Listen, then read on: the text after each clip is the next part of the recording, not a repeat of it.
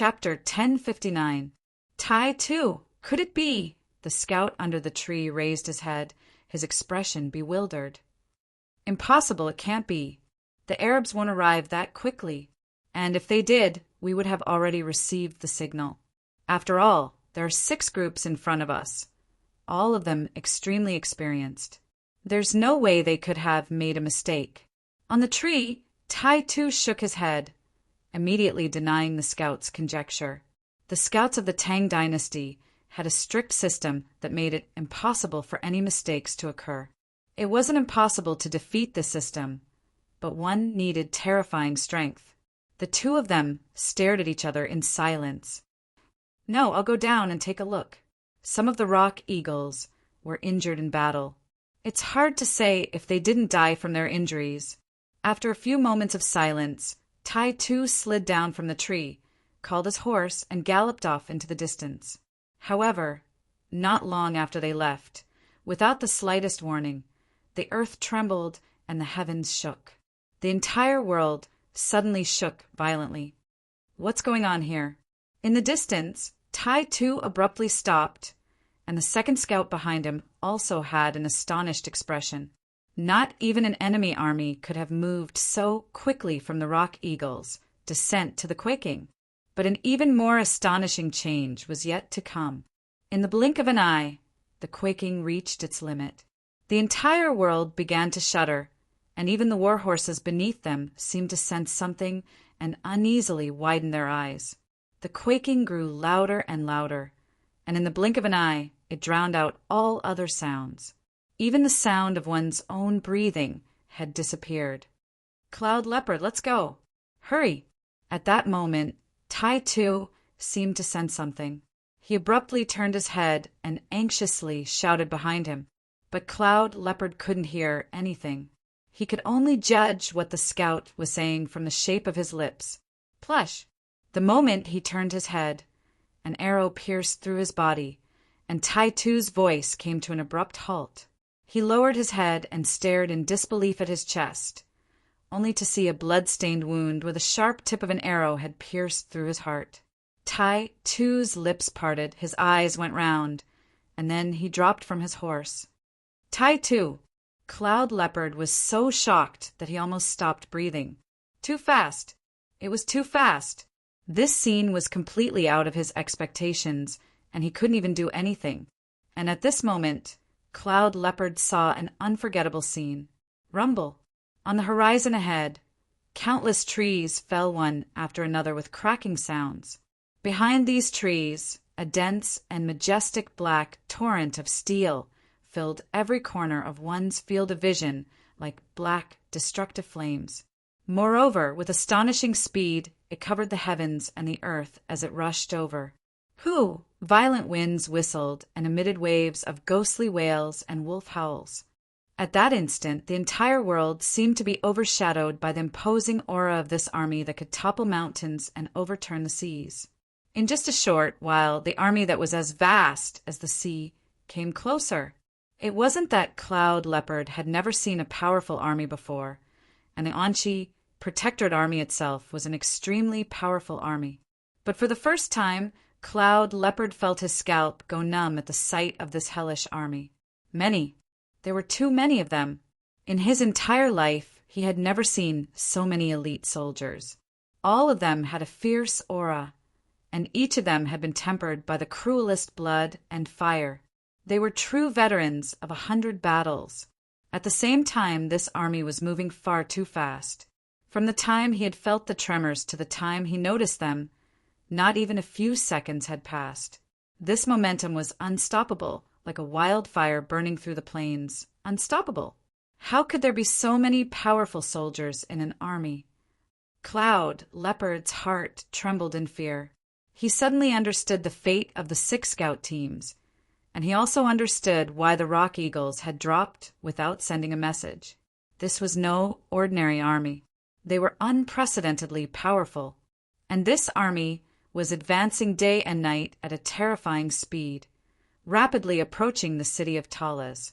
If not for this, they would have never reached this place so early. I have to report this to Lord Protector General and the young Marquis as quickly as possible. Cloud Leopard felt a chill in his heart. In the time it took for a spark to fly off a flint, this thought flashed through his mind. Without thinking, he immediately mounted his horse and stabbed the horses, but with the tip of his saber. Gallop! Gallop! One man and one horse immediately turned around and quickly rushed into the distance. Behind him, the 400,000 Arab soldiers surged like a black tide toward Talas with astonishing speed. Reporting. An hour later, as the countless Tang dynasty soldiers in front of Talas were on guard, an urgent voice came from the distance. In a cloud of dust, an Anshi Protectorate army scout rode at full speed toward the city of Talas.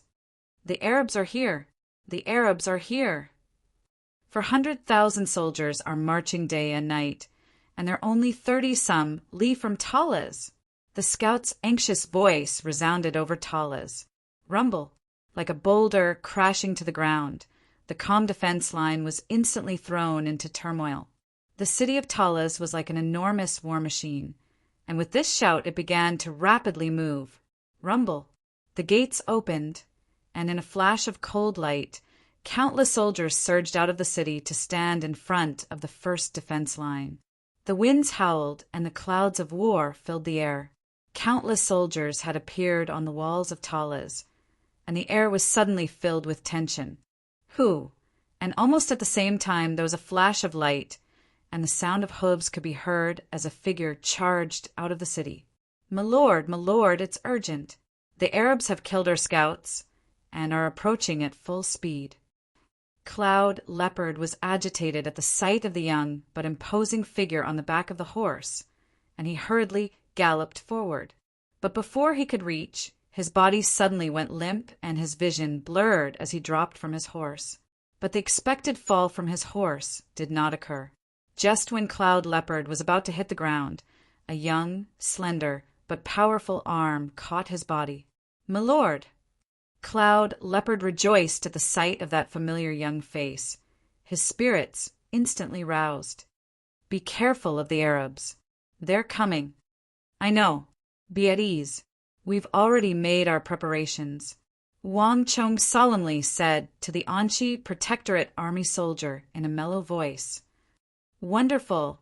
Cloud Leopard originally had many things he wanted to say, but upon hearing Wang Chong's words, he immediately breathed a sigh of relief, his mind much more relaxed. Only now did Cloud Leopard feel an extreme exhaustion. His eyes slowly grew unfocused, and his body began to collapse. Behind the first defense line, Wang Chong slowly lowered the body of the Anshi Protectorate army soldier. As he gazed at the sharp and blood-stained Arab arrow protruding from the soldier's chest, his expression became extremely sharp. The wound on the scout's chest had been fatal. The enemy's arrow had been imbued with destructive energy, not only shattering his heart, but also jolting his meridians. He had only been able to last until now through his firm will. Probably not even the Arabs had expected this.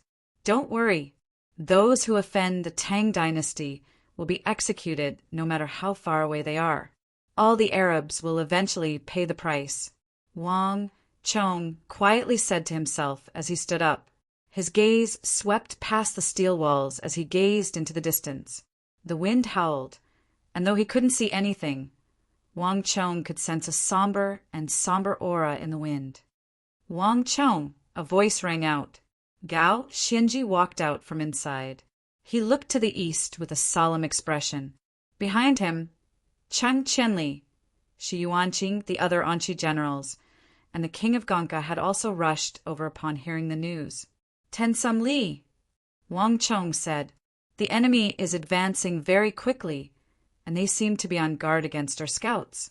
Other than this scout, none of the other scouts have sent back any information. The vanguard is probably extremely formidable. Based on the time, we should be able to see them very soon. The scout had sent back a message that they were still 30-some li away, but this number was based on the distance from which the scout had discovered the enemy. Based on the time that had passed, Wang Chong determined that the Arab army was probably very close to Talas. In the distance, there was nothing at all. It was completely silent. However, regardless of whether it was Gao Xianji, Wang Yan, Chen Qianli, or the others, they all sensed a strange, somber feeling in the air. Their hearts sank. Cree. A few moments later, in front of the first defense line, in the sky 10 some li away, 7 or 8 rock eagles patrolling the perimeter suddenly let out mournful cries and plummeted to the ground. Everyone was stunned by this sight, and Wang Chong's expression darkened, turning extremely grave. Many people had no idea what had happened, but Wang Chong had seen it all. Just now, 7 or 8 arrows had been fired at them. Although these rock eagles were extremely agile and well-trained, they had been unable to dodge them. The rock eagles patrolling in the sky have a range of 10 some li. If the enemy was able to wipe out all the rock eagles without giving them any warning, they must have a range of 10 some li, and they must be extremely strong. Wang Chong's expression was solemn, his mind in turmoil. Although he still hadn't seen the Arab army, the ferocious momentum, sharp attacks, and frightening speed were enough to make everyone feel an enormous threat. Chapter 1060. Nay. The rumbling grew louder and louder, and a few moments later, everyone could hear the fierce neighing of horses. The earth quaked as countless soldiers began to charge toward Talas. Ready! Suddenly, a high-pitched voice rang out in front of the first line of defense. In an instant, the armor vibrated, the steel clanged, and the weapons flashed under the gloomy sky. The countless soldiers of the Anqi Protectorate Army and Qixi Protectorate Army, as well as the mercenaries from the western regions, instantly became as firm as a steel wall, but also like a bow that had been pulled to its limit. The atmosphere instantly became somber and somber. The rumbling of the earth and the neighing of war horses grew louder and louder. After some time, the air in front of them began to churn as a faint black line, as thin as a hair, suddenly appeared on the horizon. At the start, this black line was very faint, but in the blink of an eye, it had transformed into a massive black wave that began to fiercely shudder. The Arabs, the atmosphere, instantly became tense. At this time, there was no need to remind them. Everyone knew what they were facing. This was not their first time clashing with the Arabs, but this wave of Arabs gave off a completely different feeling. A defense line of more than 60 li, with so many scouts and rock eagles, had been completely devoid of any news except for one scout who had managed to escape through sheer willpower. Such a thing had never happened before. Each of the scouts of the Tang dynasty had been tempered through blood and fire. In their battles with the Uzin and the Western Turks, they had completely crushed their opponents, and all of them were extremely experienced. To be able to kill so many elite scouts and prevent them from sending back any news meant one thing. This time, it was definitely a formidable foe. Is this the strength of the Arabs? Wang Chong solemnly muttered to himself as he gazed into the distance. Although he had long ago learned from the Khorasani that this army was coming, knowing was one thing and seeing was another. This group of soldiers gave him a completely different feeling from Abu Muslims. They were even more valiant and capable. This was a true army that had been tempered 100 times. Qutayba, although he still hadn't seen the commander, Wang Chong already understood what sort of army he was facing. Wind, forest, fire, and mountain. These were the 4 words of the art of war. The Arabs did not have such a saying, but this army was undoubtedly a perfect fit for these 4 words. They were as swift as the wind, as gentle as a forest, as aggressive as fire, and as immovable as a mountain. At this moment, even Wang Chong was somewhat shaken, but it was only for a moment before Wang Chong's eyes hardened. With 60,000 against 400,000, they were undoubtedly at an extreme disadvantage, but Wang Chong could not retreat, and the great Tang could not retreat. This battle could only be fought to the bitter end. Everyone hear my order! A moment later, Wang Chong's eyes turned sharp. Shield men, quickly enter the walls. Axemen, prepare to ambush and await orders. Craftsmen, prepare to repair and reinforce the walls. Ballistae, scale 45. Aim at the center of the enemy formation and fire. 5th Unit, 6th Unit, and 7th Unit. Await orders and prepare to reinforce at any moment. Wushan Cavalry and MO Saber Unit hear my order. Wushan Cavalry, take the left flank and prepare to attack at any moment. MO Saber Unit, hold the line. No one is allowed to move without my order. In a few short moments, Wang Chong had issued one order after another, and it was like he had taken a tranquilizer, the entire army suddenly calming down. All the soldiers had determined expressions and bright eyes, as if they had found their pillar of support. They stared at the Arab army, their eyes bright and determined, their eyes devoid of fear. Iron Wall Army, get ready. 2nd Unit, prepare to attack at any moment. 23rd Unit, 27th Unit, 29th Unit, right flank, prepare to attack at any moment. Cavalry, prepare to attack at any moment. Banahan, Gully, 3rd and 5th Unit, prepare to attack at any moment. Almost at the same time, another voice came from the side. Gao Xianji's expression was solemn as he issued a series of orders. With these orders, the Anqi Protectorate Army and the mercenaries swiftly began to move, and among all the soldiers and horses, there was an army that was fully clad in greenish-black armor that stood out from head to toe. There weren't many people in this group, only about 4,000 or so. However, the aura they exuded was extremely powerful, giving off a feeling of steel and unstoppable. Every single one of them was like a wall of steel, causing others to feel intimidated just by looking at them. The Iron Wall Army. This was the most elite force of the Anqi Protectorate Army. Gao Xianji had spent tensome years to forge this powerful army. In terms of pure strength, this army was on par with Geshu Han's Divine Martial Army, and Sichuan's Dragon Stallion Army, and Zhang Shougui's Celestial Military Governor Army, perhaps even a little stronger.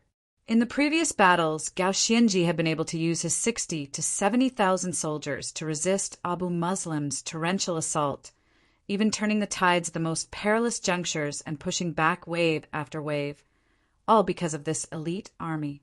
These were Gao Xianji's true personal guards, the anchor of Anqi. But after 2 months of fierce fighting, charging into the most intense and cruel battlefront again and again, the Iron Wall Army had paid an enormous price, especially when Abu Muslim personally led his army to the top of the wall.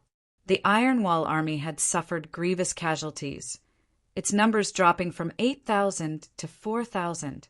Moreover, not a single one of the remaining 4,000 soldiers had not been heavily wounded. In the end, the Iron Wall Army only had several hundred soldiers who could actually fight. In the following battles, Gao Xianji had left them in the city to recuperate. Even at the most intense moments of the battle, he had not used them. After more than a month and the large amounts of medicine that Wang Chong had brought with him, the Iron Wall Army had finally recovered and regained its fighting strength. In this battle, this army had been Gao Xianji's greatest reliance. Although their numbers had decreased sharply, the remaining 4,000 Iron Wall warriors were all elites among elites, and they still possessed a terrifying deterrent force, as they had managed to survive more than 2 months of fierce battles. The army was silent and solemn. The entire Tang dynasty camp silent, but an enormous energy was exploding from it. At this moment, the enormous war machine that was the Tang dynasty finally revealed a hint of savage light.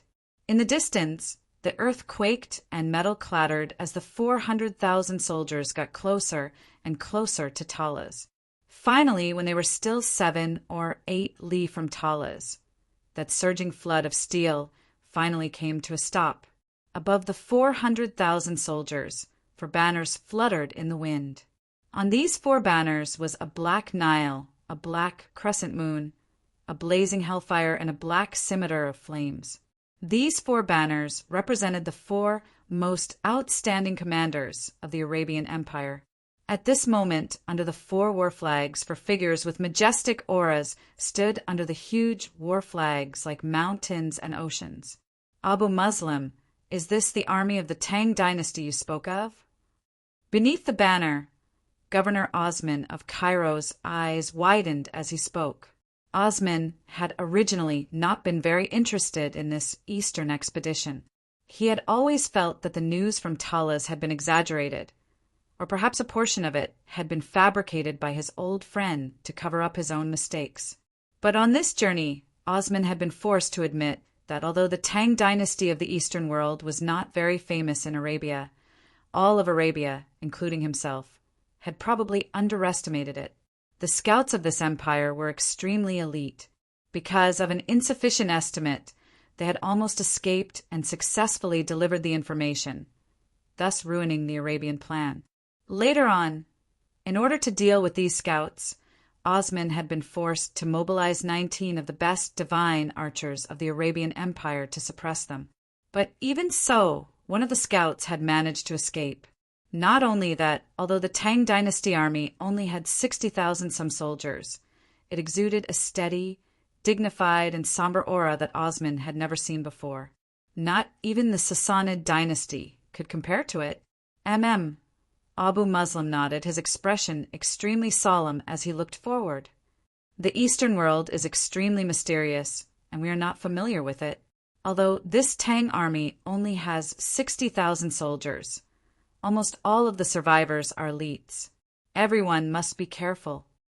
No matter where these Tang people come from or how powerful they are, I am not interested in them.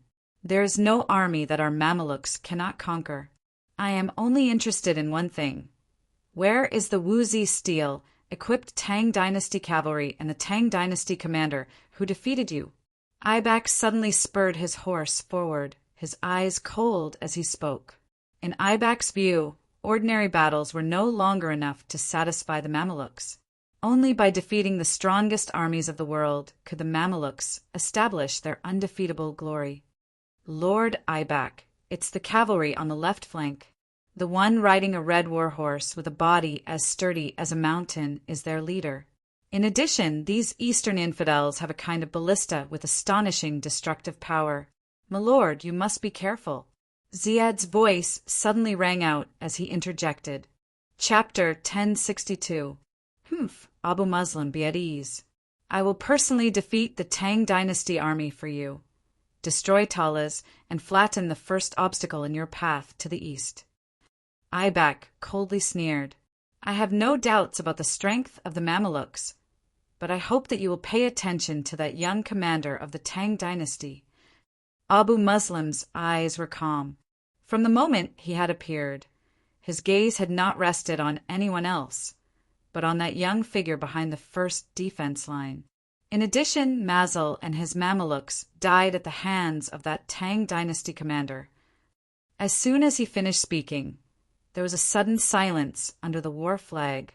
Not many people in the Arabian Empire knew of Mazel, but there was almost no one who did not know of the behemoth army.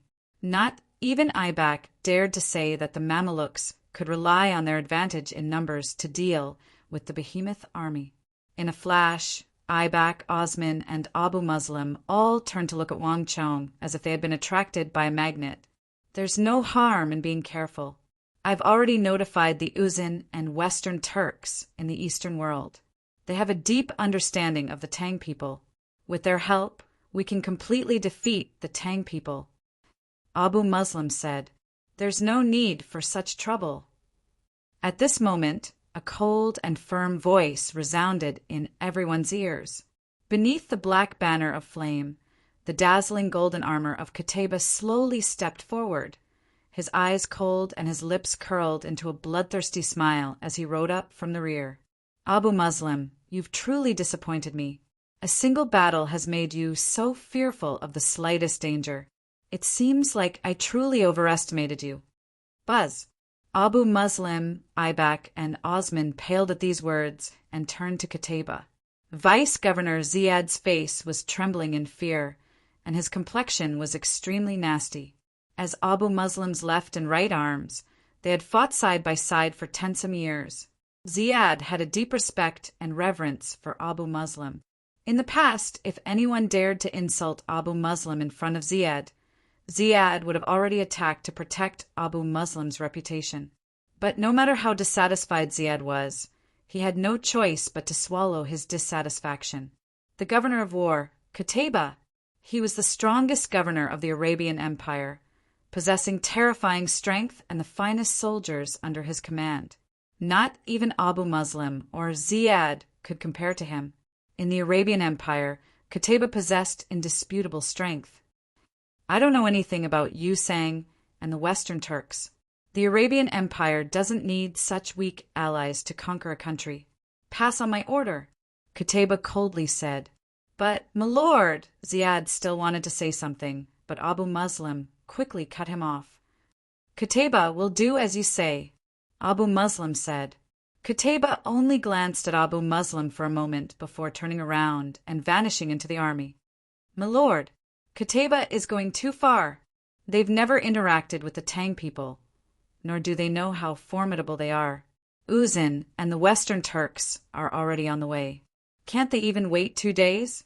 Once Qutayba had vanished, Ziad indignantly said, Ziad, we've already lost Talaz. We've lost the right to speak in this battle. Abu Muslim shook his head and slowly said, Dad, we've already lost Talaz. Arabia was an extremely realistic and cruel country. Everything was decided by strength. No matter how great the reputation and prestige of the governor of Iron and Blood had been, a defeat was a defeat, and a loser had no right to argue. And although Qutayba is arrogant, there's no doubting his strength. With the soldiers under his command and our support, even if the Uzin and the Western Turks haven't arrived, we might still be able to defeat the Tang people. As long as we can conquer the entire Eastern world, my personal grudges with Qutayba are insignificant. Pass on my order. Prepare for battle. Abu Muslim waved his hand. Yes. Ziad had a complicated expression on his face, and after a few moments of hesitation, he finally left to carry out the order. While the Arabs were observing the Tang dynasty, Wang Chong, Gao Xinji, and the others were also observing this unprecedentedly powerful Arab army. My lord, the Arabs are preparing to move. Xue Qianjun suddenly said next to Wang Chong, Pass on my order. Prepare for battle. Boom! At this moment, the blare of a horn came from the distant Arab camp. In an instant, the mood changed and all sound vanished. Rumble. The earth quaked as the halted Arab army began to move once more. The 400,000 soldiers once more advancing toward Talaz, with a momentum that seemed capable of toppling mountains and overturning seas. Clang! At the very front of the army, an Arab general with sharp eyes suddenly trembled. There was a clattering of metal as a dark moon war halo erupted from the feet of his warhorse. This halo was enormous, and it rapidly expanded from his feet to the tens of thousands of Arab soldiers behind him. As if acting as a signal, clang, clang, clang. Sharp rays of light began to shoot out from beneath the warhorses of the Arab cavalry. Unlike the Arab cavalry, the halos beneath these horsemen were twice as large, and the energy they exuded was even more dazzling and powerful. From a distance, one could even smell the oppressive stench of blood. Buzz! A second later, all the Tang dynasty soldiers watched as a dark shadow suddenly shot out of the ground, surging toward Talaz like a tide. In a flash, the Arab cavalry seemed to be covered in a layer of mysterious black fog, fusing with each other and making them difficult to identify. Broom! The 400,000 Arab cavalry surged forward like an avalanche, their speed exploding as they charged toward the Tang soldiers. They were traveling with incredible speed. At the start, they were still 6 li away, but in the blink of an eye they had crossed several thousand feet and were still rapidly advancing. Buzz! Wang Chong's eyes widened at this sight. So fast! Abu Muslim's army could never advance at such a terrifying speed. Wang Chong was sure that this was the army of that Arab war god Qutayba. What powerful strength! Wang Chong looked forward, his expression extremely solemn. This charge was so concentrated that it was almost tangible. Just this point alone was enough to surpass the vast majority of armies in this world, and not even Abu Muslim's army could compare. Wang Chong!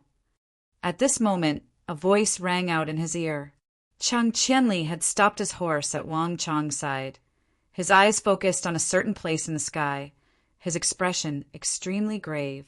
Wang Chong followed his gaze and saw that the Arab army had been shrouded in shadows at the start. But now, an invisible energy seemed to engulf the world, creating a sandstorm.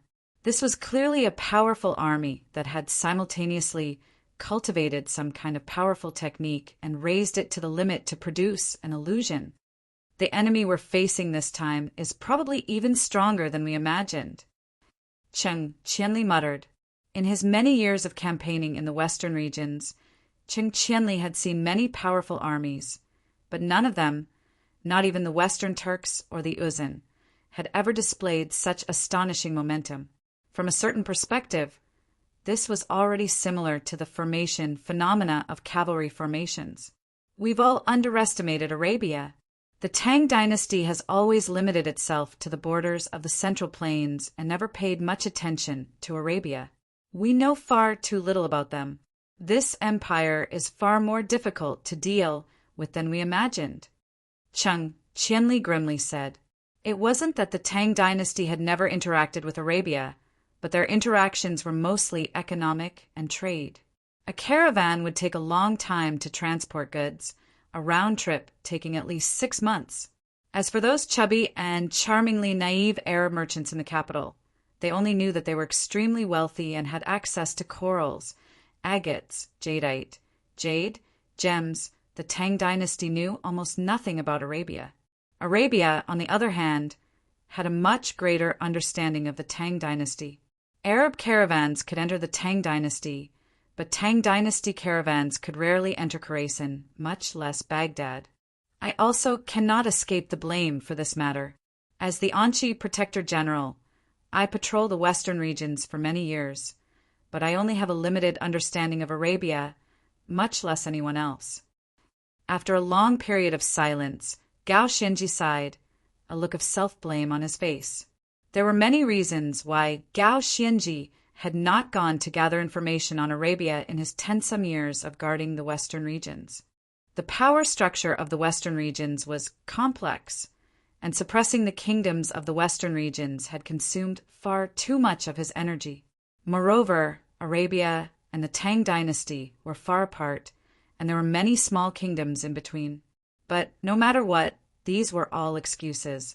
After this battle, whether we win or lose, if we are lucky enough to survive, I will definitely submit a memorial to the imperial court and think of a way to expand the horizons of the Tang people of the Central Plains so that they can see the world beyond the Central Plains and gain a greater understanding of Arabia and the other kingdoms.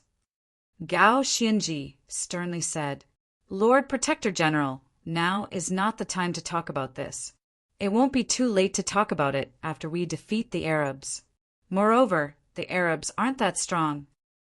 Wang Chong suddenly said, his eyes suddenly turning profound.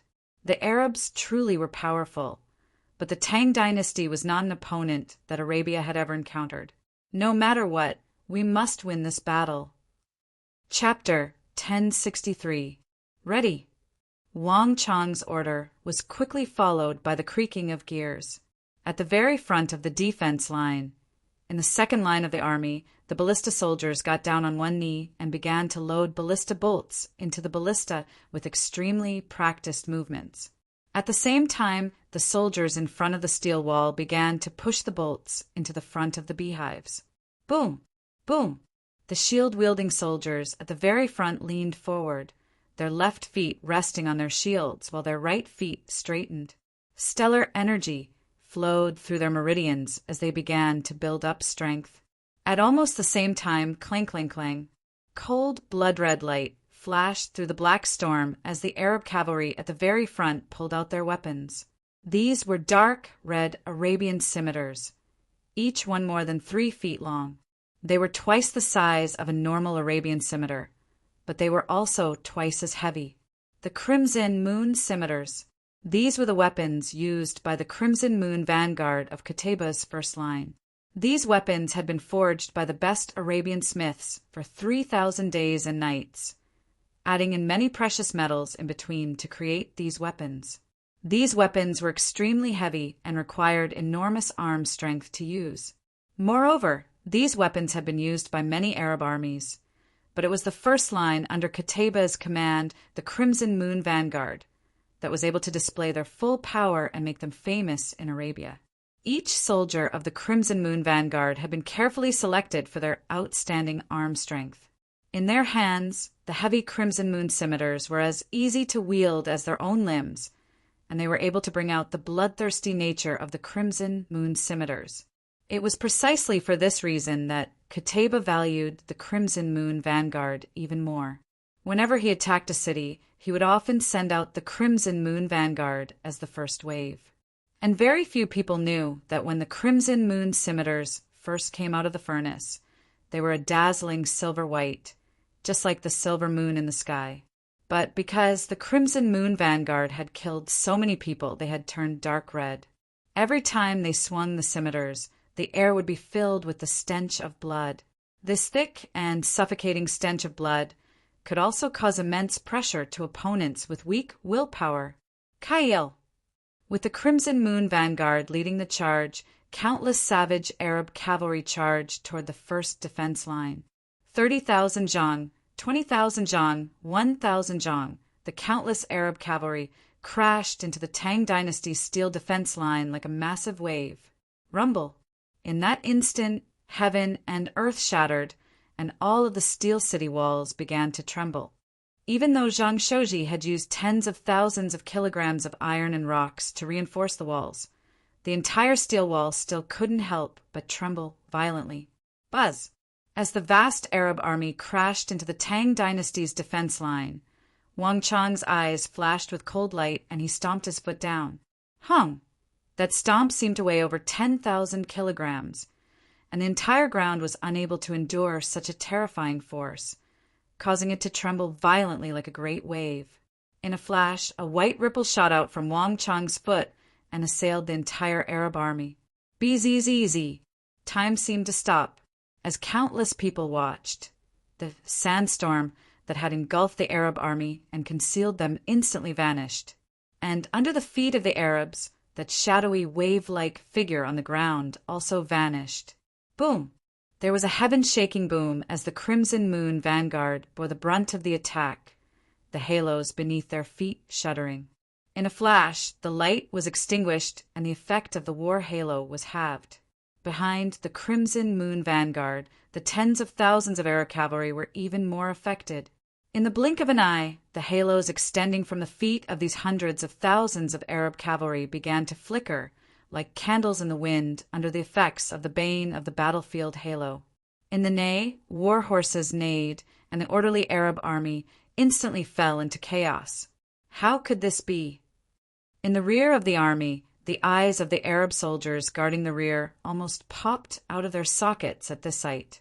In their long history, they had never encountered such a situation. It's that Tang people commander. Beneath the banner of the Nile, Governor Osman's pupils constricted as he grimaced. His eyes were like torches, and in a flash he had grasped that the root of the problem lay in the young Tang commander behind the steel wall. Interesting. To think that there would be such an ability. After his initial shock, Mamluk commander Aibak licked his lips, an amused look on his face. The Mamelukes were not only obsessed with defeating their strongest foes, but also extremely interested in enemy commanders with special abilities. This ability is very special, but it's not impossible to deal with. Leave this person to me. At this moment, Governor Osman's eyes flashed with cold light as he attacked. Boom! An enormous energy exploded from Osman's body and soared into the sky. At the same time, there was a metallic clatter and a halo of thick and pitch-black steel began to radiate out from Osman's feet, spreading to the feet of every Arab soldier. The chaos caused by the weakening of the halos was quickly pacified, and everything returned to its original state. An insignificant trick. Only a so. Osman's eyes were suffused with disdain and cold laughter. But before he could finish speaking, another invisible energy rippled out. The army that Osman had calmed down began to tremble once more. Without any warning, the auras of all the generals suddenly dropped, and the degree of weakening was even greater than before. 1, 2, 3, for all the Arab generals were affected by the halos, their auras rapidly weakening. Without the support of these general halos, the auras of the thousands of Arab cavalry began to weaken, and the sandstorm that had just appeared in the air once more vanished with a pop. The general halo. Wang Chong looked down from atop his white hoof shadow, his eyes bright and his expression frigid. To a certain extent, the bane of the battlefield aura could be nullified. However, it would require a general-level character to do so. However, it was not so easy to nullify the effects of a general aura. At this level, even a general-level character would find it difficult to nullify the effects of a general aura, whether it was the bane of the battlefield halo or the general halo. The opposing great general would have to expend a significant amount of energy in order to neutralize the effects of these two halos. "Let me see just how strong you are," Wang Chong indifferently said to himself as he stared across from him. In the distant Arab camp, Abu Muslim, Osman, Ibak, all of them were paying close attention to this battle. If the appearance of the first halo had not been too noteworthy, then the appearance of the second halo was like a fierce slap to Governor Osman's face. "Damn thing." Osman's face changed crazily. He clenched his teeth, and without the slightest hesitation, rumbled. Another dark red ring of light, thick like blood, shot out from his body, descending to support the entire battlefield. As one of the most powerful and illustrious governors of the Arabian Empire, Osman rarely gave his army two powerful halos in a row without personally taking action. Even for a powerful governor like Osman, using two halos at the same time was no small burden. But Osman had a proud personality, and he would never allow himself to lose to an Eastern infidel commander. But in the next moment, something that Osman couldn't believe happened. Under the support of the second halo, all of the generals' auras suddenly rose by a level. But it was only a level. They still hadn't returned to their original state. "This is impossible." At this moment, even Ibak grimaced. He had known Osman for a long time and knew just how powerful he was. Osman might not be as strong as the governor of War Qutayba or the governor of Iron and Blood Abu Muslim. But other than top-class governors, he had very few opponents. To be able to force out two powerful halos from Osman and still be unable to eliminate the negative effects on his soldiers meant that this young commander of the Tang people was far stronger than he had imagined. "Osman, I'll help you." Ibak's eyes flashed with cold light as he suddenly attacked. Boom! Ibak's body paused for a moment, and in a flash of light, a silver-white halo as thick as water began to spread across the battlefield.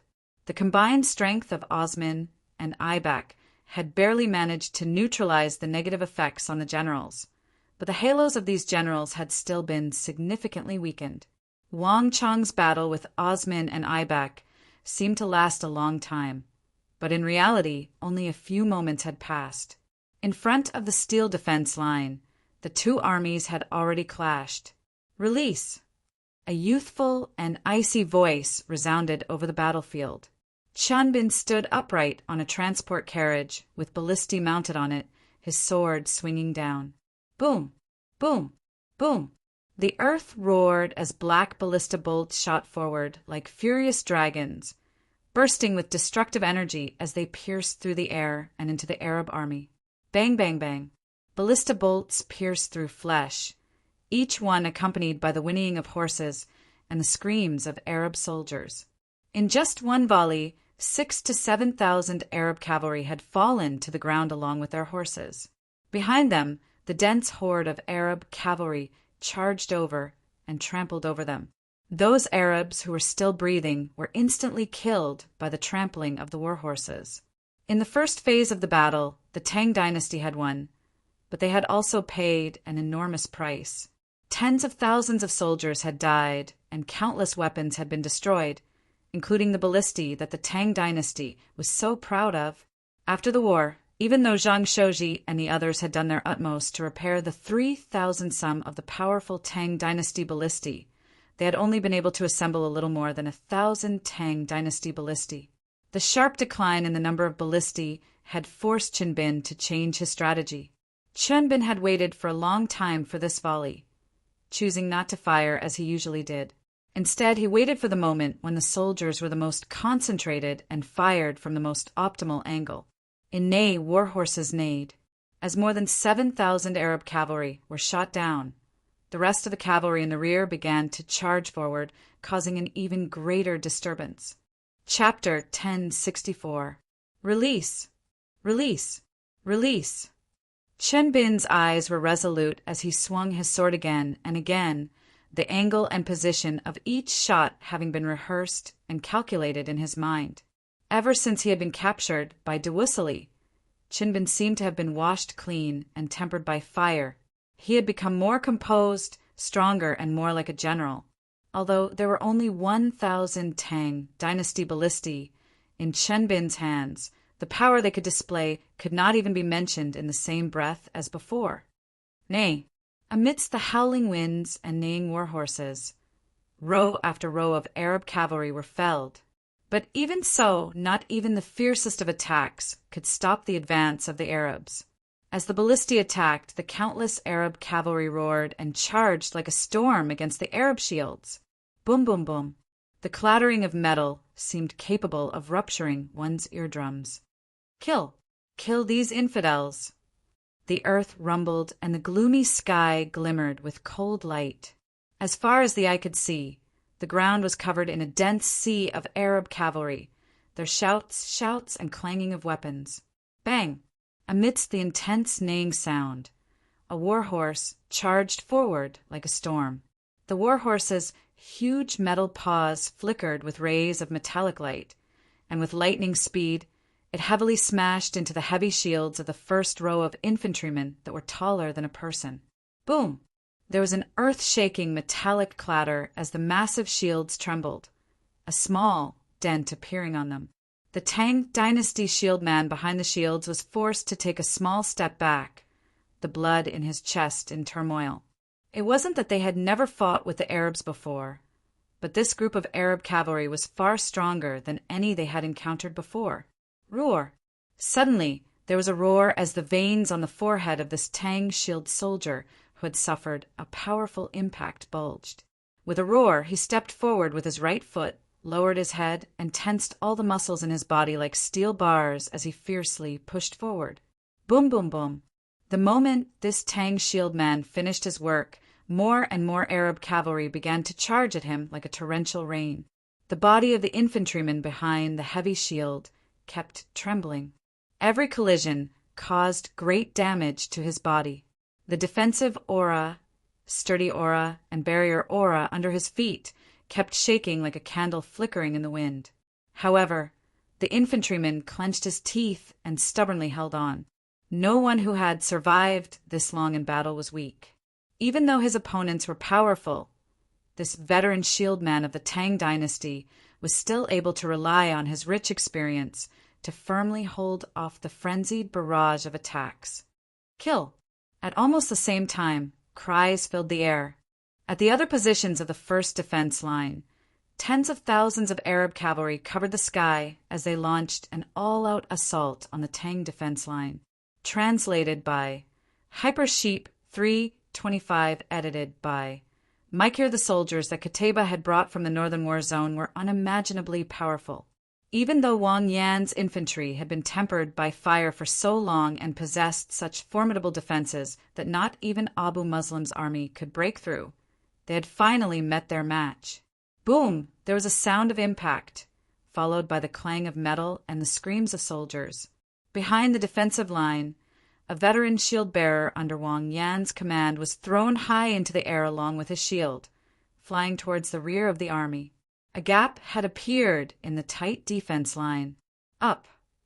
The eyes of the elites of the Crimson Moon vanguard flashed with cold light as they noticed this sight. 3 high-ranking warriors of the Crimson Moon vanguard immediately changed directions and galloped off in 3 different directions. Behind them, The other cavalry of the Crimson Moon vanguard had also sensed this opening. Almost instinctively, they converged into a torrent of steel and charged toward the gap left behind by the Tang shield men in the arrow formation. As Kataba's experienced and capable vanguard, the soldiers of the Crimson Moon vanguard had all been trained to an extremely high level. On the intense battlefield, each soldier could keenly sense an opening in their foe's defense and gather together to widen the gap. This was also the reason why the Crimson Moon vanguard had been used by Kataba as his vanguard to repeatedly tear through the enemy defense line. Buzz! Wang Yan's eyes widened at this sight and he grimaced. Although this was only the first wave of contact, Wang Yan and all the soldiers under his command immediately felt a strong pressure. These new Arab soldiers were completely different from the ones that had arrived before. They were far more aggressive. Second column. Clang, without the slightest hesitation, Wang Yan suddenly unsheathed his sword and gave the order, and his expression became extremely solemn at this instant. He did not dare to be careless in the face of these Arab cavalry. Roar, let me! Not long after Wang Yan gave the order, a roar came from the second column. A tall and sturdy backup shield soldier suddenly shouted loudly. His body suddenly lowered, and like a tiger or leopard, he held the heavy shield in his hands, and with a few strides he fiercely charged forward. Boom! The heavy shield struck the charging Crimson Moon vanguard, striking the chest of his warhorse and sending it flying with a cry of alarm from Ney. Western barbarians, scram for me! The sturdy shield man bellowed. Without dodging, he crouched down and charged at the 3 Crimson Moon vanguards, charging from the rear. In an instant, the wind howled and 3 Crimson Moon vanguard warriors were caught off guard. When they were hit by the giant shield, it was as if they had been hit by a cannonball. Their bodies trembled as they were knocked out of the first defense line. The tremendous force even caused one of the Crimson Moon vanguard warriors to lose his balance. Open for me! In the blink of an eye, the tall and strong shield-bearer raised his shield up high and then slammed it down heavily. The leg of the shield was inserted into the ground, and his body leaned forward. His legs spread out, firmly pressing against the heavy steel shield that weighed several 100 kilograms. At the critical moment, he quickly patched up the gap that was opened. Shield guard. Wang Yan had inherited the Wang clan's art of war. Everything he did had its rules and regulations, upholding strict order. The infantry defense was like a fortress, and the fortress's safety did not rest on the shoulders of a single person, but on layers of soldiers. Once there was a major gap, the infantrymen at the rear would immediately react and quickly fill in the gap. Like this, the whole army was like a fortress, and there was no possibility of it collapsing. This was also one of the characteristics of the era when infantrymen dominated. In this aspect, the infantrymen led by Wang Yan could be said to be true soldiers of 100 battles. And the infantrymen used to deal with these special situations were the shield men, which was specially set up by Wang Yan. Boom, boom, boom. Just as the shield men rushed forward to fill in the gap, countless warhorses surged forward. The dense horseshoes were raised high and stomped heavily on the shield, but all of them were blocked. Then a cold light flashed and sharp Crimson Moon scimitars slashed down like a storm, constantly chopping down on the heavy steel shield. There was a series of ear-piercing metal clangs as the heavy Crimson Moon scimitars chopped down, leaving sharp marks on the heavy steel shield. Hiss! Seeing this, all the shield men of the Tang dynasty couldn't help but feel their eyelids twitch and their expressions changed. The shield men stood at the very front of the army, the lifeline of the army. As the basic equipment of shield men, the most basic requirement was that they be tough, dense, and difficult to destroy. Thus, all the heavy shields were made from the best materials. For these unique red scimitars to be able to leave such deep marks on the steel shields showed how sharp they were. Everyone, hold on. Order after order was issued, and at this moment, every shield man was under an inconceivable pressure. But as the most experienced and battle-hardened unit of the Arabian Empire's north, the Crimson Moon Vanguard had far more tricks up its sleeves. Nay, behind the Crimson Moon Vanguard, a Crimson Moon cavalry with a red saber and shield emblem on their chest suddenly pulled on their reins. Their cold eyes stared ahead as they lowered their bodies. Suddenly, they charged forward in a short distance, their speed soaring to the limit. Rumble! Under the gazes of countless onlookers, the war horses of these special Crimson Moon cavalry stomped on the backs of the horses in front of them and suddenly leapt high into the air. As countless Tang soldiers looked on in shock, they flew over the high shields and steel walls, descending like a divine soldier into the Tang army behind the defense line. Translated by Hypersheep 325, edited by Mike Here Rumble, Rumble, Rumble. An earth-shattering explosion sounded out. Smoke and dust billowed within the army, and men and horses were thrown off their feet. Screams rang out, and it immediately caused chaos. 1, 2, 3. Over 100 elites of the Crimson Moon Vanguard became one, charging over the high walls and into the army formation. Crimson Leap. This was a unique skill of the Crimson Moon Vanguard, and it was specifically targeted at infantry and shieldman formations. The Tang dynasty was not the first empire the Crimson Moon Vanguard had encountered to use infantry formations and massive shields. In the countries conquered by the governor of war, Qutayba, they had encountered far too many such formations. The Crimson Leap was used to break through the shieldman formation. For this reason, Qutayba had even equipped the war horses of the Crimson Moon Vanguard with thick armor to protect their bellies, which were the most vulnerable to the Crimson Leap. Kill them. At this moment, a roar came from the center of the formation. Wang Chang's big brother, Wang Fu, stood in the middle of the formation, his expression cold and resolute.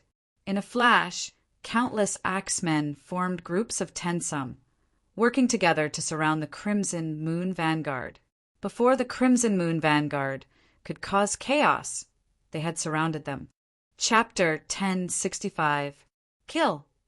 From all directions, countless sabers and axes flashed with a cold light, and at the same time, they chopped down at an astonishing speed. Even the Crimson Moon Vanguard couldn't help but grimace in the face of this incredible reaction and teamwork. As the vanguard under Qutayba's command, they had encountered many powerful foes. But no matter how powerful they had always been able to create a considerable amount of chaos in the enemy ranks, creating opportunities for the army in the rear. But these Tang people from the east were completely different from any opponent they had encountered before. Although their war horses had charged through the defense line, they had been surrounded in less than a second, unable to use their charge.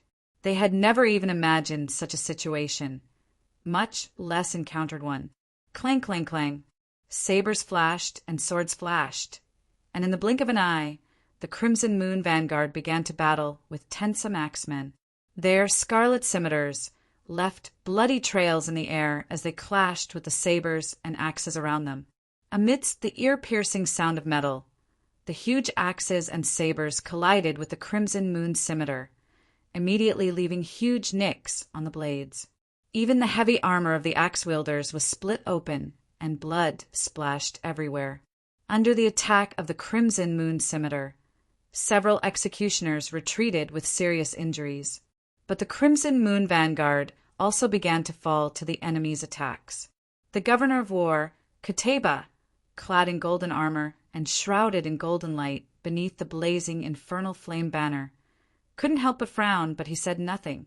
At the same time, far away, Wang Chang's eyes were also twitching. He had not interfered in this battle, only been observing. This Arab army of the northern war zone was far more formidable than he had imagined. Their attacks, defense-piercing abilities, and ferocity had all reached astonishing levels.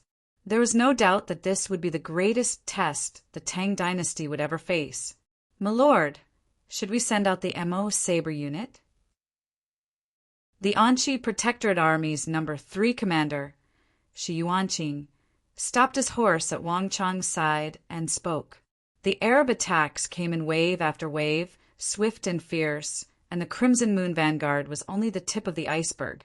This made everyone, including Cheng Qianli and Shi Yuanqing, feel an enormous pressure. This was something that hadn't happened in the first phase of the battle. No need. Wang Chong shook his head. His eyes were as calm as water, and there was not the slightest fluctuation in them. Now is not the time to use the MO Saber Squad. Inform the armies of greater and lesser valor, as well as the front column, to prepare to attack. In addition, inform the second platoon of shield bearers to be ready to replace them at any time.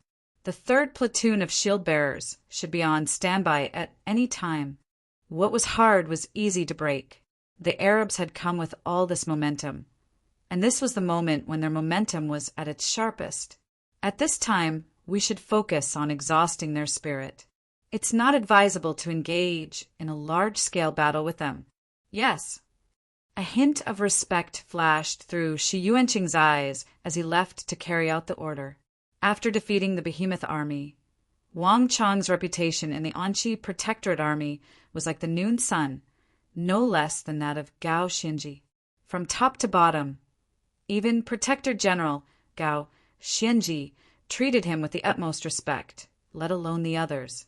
As the winds howled and surged, Wang Chong looked at the endless sea of Arabs, a slight ripple of emotion in his eyes. In the art of war, there were illusions and realities. Not only did it involve changes in battle tactics, but it also involved changes in strategy. The Arabs had far too many soldiers. Sometimes, not just in terms of quality, but in numbers could also exert enormous pressure. Moreover, the Arabs had been marching day and night, and this was the moment when their momentum was at its peak. At this moment, it was simply unwise to engage in direct confrontation with them. The best course of action was to maintain a stalemate and take the initiative to defend, wearing down the enemy's spirit as best as it could be. This was the principle of the first spurt of energy, the second wane, and the third exhaustion. The third column of shieldmen that Wang Chong had selected from the elites of the Anqi Protectorate Army had been formed to carry out the strategy. Buzz. Wang Chong quickly regained his composure and looked forward. The armor there rumbled as Wang Chong's order was quickly carried out. Release. With a heaven-shaking roar, the upright figures of the infantry in front of the army began to pull on the mechanisms on the walls. Rumble. In that instant, the earth quaked and the air shrieked.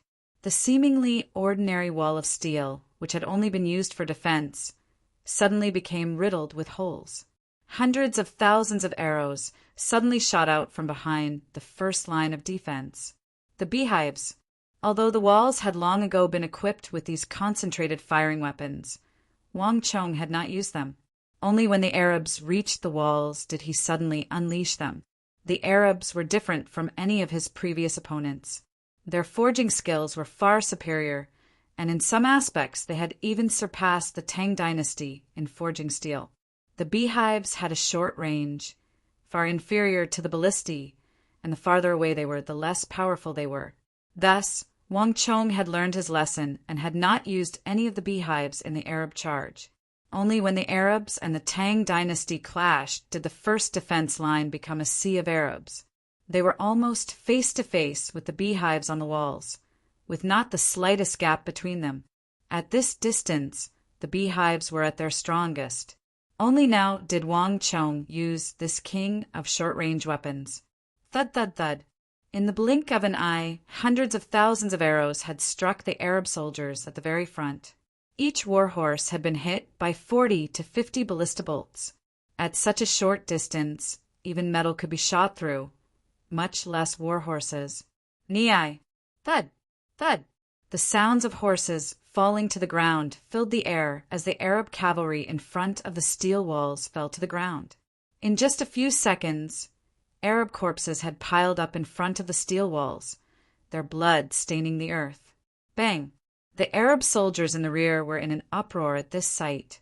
When the hundreds of thousands of arrows covered the sky and the earth, everyone was stunned. How could this be? How could the East have such a terrifying weapon? It's too inconceivable. Just what is that? All the Arab soldiers in the rear were stunned. The appearance of this weapon had been far too sudden. No one had ever encountered such a weapon before. These Eastern ballista bolts fired from the steel walls were unimaginably exquisite, and for the first time, these proud and conceited Arab warriors felt an intense sense of mystery. Although the Arabs were extremely skilled at forging, they had never created such a powerful weapon of mass destruction. The Arab soldiers who had been transferred from other war zones in this Eastern expedition had originally viewed this so-called Eastern world, this so-called Tang dynasty, with a lofty attitude. But after seeing these things, the last bit of arrogance in their hearts had dissipated. No matter what the truth of these Tang dynasty people was, there was one thing that could be confirmed. These Tang people of Talas were definitely a formidable foe that could not be underestimated. How could this be? Abu Muslim, why didn't you mention this in your reports? Governor Osman of Cairo finally couldn't help but ask under the black banner of the Nile.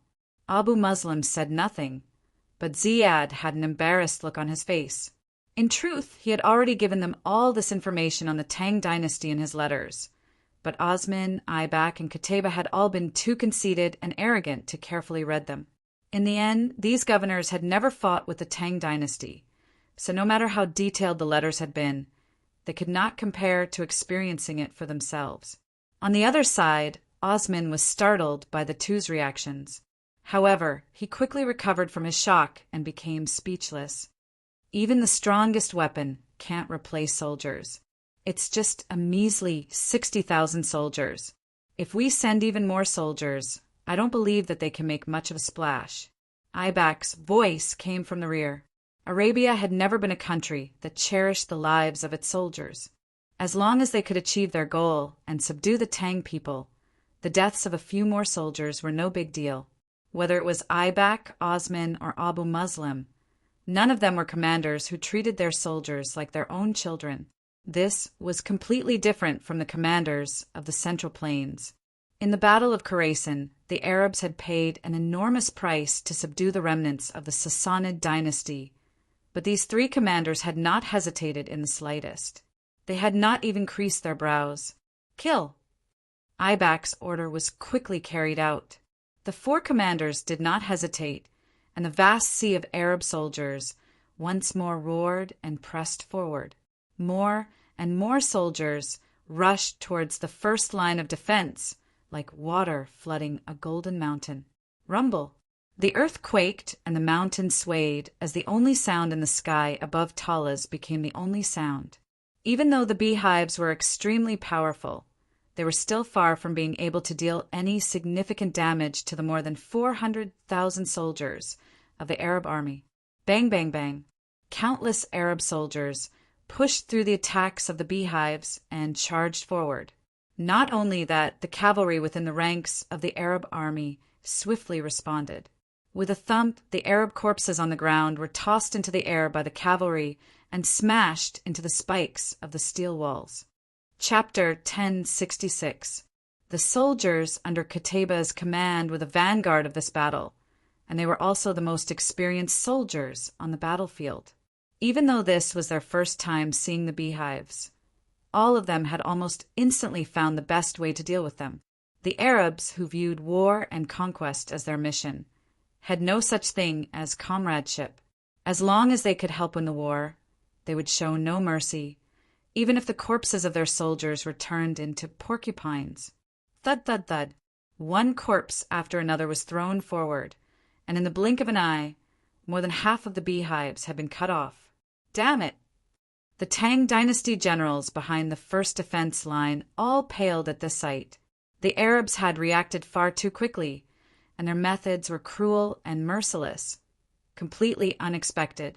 In just a few seconds, these powerful beehives had essentially been crippled. None of them had ever imagined that such a thing could happen. Kill them! No matter how the Tang dynasty reacted, the moment the beehives were stopped, the Arab cavalry began to press forward like a swarm of locusts. Nay, the first defense line was once more hit by a storm of attacks, and the pressure on everyone's shoulders increased. Pikemen attack! A loud and clear voice rang out from the front lines, speaking not in Han but in greater and lesser valor. Bang! Tens of thousands of pikemen of greater and lesser valor suddenly stepped forward, the sharp spears in their hands piercing through the gaps in the defense line to stab at the shield men in the first line. Plush, plush, plush. Blood spurted out as the most formidable pikemen of greater and lesser valor displayed their most powerful ability to pierce through armor. One sharp spear after another pierced through the armor of the Arab cavalry, stabbing into their vitals. Plush, plush, plush.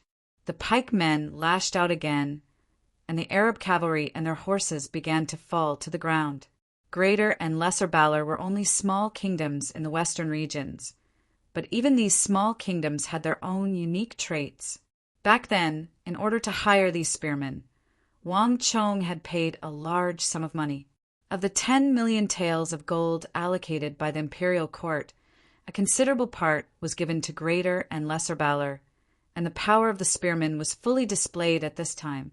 But no matter how formidable the spearmen were, they could not stop the frenzied Arab assault. At the very front of the defensive line, all the shield soldiers were under unimaginable pressure.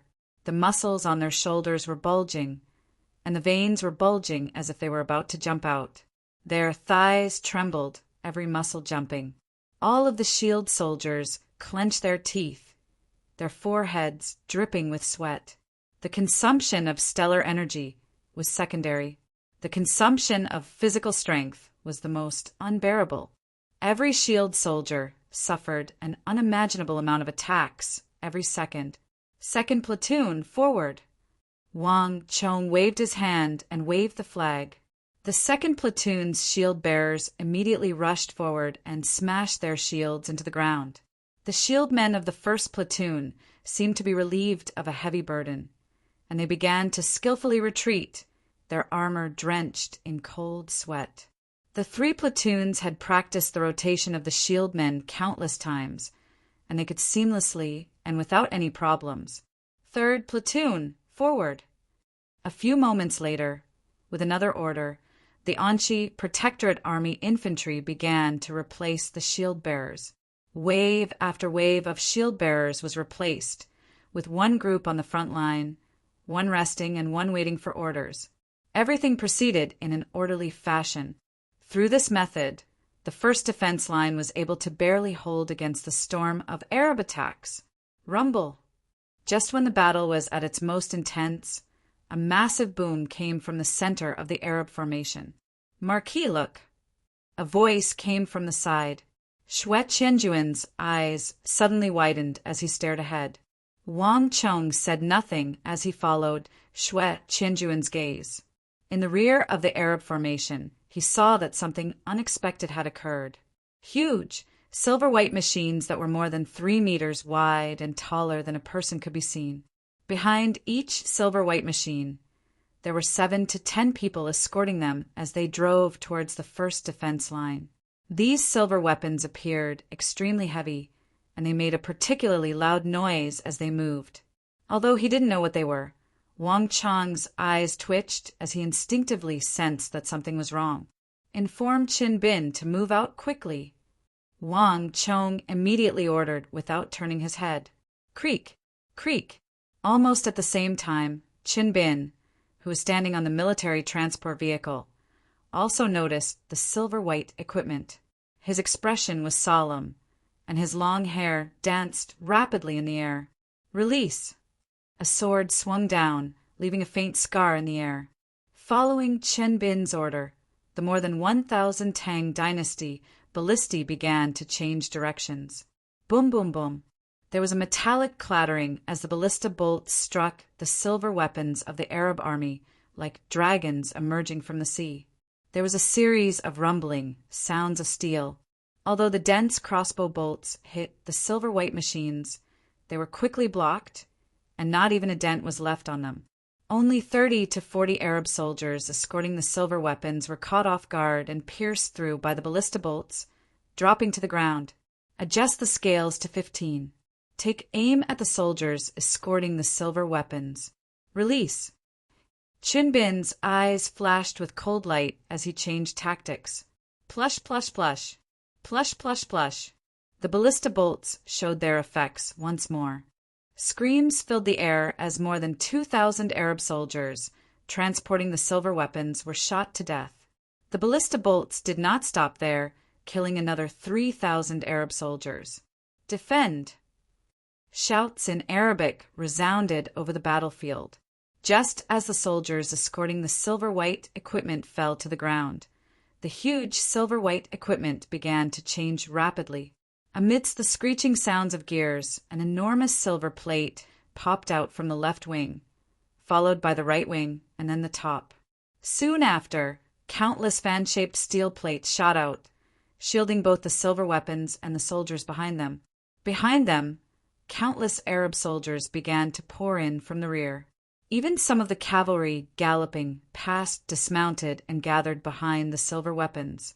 More than 2,000 Arab soldiers escorting the silver weapons had been killed, but even more were pouring in.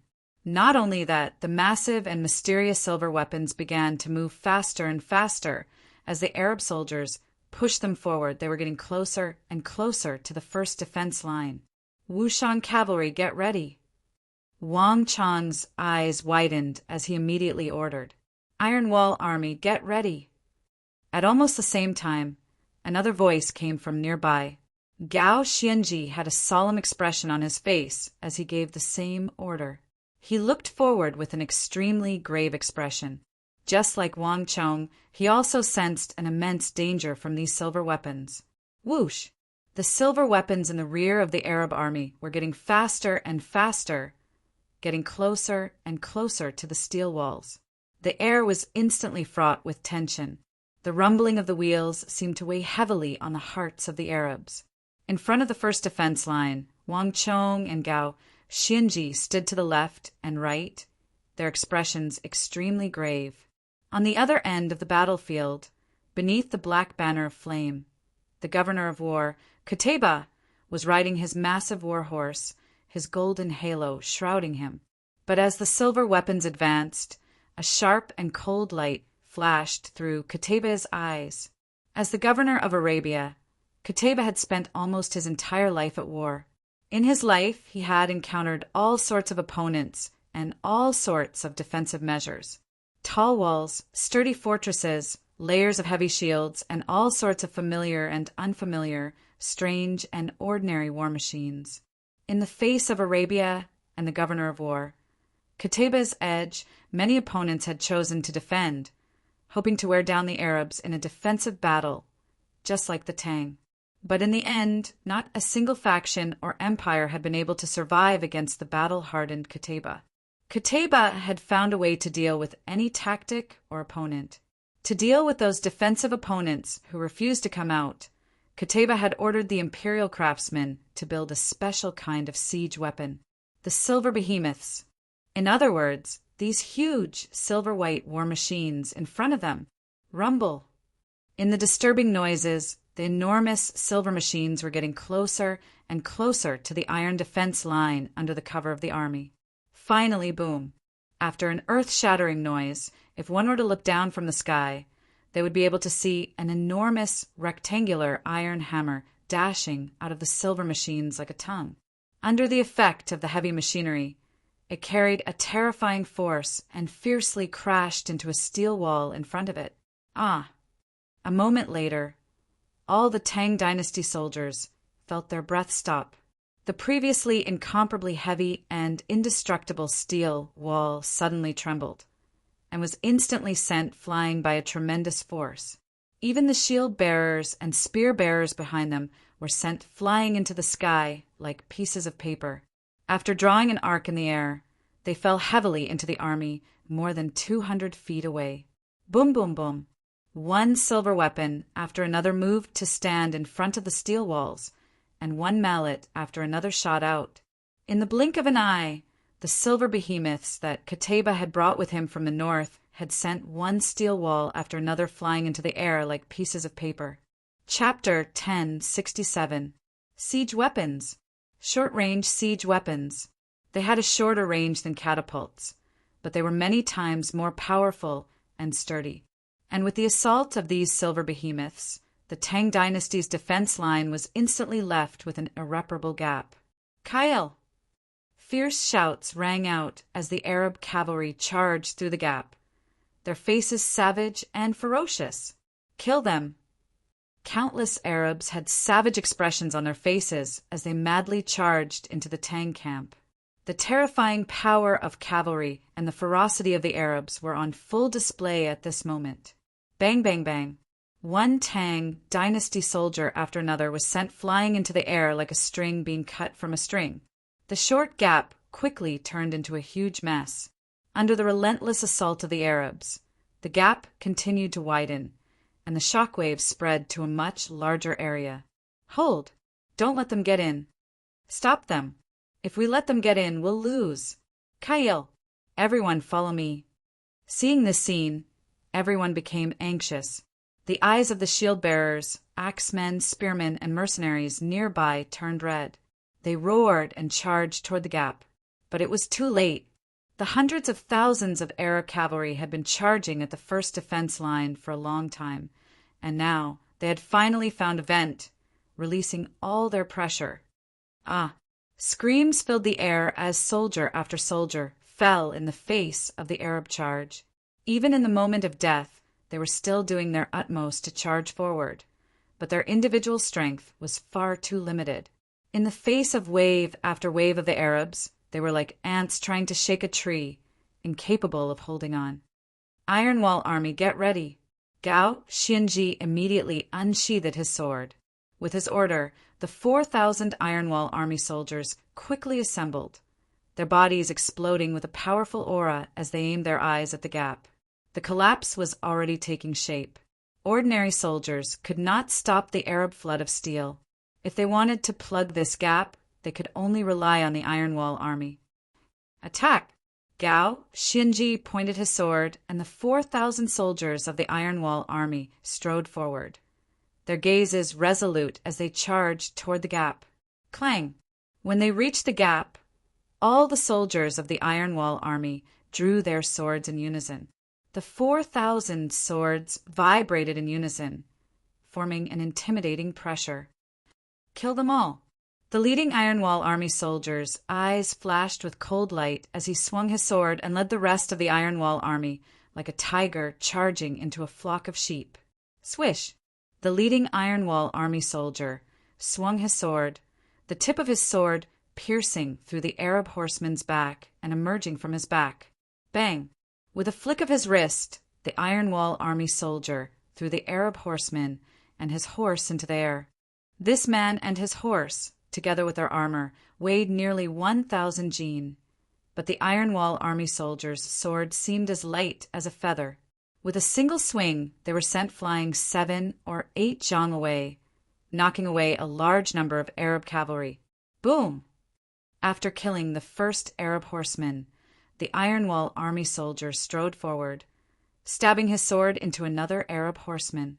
Boom, boom, boom.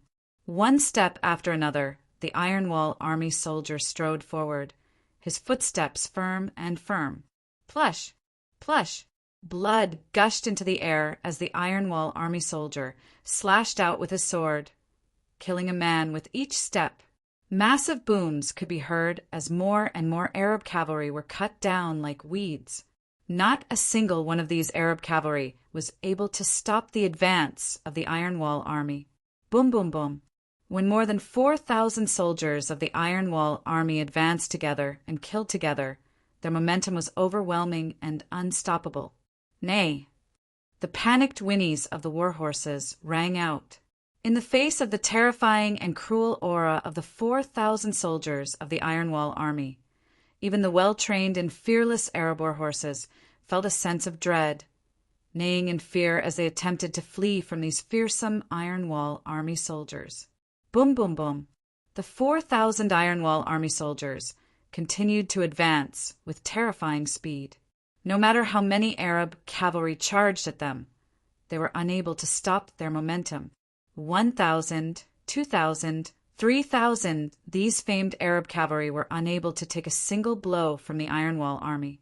Their corpses piled up into mountains across the battlefield. Kill them.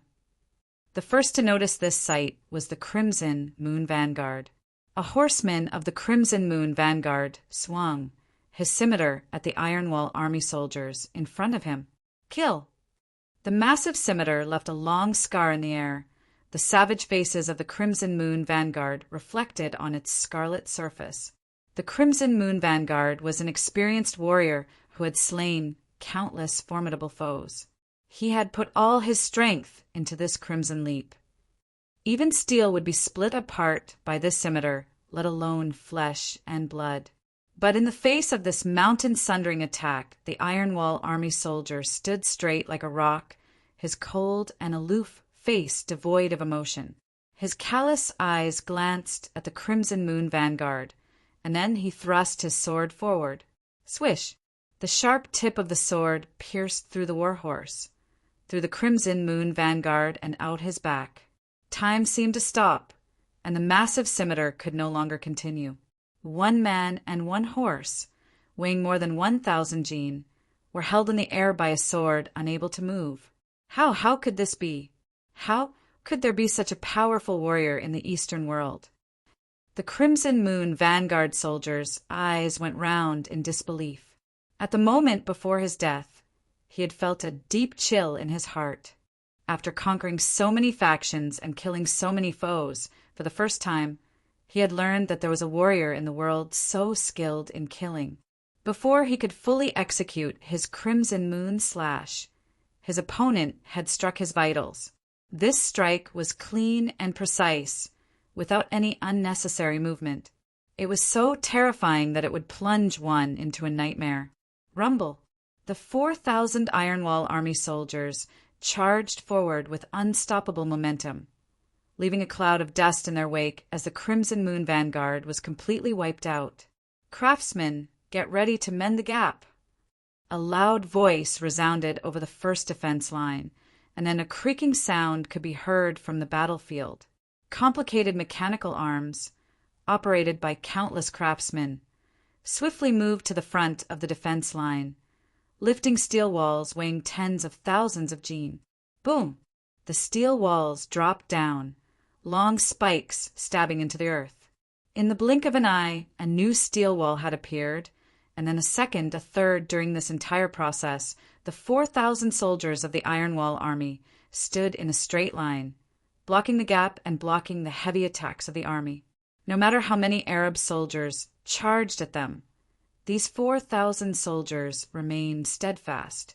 The morale of the Iron Wall army was instantly boosted, and the shield men, axemen, sabremen, and spearmen began to gather and establish a new defense line.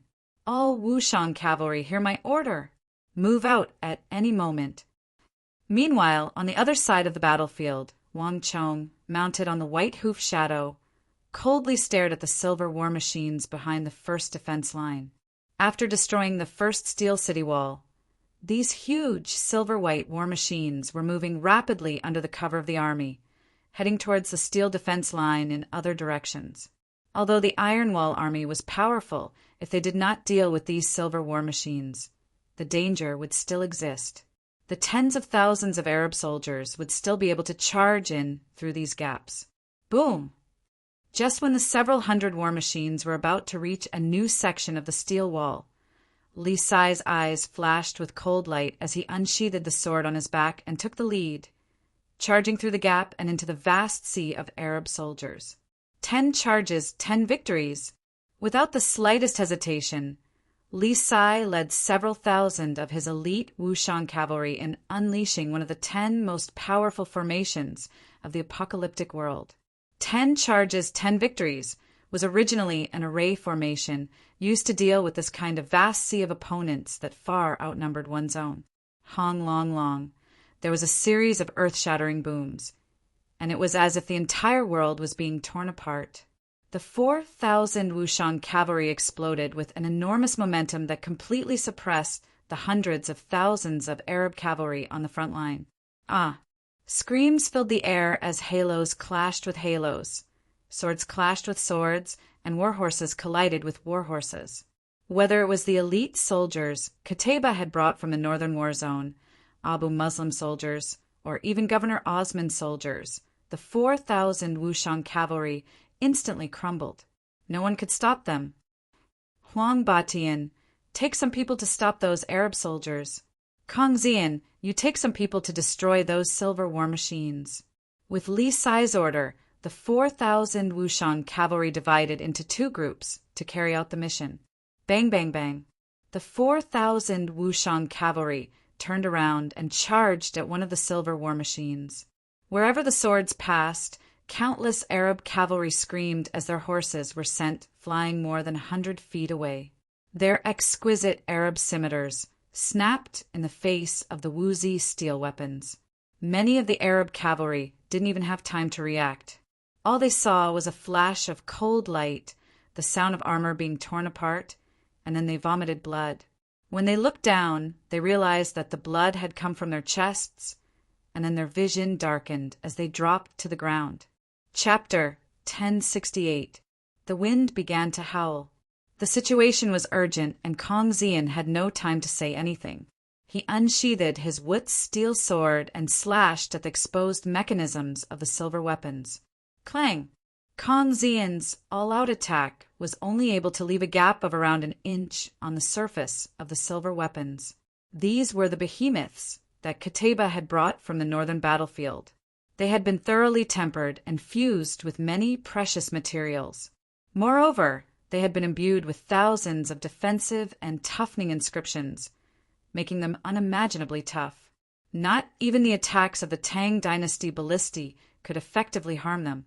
This was also why Kang Xian had decided to circle around the body of the carriage and attack the weakest of the exposed mechanisms.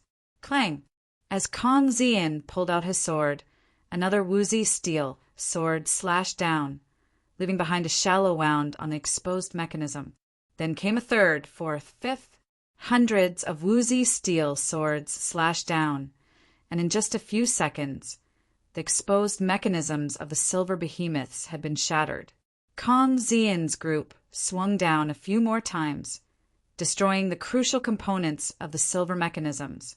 Let's go! Kang Xian's eyes flashed with cold light as he lunged at a second silver weapon. In just a few seconds, this silver weapon had been destroyed. Kill! The Arab cavalry panicked at the sight of the silver war machine being attacked, and they began to rush forward in a frenzy. But none of them were a match for the power of the 10 charges, 10 victories. The more ferocious their charge, the faster they would fall. Boom, boom, boom. Kang Xian's group was like a whirlwind, constantly attacking the silver weapons. 1, 2. In a few short moments, more than half of the silver weapons had been destroyed. Kang Xian's group moved with incredible speed, spending only a brief moment in front of each of the silver weapons. Moreover, with more than 2,000 soldiers divided into 60-some groups, their momentum was so overwhelming that not even the Arabs could save them. In just a few moments, several hundred silver weapons had been destroyed, their surroundings littered with corpses. In this whirlwind charge, the 4,000 Wushang cavalry had killed more than 9,000 Arab cavalry, all of them elites. Kill them! The 4,000 Wushang cavalry charged through the sea of Arab cavalry a few more times, wreaking havoc and carpeting the ground with blood. Finally, they turned around and charged back behind the first defense line. Not a single person injured. How was it? A voice came from behind the defense line, but Wang Chong didn't even turn his head. Too powerful. Li Sai gave a long sigh, his breathing somewhat ragged. Behind him, the 4,000 Wushang cavalry were also a little pale as they gasped for breath. Although the 4,000 Wushang cavalry had been completely unscathed, the energy they had expended was unimaginable. A whirlwind-like charge back and forth. The amount of stamina consumed was comparable to a regular battle. The overall strength of this wave of Arabs is much higher than before. All of them are elites. Their training, techniques, martial arts, proficiency with their weapons, the halos under their feet, and their coordination with each other are all far superior to the soldiers under Abu Muslim's command. Li Sai knew what Wang Chong was asking and sternly said, As a top-class general who had spent time in the biting protectorate, Li Sai had a sharp eye and an extremely accurate judgment of his opponents. This battle had seemed glorious, a whirlwind of slaughter that had destroyed several hundred silver war machines and easily killed more than 9,000 Great Tang elites while completely unscathed. But only people like Li Sai, who had been on the front lines of the enemy formation, knew the ferocity and intensity of this battle. With just our 60,000 soldiers, I'm afraid that we won't be able to last very long. Li Sai hesitated for a very long time before finally saying this. The difference in numbers between the two sides was far too obvious. Moreover, the Arabs had brought no ordinary soldiers, but elite soldiers. Even the Wushan cavalry had consumed a great deal of energy to charge back and forth, let alone the others. Wang Chong said nothing, but his heart sank. Li Sai was the kind of person who wouldn't give up easily even if his opponent was very strong. He wouldn't say something like, "It's hard to hold on for too long." If he said something like that, it could only mean one thing. The real situation was much more serious than what he said. The disparity in numbers was still a problem that the Tang dynasty could not overcome. "Withdraw and rest well. I will call for you in a little while," Wang Chong ordered. "Yes, Marquis," Li Sai deferentially replied. Li Sai didn't even have the time to meditate.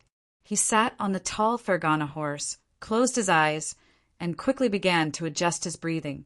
Waves of hot white steam quickly rose from all parts of his body, and the aura within Li Sai's body also slowly recovered. The battle was extremely intense, and the first defense line was under unimaginable pressure at every moment. Li Sai and the Wushan cavalry simply did not have enough time to rest. The more than 4,000 soldiers had to be ready to enter the battlefield at any time. "My lord, do we need to join the MO Saber unit?"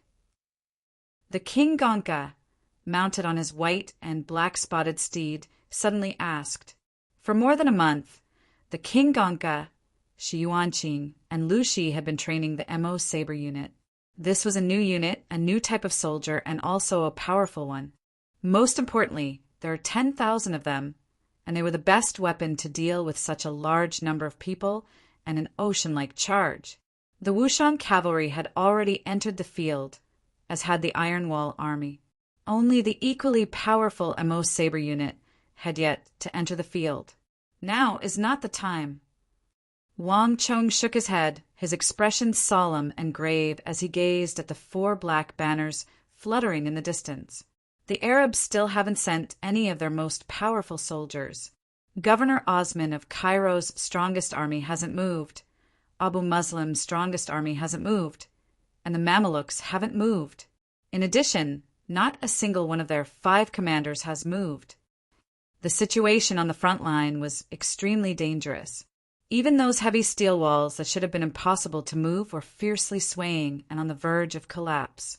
Whether it was Wang Chong, Wang Yan, Gao Xianji, or Cheng Qianli, any one of them could drastically change the situation of the army. But the 4 of them did not dare to act rashly. 3 Arab governors, 1 deputy governor, and the Mamluk commander. Not a single one of these 5 great generals had moved. If low-level soldiers were to waste their strength in battle, it would be like exposing one's back to a large beast, revealing one's weakness. The result was certain to be a destructive blow. The battles between armies were important, but the battles between great generals were the crucial factor. Whoosh! On the other end of the battlefield, far away from the first defense line, 4 massive black banners fluttered in the wind, but beneath these banners there was only silence. This place was like a completely different world from the shouts and fighting on the front line. This was the first time the army other than Abu Muslim had experienced the power of the Eastern world, the power of the Eastern Song Mountains. In a few short moments, this empire called the Tang Dynasty had dispatched at least 2 powerful armies, using their overwhelming advantage to kill many of the elite Arab warriors. At this moment, they finally understood why the illustrious governor of Iron and Blood had been defeated by the Tang Dynasty. At the very least, this eastern army of the Tang people was not as weak as they had imagined. "My lord," Should we send out the Beheader army? Our opponents are extremely powerful. Only the Beheader army will be able to contend against them. Behind Governor Osman of Cairo, a deputy general suddenly urged his horse forward and said, "The Beheader army was the god of the Nile River, a legendary crocodile of the Nile. As the governor of Cairo, the most powerful troop under Osman's command was named after decapitation. This group of soldiers had followed Osman to fight all over the place, continuously winning in wars of blood and fire. Although they were few in number, they were extremely experienced, and their strength far surpassed the other soldiers. In the conquest of the Sassanid dynasty, Osman's Beheader army had been the backbone of the army, making great contributions in sweeping away the powerful Sassanid Empire. The enemy's 4,000 foot soldiers possessed extraordinary strength. Of Osman's subordinates, only the Beheader army could deal with them. Since that's the case, leave the Eastern Wushan cavalry to me." Mamluk commander Aibak coldly sneered as he rode forward.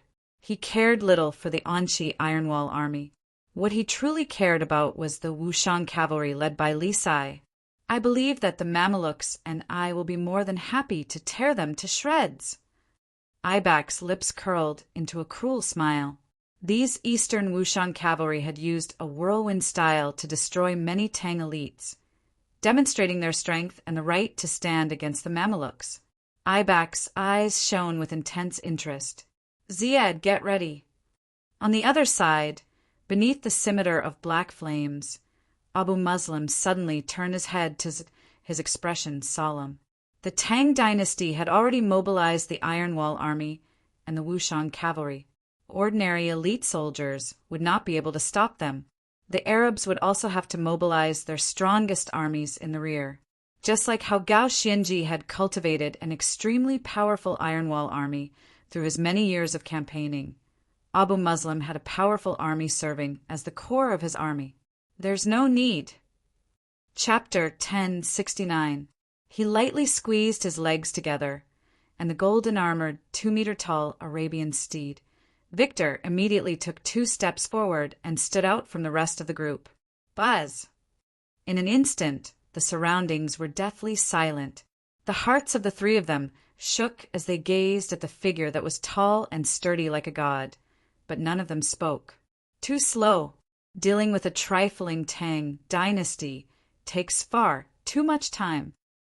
That magnetic voice rang out above everyone's heads. Boom! Before anyone could react, there was a flash of light, and the earth quaked. That golden, godlike figure had already flipped off the horse's back and landed on the ground. In that instant, the 3 of them were stunned. They stared blankly at the dazzling figure, and a hint of awe appeared in their eyes. "Qutayba, you!" Governor Osman opened his mouth to speak, but just when he was about to speak, a gust of wind stirred up.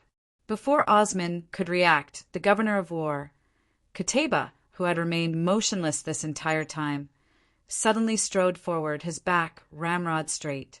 His expression was relaxed, and he appeared to be slowly walking forward. But his true speed was faster than a galloping horse. When he dismounted, he was only a few steps away, but by the time Osman called out to him, Qutayba was already more than 300 feet away. Before Osman could finish speaking, Qutayba's figure had already vanished into the vast sea of soldiers. From a distance, all one could see was a dazzling streak of golden light moving in a straight line toward Talas, toward the first defense line of the Tang people. Governor Osman stared at Qutayba's back in shock, his hand still hanging in the air. For a moment he was at a loss for words. There's no need to call him. This madman's fighting style is completely different from ours. Aibak called out from the side, a bright light in his eyes. A commander would never lightly step onto the battlefield. If the commander had to step onto the battlefield in every battle, what was the point of soldiers? The commander-in-chief was more used to strategize, command, and dispatch, observe the opponent's flaws, and search for the right opportunity. He was not the vanguard. Furthermore, once the commander-in-chief took action and personally arrived on the battlefield, It usually meant that the battle had reached the final moment to decide the victor. This was a rule that all the generals in both the East and the West adhered to. But Qutaybah's fighting style was completely different. He had long ago heard that Qutaybah liked to take the lead in battle. Alone, he would lead his army and use his overwhelming strength to open a gap, destroy the enemy, and slay the enemy commander, ending the battle like a bolt of lightning. But hearing about it was one thing, and actually seeing it and experiencing it was another. The Tang dynasty had only sent out 2 armies, and none of the commanders had moved. On the Arab side, the Mamelukes had not entered the field, nor had Osman, Abu Muslim, and Aibak, the other elite imperial great generals. The battle had not even reached its climax, but the governor of war, Qutaybah, could no longer hold back and had moved ahead of time. This left the 3 illustrious Arab governors and commanders dumbfounded, and they found it somewhat difficult to adapt to this situation. Why did Lord Qutaybah intervene? My lords, let's go as well. These Eastern Tang people are much stronger than we imagined, and they also have 4 elite imperial great generals. If Lord Qutaybah is alone, he might be at a disadvantage. Ziyad finally couldn't help but break the silence as he stared at the distant Qutaybah, Governor Osman, Mamluk commander Aibak, and the highest commander of the Arab Eastern War Zone, Abu Muslim, quietly stood there, their backs straight as if they were rooted to the ground. None of them moved an inch. Ziyad was dumbfounded by this sight. Ziyad, there's no need. Qutaybah is different from the other governors, you know. In the end, it was Abu Muslim who spoke. His expression was calm, and he looked straight ahead without turning his head. When he personally goes into battle, he doesn't like other people interfering. If we intervene at this time, not only will he not appreciate our kindness, he'll even take it out on us. I don't want to get into a conflict with him at a time like this. In addition, don't think that the governor of war is too weak. For Abu Muslim's sake, Aibak also spoke up. Just like Abu Muslim, he looked forward without turning his head. Although the other side has 4 great generals, if they were to face Qutaybah, it's really not certain who would win. In this world, there really aren't many people who can make Qutaybah suffer a loss. Beneath the black banner of the Nile, Governor Osman gave a slight nod, clearly agreeing with Aibak's view. As the Arabian war god and one of the strongest governors, Qutaybah's way of doing things and speaking made all the other governors extremely displeased. But even those who disliked him had to admit that Qutaybah's arrogance and maverick were backed by his indisputable strength. Thus, even though Qutaybah had interrupted Aibak and ridiculed Abu Muslim, these 2 powerful Arab commanders had no complaints, much less retort.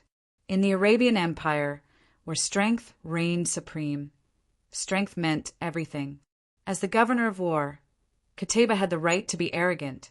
Under the banner, Ziyad looked at the solemn expressions on the faces of the commanders around him and then at Qutaybah's back. In the end, he was speechless. Although Qutaybah said there's no need, he's still here to help us. Ziyad, send out my Iron Blood army. Abu Muslim said. Since that's the case, Ramin, send out our Beheader army as well. I presume that Qutaybah won't mind our help in this way. Cairo's Governor Osman also spoke. He and Abu Muslim had been friends for many years and had fought side by side on many illustrious feats. As long as the 2 stood together, they would advance and retreat together at any time. Yes, my lord. Ziyad rejoiced, bowed, and then swiftly withdrew. Putting aside what was happening in the rear, the governor of war's Qutaybah's intervention on the front line had caused an irreversible change in the course of the battle. Bang! This simple step caused the earth to sway and dust to fly into the air. No one could describe the power erupting from Qutaybah's body. The entire battlefield trembled and buzzed as if it couldn't endure his dreadful might. Qutaybah's body was covered in thick golden armor that exuded a light brighter than the sun. He was like a god walking the mortal battlefield. Qutaybah's eyes flashed like lightning, piercing through space to lock onto the distant Tang dynasty defense line. Bzzz. Before the soldiers could react, Qutaybah had vanished from their sight. When he reappeared, he was several dozen feet away. Bang! The earth quaked as Kateba took another step, and in a flash of light, he appeared even farther away. He seemed to be moving slowly, but in reality he was incredibly fast. With each flash, he was much closer to the first defense line. In just a few moments, he had left thousands of soldiers behind. When he was still 200-some feet from the first defense line, Kateba suddenly stopped. Clang! With one dragon roar after another. Kateba reached behind his back and pulled out that famed golden divine sword of the Arabian Empire that had killed countless experts and struck fear into the hearts of countless empires. God's might. In a flash, the golden light around Kateba's body swelled to several dozen times its original size, transforming into a thick golden flame that soared into the heavens. Even space itself began to distort. Marquis! A voice suddenly rang out. Xue Qianjuan's eyes widened as he stared at that golden figure at the front of the army. For some reason, this figure made Xue Qianjuan's heart thump in fear and unease. At the same time, Wang Chong also noticed that distant figure. Roar! Almost at the same time, there was an earth-shattering roar. Boundless halos of energy burst forth and gathered on a single person. As everyone watched, Wang Yan's body suddenly rose from the ground and rapidly swelled, transforming into an enormous, golden-armored god. The mighty miracle god. Wang Yan clearly sensed the danger and immediately used the power of the formation. In the blink of an eye, he broke into the great general level. At this moment, 20 feet away, amidst the thousands of Arab cavalry, Kateba began to move. His eyes flashed with cold light as he thrust his golden sword, God's might, into the ground. Rumble! Kateba first appeared 20 feet away, but by the time everyone could see him again, he was already in front of the defense line, his golden sword, God's might, thrusting it into the ground. There was a heaven-shaking boom as golden flames seeped into the ground. With Kateba as the boundary, all the steel walls and the Tang dynasty soldiers in a 1,000-meter radius around him were blown several dozen li into the air by a terrifying energy. Thick smoke billowed and dust filled the sky. At that moment, the huge sound even overshadowed all the fighting on the battlefield. The originally fierce battlefield suddenly became much quieter. On the west side of Talas, beneath the 4 black war banners, even though they had mentally prepared themselves, Abu Muslim, Osman, and Ibak couldn't help but widen their eyes in shock. With a single strike of his sword, the governor of war had left a massive gap more than 2,000 meters long in the impenetrable defense line of the Tang dynasty. This attack had far surpassed the power of the several hundred silver war machines, and it had opened a path for the army in the rear that was nigh impossible to close. This attack had completely altered the structure of the battlefield. Not only that, even though his attack had caused massive destruction, everyone sensed that Kateba had not used his full strength in this attack. 700 feet and more than 400 steel walls, each weighing 10,000 jin. Kateba is actually this powerful. Chapter 1070. Ziad had never met the governor of war in his life, and his understanding of him was limited to legends. However, the governor of Iron and Blood, Abu Muslim, had met him several times in front of the caliph.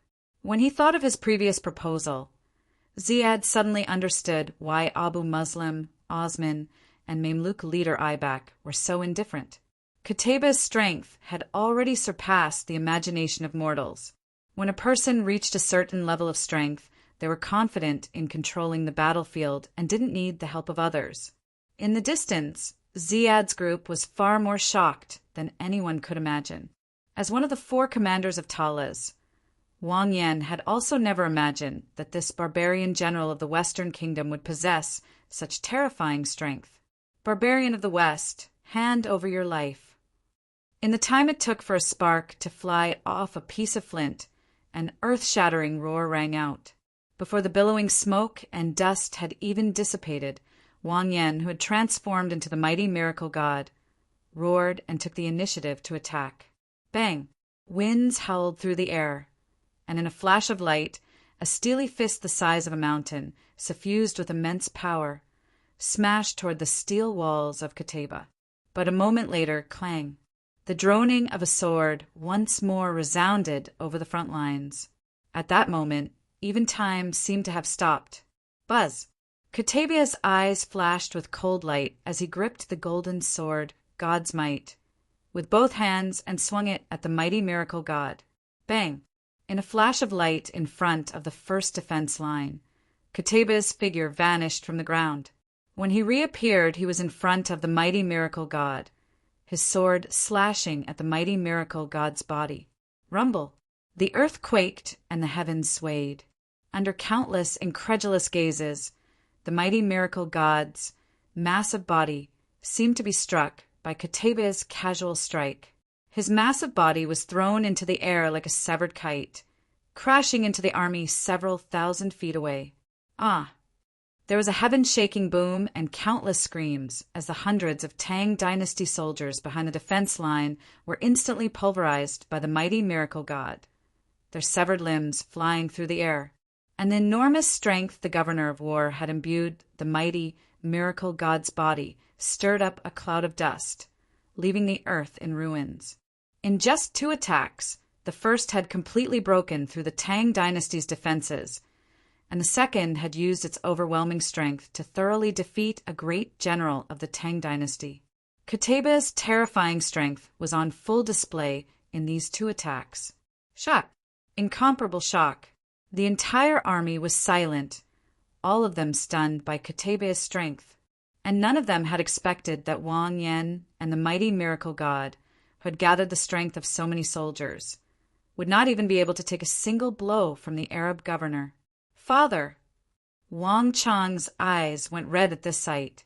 Before the battle, Wang Chong, Wang Yan, Gao Xianji, and Chen Qianli had run simulations of the battle, and after the battle, each of them had been assigned a defensive region. But Wang Chong had never imagined that the Arab governor would be so powerful that he could heavily injure his father with a single blow. Stop! Wang Chong bellowed, gathering stellar energy under his feet as he lunged at the governor of war. Infidel of the East, die! The governor of war stood in the center of the battlefield, his eyes cold and his expression callous.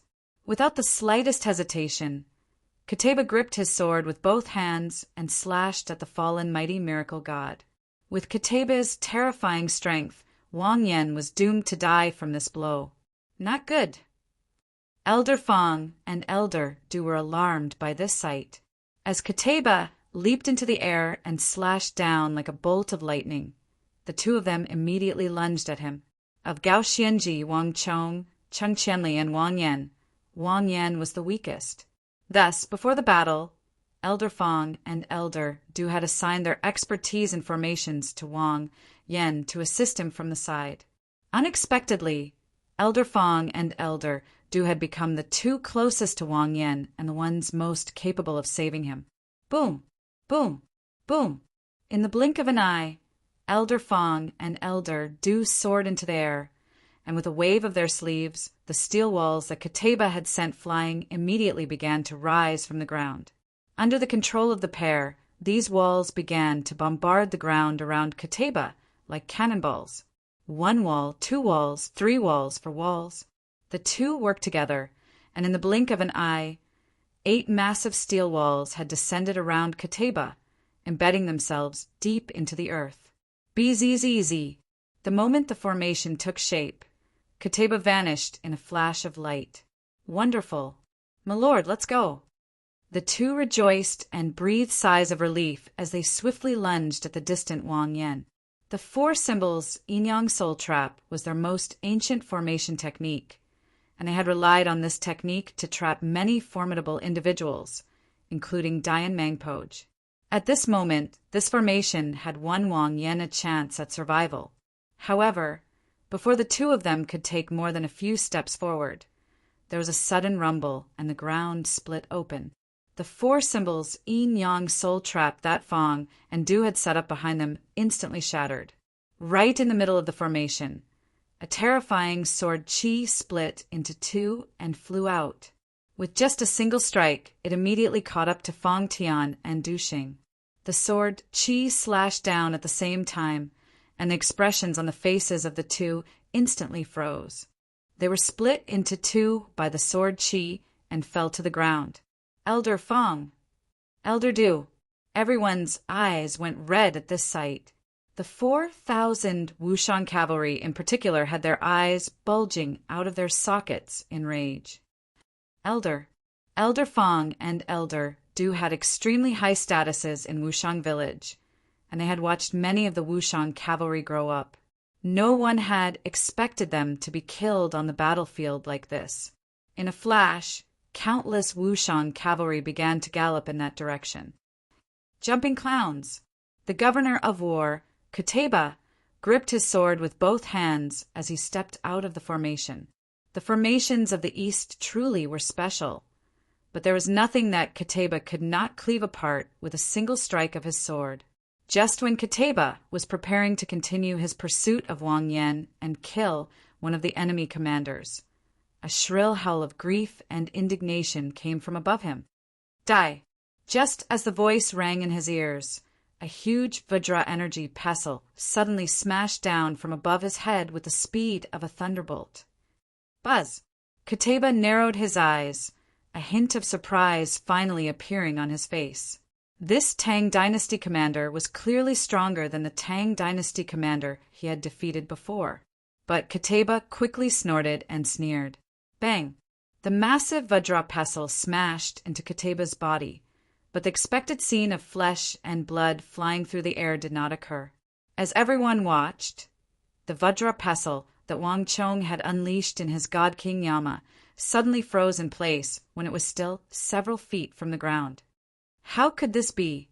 Wang Chong, in his God King Yama form, looked down from above, and when he saw this sight, his mind was in turmoil.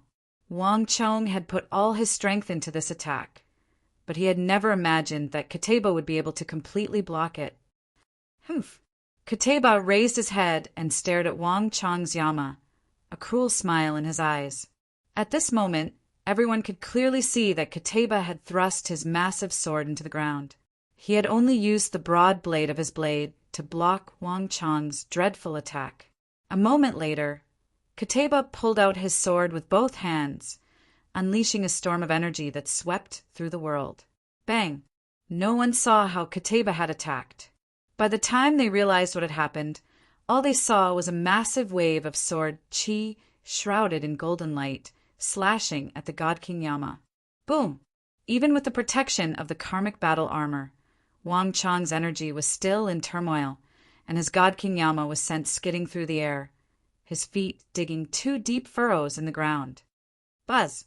Kateba's eyes flashed with cold light, and just when he was about to pursue, he suddenly sensed something and raised his head. In a flash, his pitch-black eyes flashed with light, clearly reflecting 2 figures, one large and one small. Bang! Long before Kateba could strike, the sky darkened as a dreadful bolt of sword Qi shot down from the heavens like a waterfall of stars. At the end of the sword Qi, one could clearly see a figure. It was Go Xinji. Wang Chong, I've come to help you. At almost the same moment that Gao Xinji attacked, a massive fist wrapped in tensome chains of stellar energy slammed into Kateba's body with the speed of a thunderbolt. Gao Xinji and Cheng Qianli, the 2 commanders of the Anqi army, had also attacked. Rumble! Bolts of energy shot out in all directions as boundless stellar energy swept through the surroundings. This wave of energy was incredibly fierce, far more powerful than any of the previous ones, and the dust and energy engulfed Kateba's body. Whoosh! Chapter 1071. Bang! The tens of thousands of Arab cavalry in front of the first defense line exploded with cheers when they saw the dazzling golden light and a movable, godlike figure in the center of the battlefield. Kateba! Kateba! Kateba! All the hundreds of thousands of elite Tang cavalry on the battlefield who saw this sight felt their blood boil with excitement. Rumble! With this momentum, the hundreds of thousands of Arab cavalry surged through the gap that Kateba had opened. Wang Chong Gao Xinji, and the others paled at this sight. "Everyone, hear my order! Attack!" Gao Xianji's voice resounded over the battlefield. At the same time, Gao Xianji, Cheng Qianli, Wang Chong, and Wang Yan all charged at Qutayba, the Arab war god. Even though the Khorasani had described his power in detail in their letter, it was only when they actually clashed that Wang Chong and the others realized just how powerful he was. Ballista soldiers, fire! Aim for the gap! MO saber soldiers, prepare to enter the field! Wang Chong's eyes were red, and his scalp felt like it was going to explode. For the first time, he sensed an unprecedented danger. But there was no time to think. Wang Chong immediately flew forward, joining forces with Gao Xianji and the others to attack Qutayba. The Arab governor of war was the source of all this danger. If they didn't think of a way to kill him or stop him, then even if they managed to block the gap and kill the Arab cavalry charging in, they would not be able to change the situation. Boom! Boom! Boom! Vajra pestle, stellar energy chains, sword chi, steel fists, all sorts of attacks rained down on Qutayba. The combined strength of the four of them was enough to make anyone pale in fright, enough to make any great general flee 1,000 li. But the Arab governor of war was able to block all these attacks. Clang, clang, clang. The golden sword in Qutayba's hand moved with incredible speed. Whether blocking, or slashing, none of the attacks managed to get close to his body. 1 against 4, Qutayba still had the strength to counterattack. This terrifying power gave everyone an unprecedented shock, and the shock in Wang Chong's heart was greater than anyone else's. The Battle of Talas had changed many things. This was the first time in Wang Chong's life that he had clashed with the Arab governor of war. If he hadn't intervened in the Battle of Talas, Wang Chong would have never even heard of the name Qutayba. Too strong. His strength had already surpassed the peak great general level and reached an even more subtle level. I didn't think that the Arabian Empire would have such a powerful opponent. At this moment, Wang Chong's heart rose and fell, and the degree of shock was indescribable. "Marquis, we are here to help you." At the most intense moment of the battle, the thundering of hooves could be heard. On the other side, the 4,000 Wushan cavalry were charging with astonishing speed toward the godlike figure of Qutayba. Cutting formation! With a shout, the 4,000-some Wushan cavalry immediately began to scatter into dozens of columns that scattered in every direction. The cutting formation was a branch of the 10 charges, 10 victories formation, and it was a special formation used to deal with extremely powerful opponents. "Stop!" As the Wushan cavalry galloped toward him, Wang Chong's eyes bulged in shock. Qutayba was far stronger than he had imagined. An ordinary cutting formation would not be able to deal with him. The Wushan cavalry were strong enough to deal with brigadier generals and even ordinary great generals. But Qutayba's strength far surpassed this level. Even though Wang Chong had called out to stop him, it was too late. The deaths of Elders Fang and Du had agitated all the Wushan cavalry, their eyes red and their bodies seething with rage. "Kill! Avenge the elders!" Countless Wushan cavalry galloped forward with bloodshot eyes. Nay, as thousands of soldiers watched, one Wushan cavalry after another took to the air and charged toward Qutayba.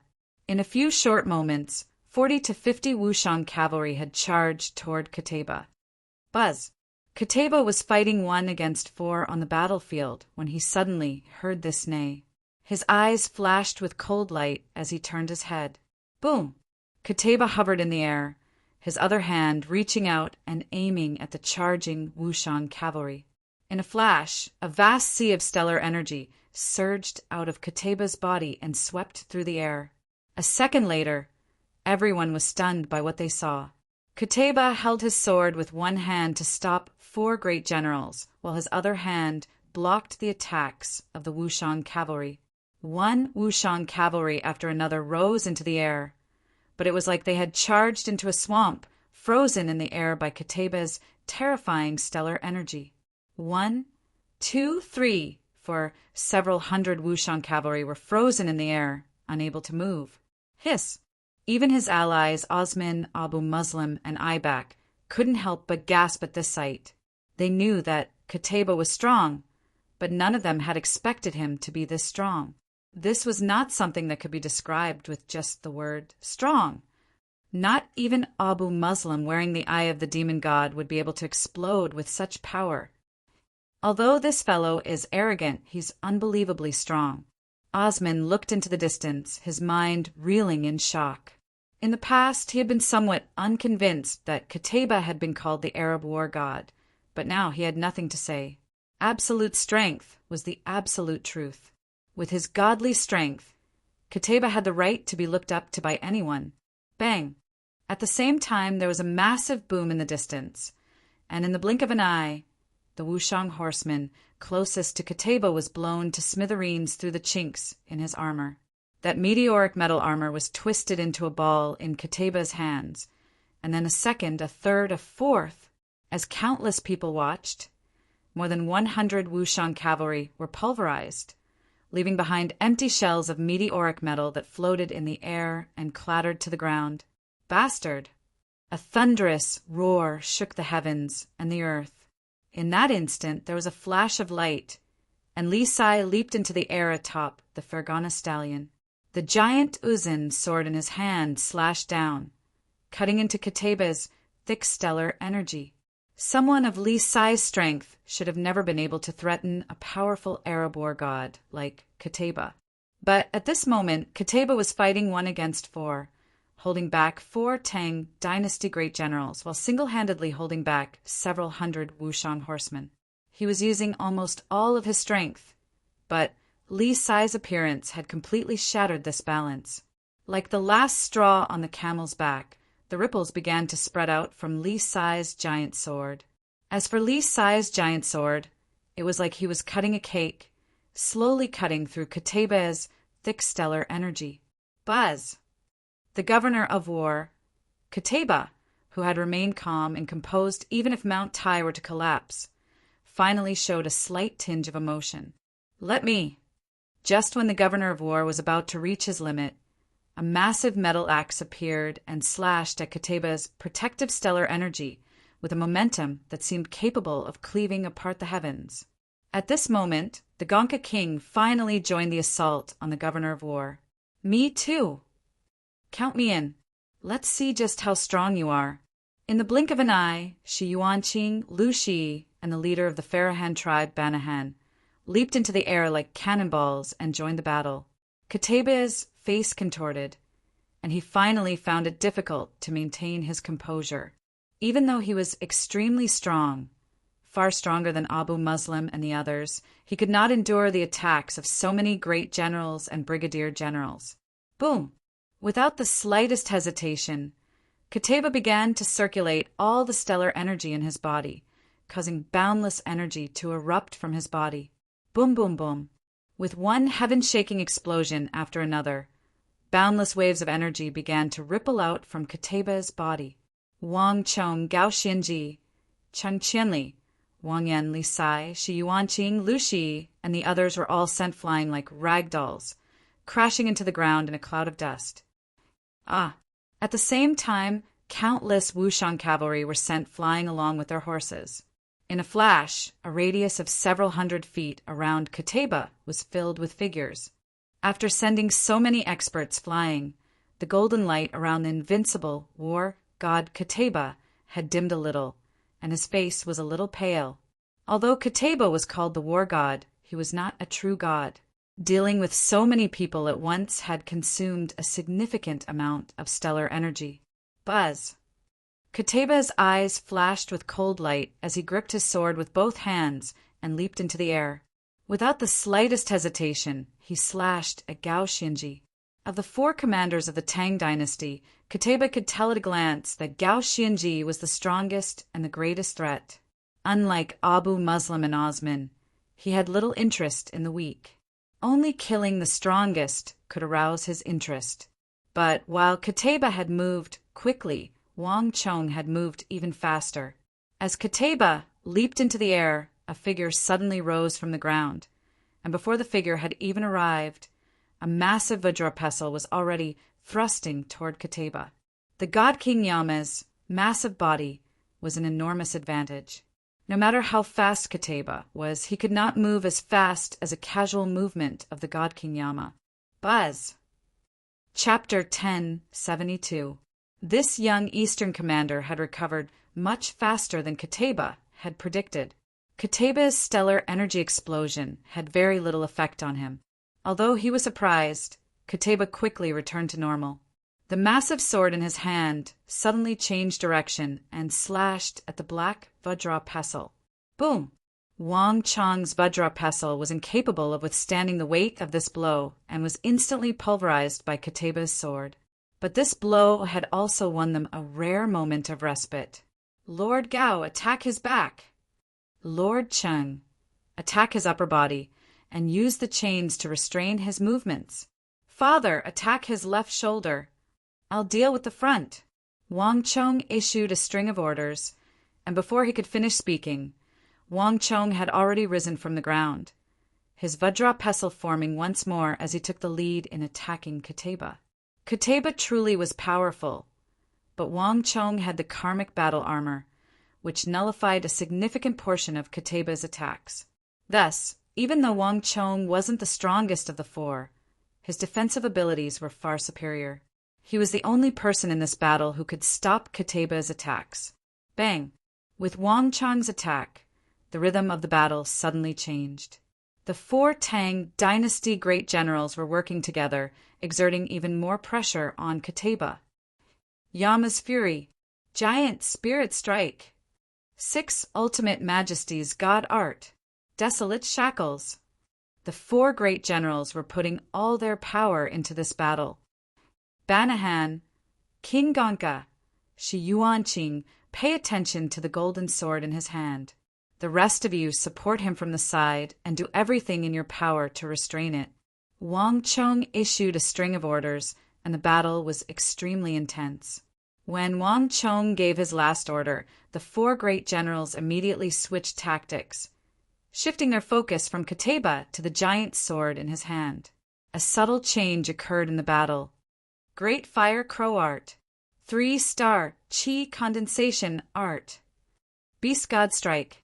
The four brigadier generals poured all their power into attacking Kateba's God's Might Sword. Kateba was extremely powerful, and in normal times he would have killed the king of Gonka with a single blow of his sword. But right now, the majority of Kateba's strength was being held down by Wang Chong's group. More importantly, just as Wang Chong had predicted, Kateba needed the god's might of his giant sword to display its full power. With the giant sword restrained, Kateba's strength was greatly reduced. Bastard! Kateba's eyes flashed with cold light as he turned his head from Gao Shinji to Wang Chong. Wang Chong's strength wasn't the highest, but the effect of his wisdom in this battle was far more important than his strength. With this minor adjustment in tactics, Wang Chong was able to disrupt Kateba's rhythm. To Kateba, this was truly fatal. Ignorant Junior, I'll kill you first, and then I'll kill the others. Kateba's eyes flashed with cold light. Clang! With a heaven-shaking sword cry, Kateba raised an arm and pointed the god's might sword at the heavens. A moment later, the world rumbled as a dazzling golden sword Chi soared into the sky, and Kateba's aura swelled to a new level. Careful!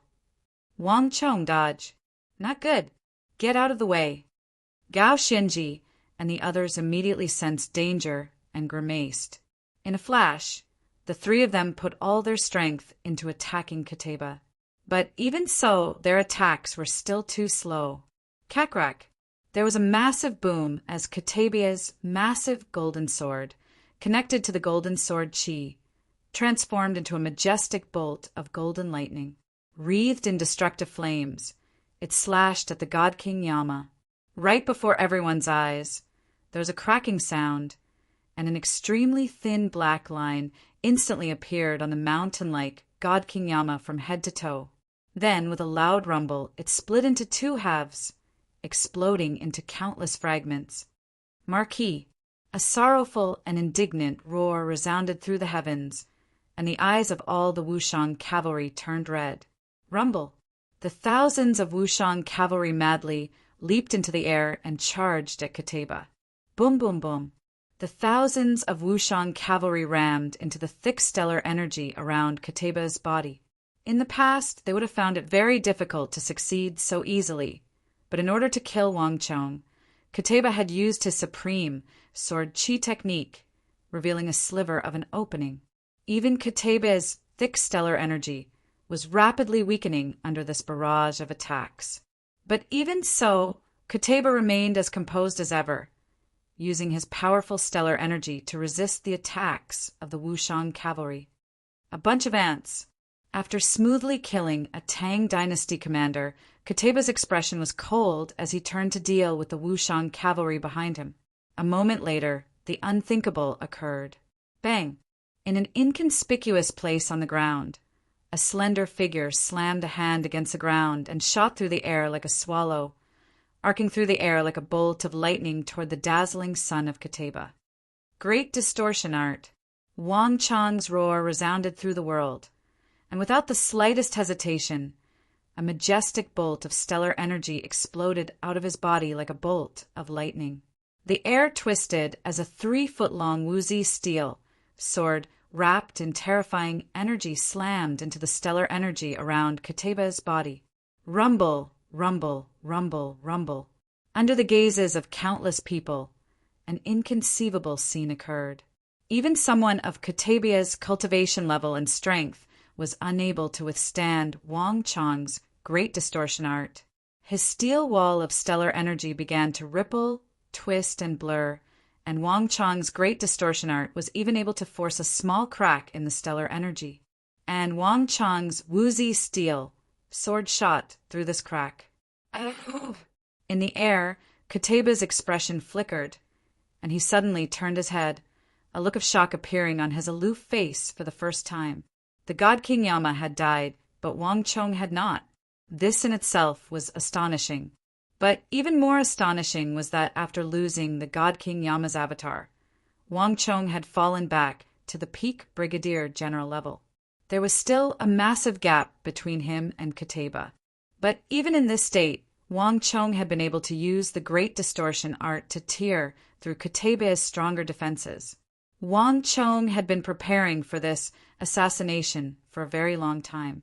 By the time Kateba realized what was happening, Wang Chong's Wuzi steel sword had already pierced through the layers of stellar energy and was only half an inch away from Kateba's back. But at this distance, Kateba's body exploded with majestic stellar energy, forming an impenetrable fortress in front of Wang Chong's Wuzi steel sword and firmly blocking Wang Chong's attack. Everyone, attack with all your strength. Stop him. Gao Xinji and the others also put all their strength into a torrent of stellar energy that rumbled toward Kateba. In the blink of an eye, 3 streams of stellar energy had connected with Kateba, and the battle between them and Kateba had instantly turned from a vicious brawl to an even more dangerous battle of stellar energy. This was also the method that Gao Xianji had hastily thought up to hold down Kateba. Infidel, you're seeking death. Kateba's body remained frozen in the air, firmly resisting the attacks of Gao Xianji, Chen Qianli, Wang Yan, and Banahan. But Kateba's cold gaze remained fixed on Wang Chong. War God Barrier. This was one of the supreme techniques that Kateba had relied on to shock the world. Although it was only a thin layer, it was impregnable. Kateba had fought against many opponents in his life, but none of them had been able to break through his war god barrier. I will have you and the empire behind you slowly taste the taste of despair. Kateba's eyes were disdainful and his expression dignified. Even in the face of this dangerous clash of stellar energy, he remained calm and composed. As a war god who had been tempered through blood and fire, there were very few things in the world that could shake him. Is that so? Wang Chong suddenly raised his head and spoke in Arabic. Buzz. Kateba's pupils constricted and his face paled. You actually know how to speak our language. Kateba stared at Wang Chong, a hint of shock in his eyes. Wang Chong did not answer, only coldly smiled. His body exploded with stellar energy as he activated the great distortion art. At the same time, the stellar energy in his body trembled as he madly attacked Kateba. "It's useless, ignorant ant. You know nothing of power." Kateba quickly regained his composure and looked down at Wang Chong, making no attempt to hide his disdain. This Eastern world was destined to require his pacification, and the conquest that Abu Muslim could not accomplish would require Kateba. "Let me grant you death." Just when Kateba was preparing to end the battle, something unexpected occurred. Boom! There was a heaven-shaking boom as Wang Chong's Wuzi steel sword, which had been blocked by Kateba, suddenly used an extremely bizarre and inexplicable method to pierce through Kateba's impregnable war god barrier, its sharp sword chi stabbing toward Kateba's vitals. It was as fast as a bolt of lightning. Buzz! Kateba's face paled, and he had no time to think. A peerless and unyielding stellar energy erupted from his body. At the same time, Kateba's body shifted as he used a palm to block Wang Chong's Wut steel sword. When everything stopped, Wang Chong's Wuzi steel sword stopped a foot in front of Kateba, unable to advance any further. Far away from the Wuzi steel sword was a powerful golden palm. In the end, Wang Chong's all-out attack was still unable to break through Kateba's defense. But a moment later, an almost imperceptible red wound appeared on Kateba's palm, and then a drop of blood fell from his palm, passing through the air to fall to the ground. This seemingly insignificant development instantly shattered the silence. In the air, the calm and composed Kateba, who had been looking down on the crowd like a god, suddenly began to ripple, and for the first time, a look of extreme shock appeared in his cold and aloof eyes. Blood. Chapter 1074. Unforgivable. Kateba raised his head and stared at Wang Chong, his entire body exploding with a dreadful, killing intent. Bang! Destructive stellar energy erupted from Kateba's body like an erupting volcano, sweeping through the battlefield like a storm. Thud, thud, thud. Wang Chong, Wang Yan, Gao Xianji, Chang Qianli, and even Banahan, Shi Yuanqing, Lu Shi, and Li Sai were all sent flying like ragdolls to the ground. Plush! The moment his body hit the ground, Wang Chong's body trembled and he vomited blood. Too powerful. Wang Chong struggled to his feet, his eyes gloomy as he stared at that figure in the sky. Kateba's strength had already surpassed his imagination. The four of them were simply incapable of stopping him. In the air, Kateba's killing intent surged, and the area 100 feet around him began to twist and distort. Bang! In a flash of golden light, Kateba gripped his sword with both hands and slashed it through the air, his target clearly Wang Chong. Kateba's hate-filled attack was as swift as a bolt of lightning. Before anyone could react, the sword was already upon Wang Chong's face. With Kateba's terrifying strength, if this attack struck, Wang Chong would be doomed. Marquis! Milord! Chong-ah! The eyes of the Wushan cavalry and Qishi protectorate went red, and Gao Xianji and the others felt like their insides were aflame. But all of them had been injured in the battle with Kateba. Even though they could see this, they were powerless to save Wang Chong. Just when Wang Chong was about to lose his life to Kateba's sword, the situation suddenly changed. Stop! An aged roar exploded from afar, like a landslide or a tsunami. In the blink of an eye, origin energy went berserk. As countless people watched in shock, the origin energy of the world converged into an origin energy storm, wreathed in destructive energy, that appeared in front of Wang Chong and slammed into Kateba. The appearance of this storm was very abrupt. As the storm spun, it emitted bursts of heart-palpitating rumbling sounds. Even the void seemed to be unable to withstand this enormous force. It emitted sizzling sounds as a series of dents appeared. Kateba's eyes chilled at the sight of this origin energy storm. Instead of dodging, he stepped forward and slashed at the origin energy storm. Rumble! In a flash of golden light, The origin energy storm that had appeared out of nowhere was cleaved in two by Kataba's sword and dissipated into the air. As the origin energy storm dissipated, Kataba was finally able to see what had happened behind it. In the air, the azure hand condensed from origin energy was dragging Wang Chong back.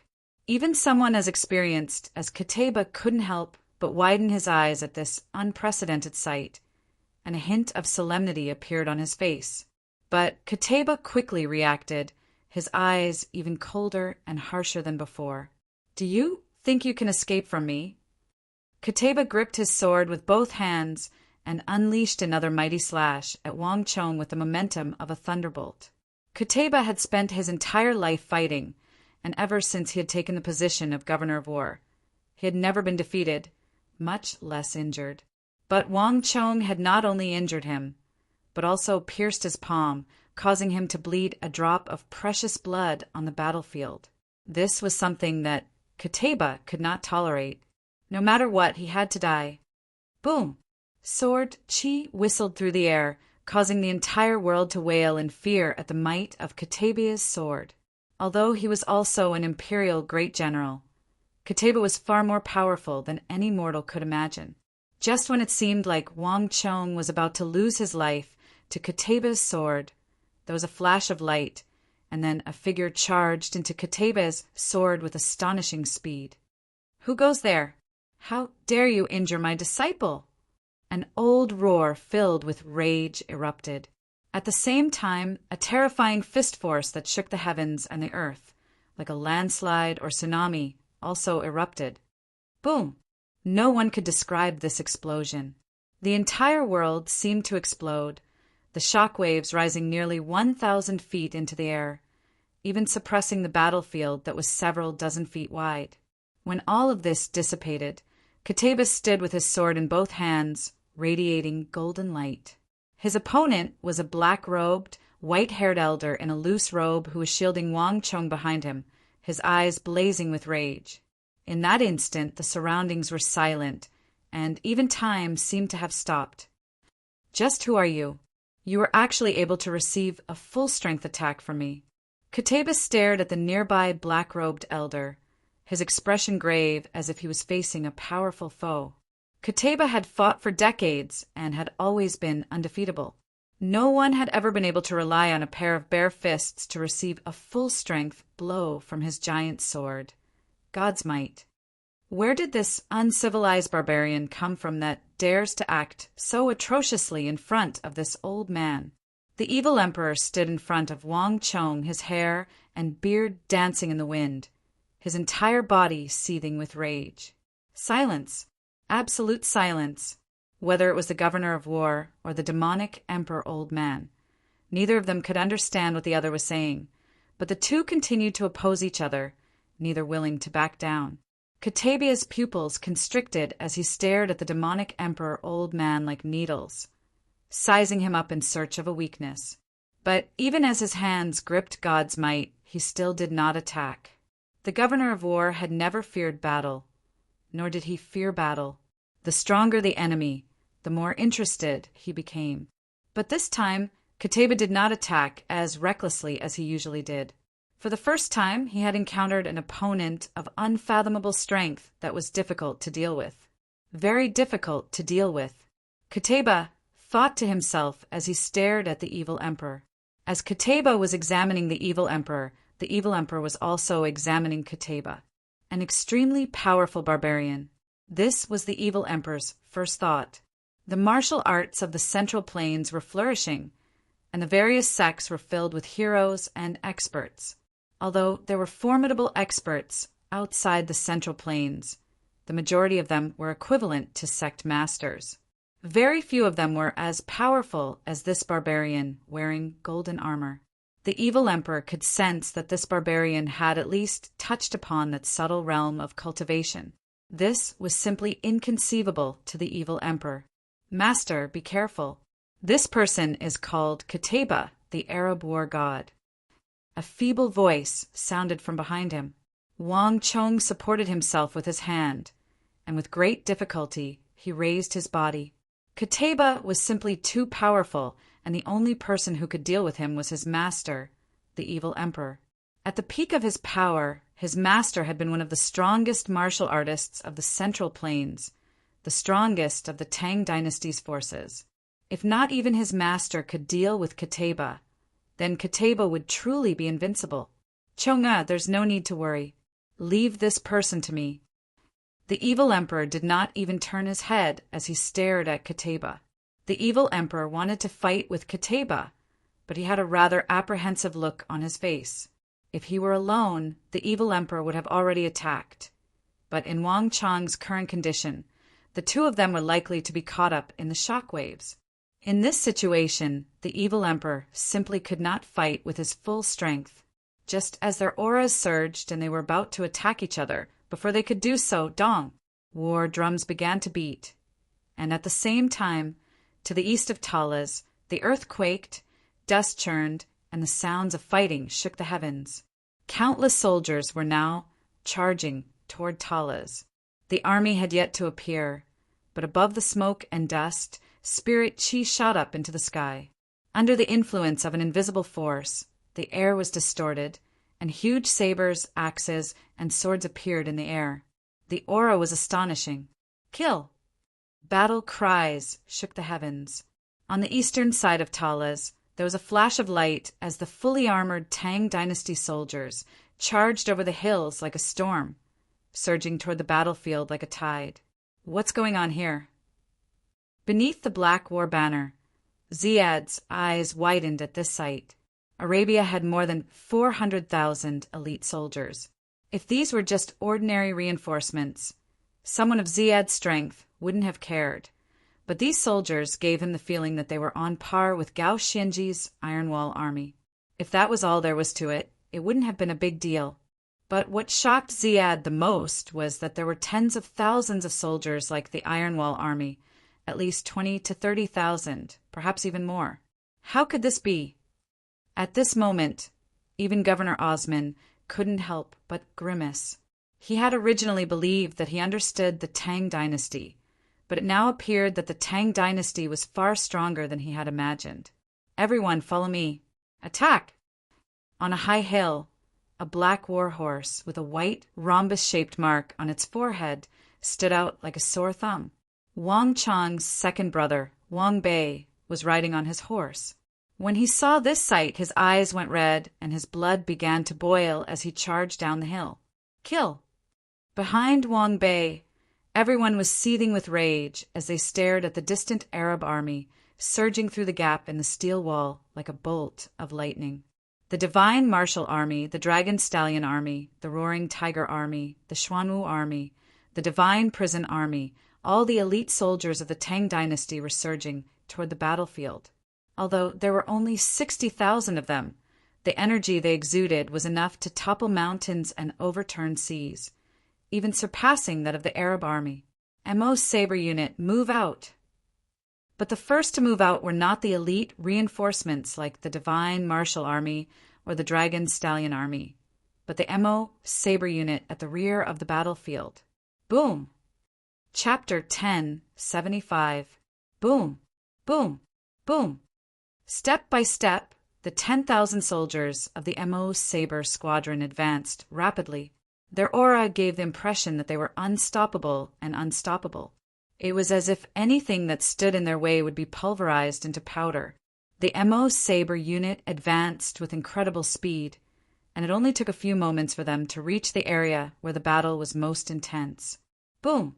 The Mo Saber soldier at the very front brandished his 7-foot-long saber and fiercely slashed at an Arab horseman charging at him. Nay! The neighing of a war horse resounded through the air, and the moment the Arab horseman raised a scimitar, a long saber slashed down, cleaving the horseman and his horse in two. At almost the same time, screams filled the air as the tens of thousands of Mo saber soldiers brandished their Mo sabers and used a tyrannical method to cut down the Arab soldiers in front of them. Thud thud! Horses crashed to the ground as several thousand Arab corpses appeared on the battlefield. And this was only the prelude to the Mo saber unit's assault. Mountain! The 10,000 Mo saber soldiers roared in unison, gripping their scimitars with both hands and holding them close to their chests as they strode forward. Boom!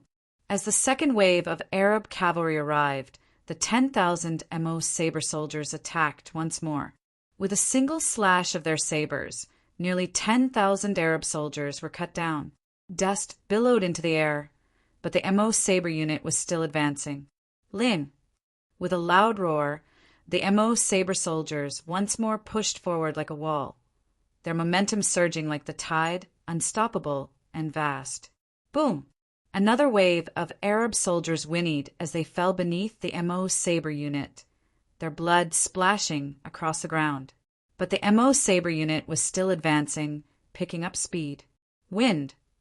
In another round, the Mo saber unit cut down tens of thousands of Arab soldiers, and yet it did not slow down in the slightest. It was like nothing in the world could stop them. Either the enemy would be killed, or the Mo saber squad would be killed. There was absolutely no third outcome. The long blades of the Mo saber unit fully displayed their advantage. As the saying went, an inch longer was an inch stronger, and the Mo sabers were designed for hacking and slashing. Before the Arab soldiers could attack, the Mo saber unit had already seized the opportunity to strike. Fire! The Mo saber squad kept sheathing their sabers, unsheathing their sabers, hacking and slashing down ruthlessly. Wherever they passed, corpses would fall to the ground one after another. The Mo saber squad's momentum was like a rainbow, and with the support of this momentum, their speed became faster and their momentum became stronger and stronger. Finally, retreat! Retreat! As the Arab horsemen saw the dreadful aura of the Mo saber unit, fear finally appeared in their eyes. The massive lethality of the great saber squadron was secondary.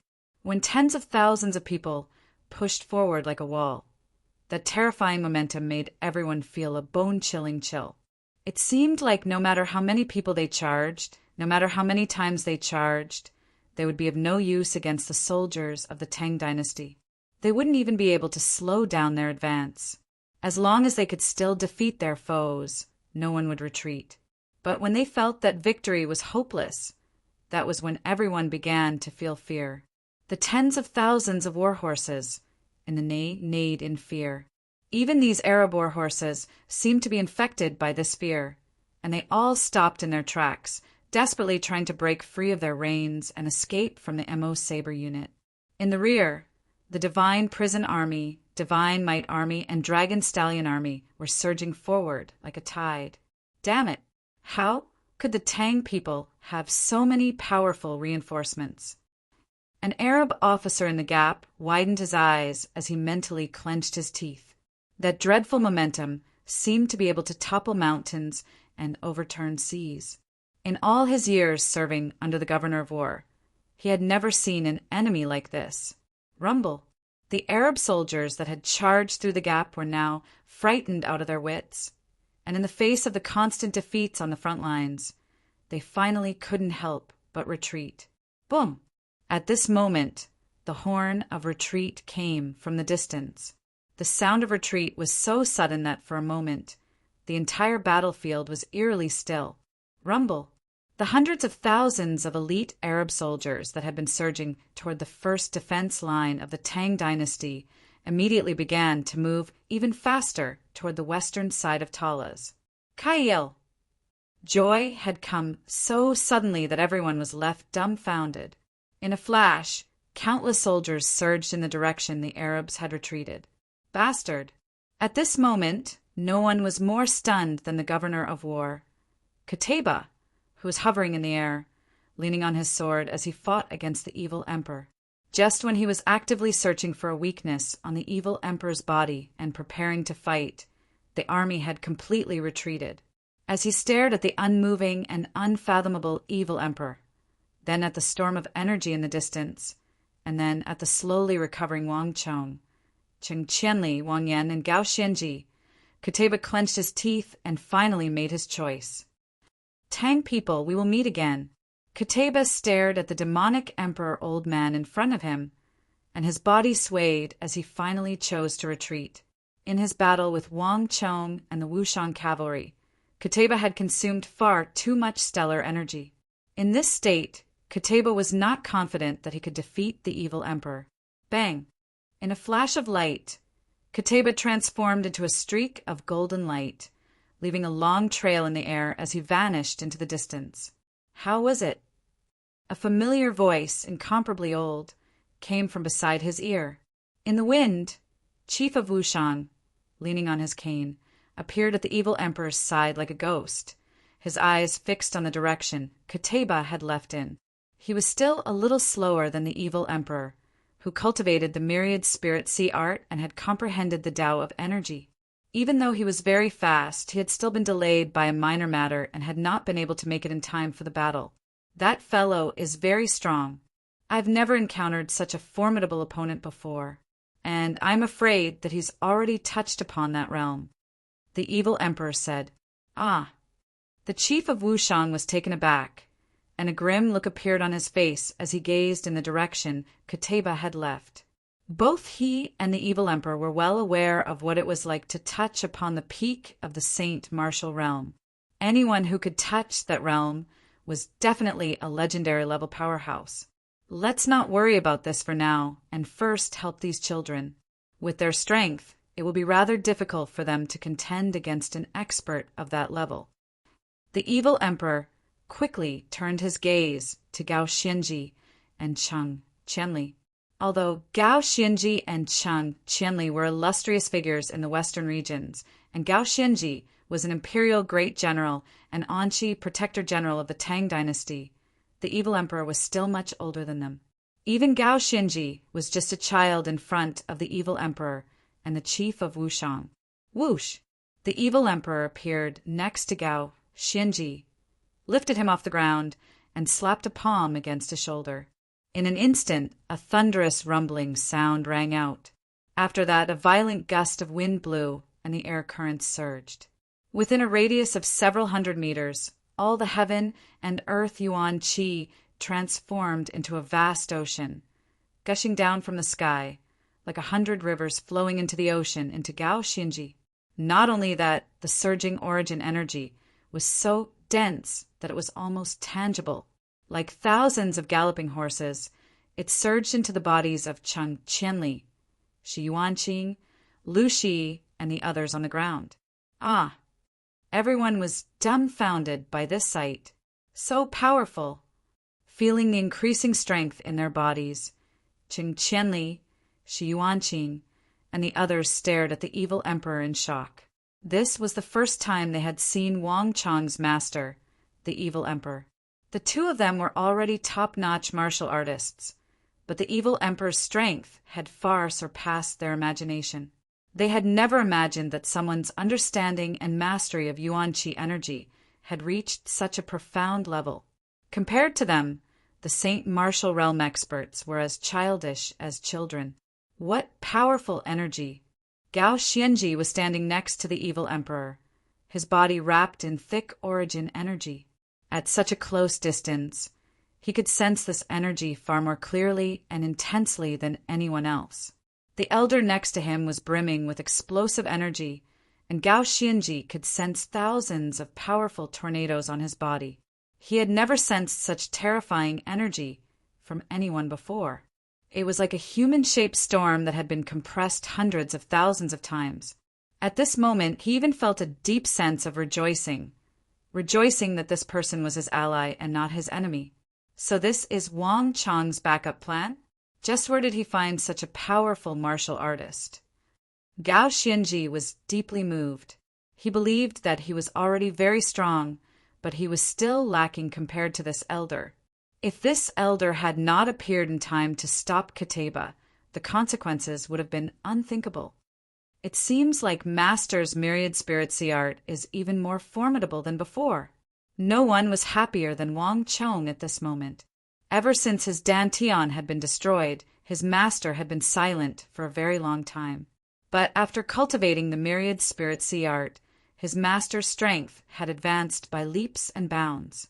Every time he saw his master, Wang Chong could sense that his master's myriad spirit sea art was getting stronger and more unfathomable. Even now, Wang Chong couldn't guess what level his master had reached. Chapter 1076. Chong-ah, I'll leave the army to you. Leave the other martial artists to me. The evil emperor looked forward, his eyes flashing with sharp light. He raised a finger, and hundreds of bolts of energy shot forward like arrows at the fleeing Arab cavalry. Boom, boom, boom. There was a series of explosions as large numbers of Arab cavalry were sent flying several dozen feet away. Kail! The Tang dynasty's army roared to life. The 60,000 elite reinforcements, together with the original garrison at Talas and mercenaries, swept toward the Arabs. In a flash, the Arab army was routed, and the Arabs began to flee even faster. Only after pursuing for a very long distance did the Tang dynasty finally sound the gongs to withdraw. Bastard! Abu Muslim, who told you to sound the gongs to withdraw? The army had finally retreated, but this was far from over for the Arabs. Beneath the 4 black banners, Qutayba, dressed in golden armor, was viciously glaring at Abu Muslim's group, his face seething with rage. Qutayba had always been the most warlike person in his life, far more so than anyone else in the Arab army. Just when he was preparing to deal with the evil emperor, Abu Muslim had blown the horn and chosen to retreat. This was something Qutayba could not accept. Buzz! As Qutayba spoke, an icy energy pierced through the air and locked onto Abu Muslim. In a flash, Aibak, Osman, and the others all revealed extremely apprehensive expressions. Qutayba, listen to us. We mean no harm, Governor Osman hurriedly said. I didn't ask you to speak.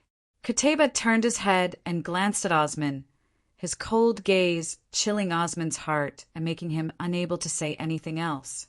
Even though they were all governors, Qutayba was unquestionably the strongest, and after witnessing his terrifying strength, no one dared to fight with this madman.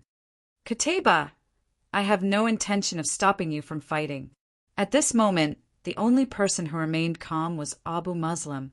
His expression was relaxed, and even before this publicly acknowledged Arab war god, he showed no fear. Rome wasn't built in a day. There will be plenty of opportunities to fight against the Tang people. Moreover, if you wanted to test their strength, you've probably already achieved your goal. The other side has many reinforcements, for great generals and that old man. You've also been fighting for a long time. Their advantage in numbers might be disadvantageous to you. So you think I can't beat him? Qutayba narrowed his eyes, his expression turning even colder. As the Arab war god, Qutayba had never lost a single battle in his life, and Abu Muslim's words happened to strike at his taboo. Buzz! Qutayba's words immediately caused the mood to shift.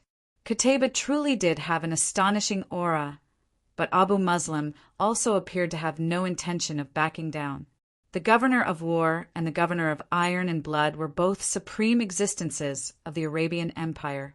The 2 strongest governors standing beneath the 4 black war banners in a standoff made Osman and Aibak very uneasy. Qutayba, calm down. Abu Muslim, don't be impulsive. Aibak was also beginning to panic.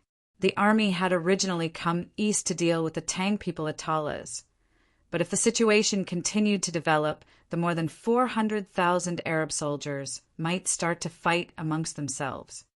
That's not what I meant. But, Qutayba, don't forget the goal of this eastern expedition. His Majesty the Caliph has decreed that we must sweep through the east and unify the entire eastern world. Abu Muslim sternly said. Unlike Qutayba, who was perhaps obsessed with defeating powerful foes and trampling great generals under his feet, Abu Muslim was more focused on the overall strategic goal. Abu Muslim, on the other hand, was more focused on the overall strategic goal. This was why he had not retreated to Khorasan after the battle, but remained in the Black Forest, waiting for a chance to attack. The world was still and silent, and the air beneath the 4 war banners had dropped to a freezing point. Qutayba stared at Abu Muslim, his eyes seething with killing intent. The god's might on his sword was constantly trembling and buzzing. Everyone around him had nervous expressions, and Ziad was even standing behind Abu Muslim, his right hand silently gripping the ocean ring around his waist. Gulp! Ziad's throat slid as he unconsciously swallowed.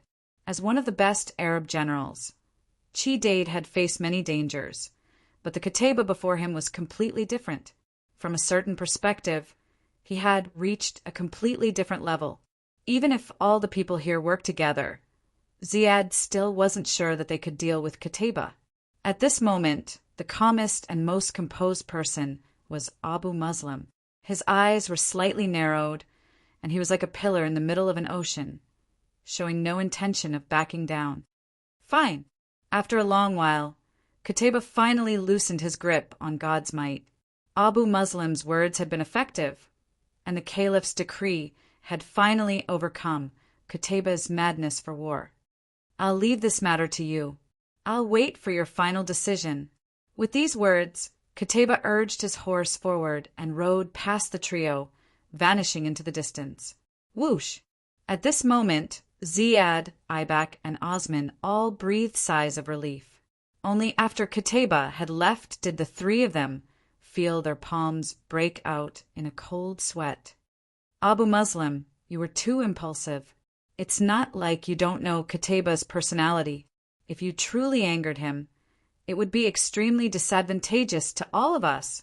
Now that there were no outsiders, Osman, an old friend of many years, finally couldn't help but step forward and advise. I was truly worried for you just now. Relax. Qutayba isn't as impulsive as all of you imagine.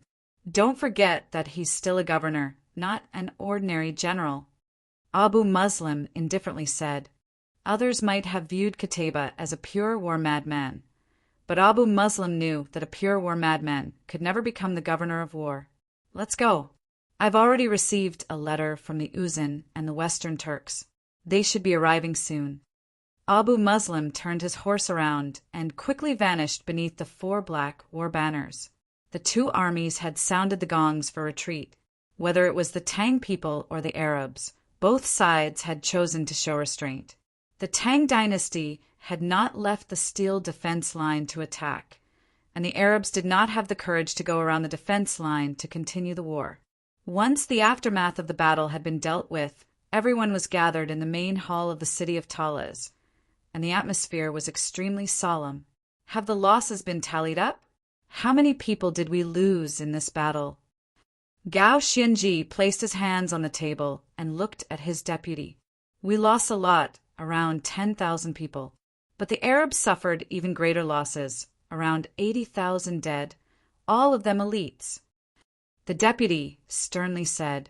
The deputy's words instantly caused the mood in the hall to grow even heavier. It seemed like the Arabs had lost more than the Tang dynasty in this battle, but 10,000 soldiers was no small number to the current Tang dynasty.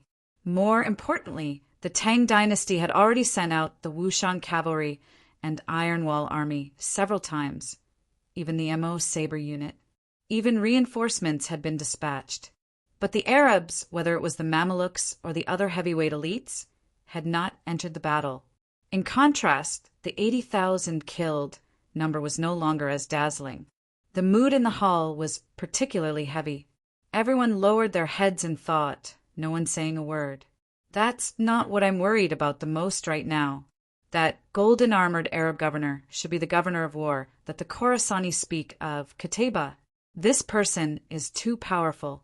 He alone was able to stop the attacks of 4 of us and hold the absolute advantage.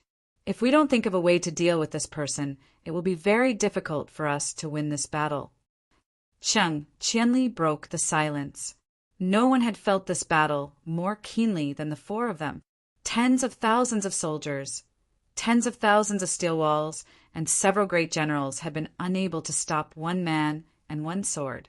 Before this, Qianli had never imagined that there could be such a powerful cultivator in the world. Qianli would never be able to forget that unstoppable and invincible aura for the rest of his life. Leave that Arab to me. The demonic Emperor Old Man's voice came from the side. If my guess is correct, This person has already surpassed the peak of the Saint Martial realm and reached the subtle realm.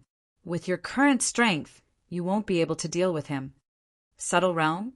Everyone turned to look, even Wang Chong turning to his master. In his last life, Wang Chong had reached a very high level, not one bit inferior to Abu Muslim, but not even Wang Chong had ever heard of the subtle realm.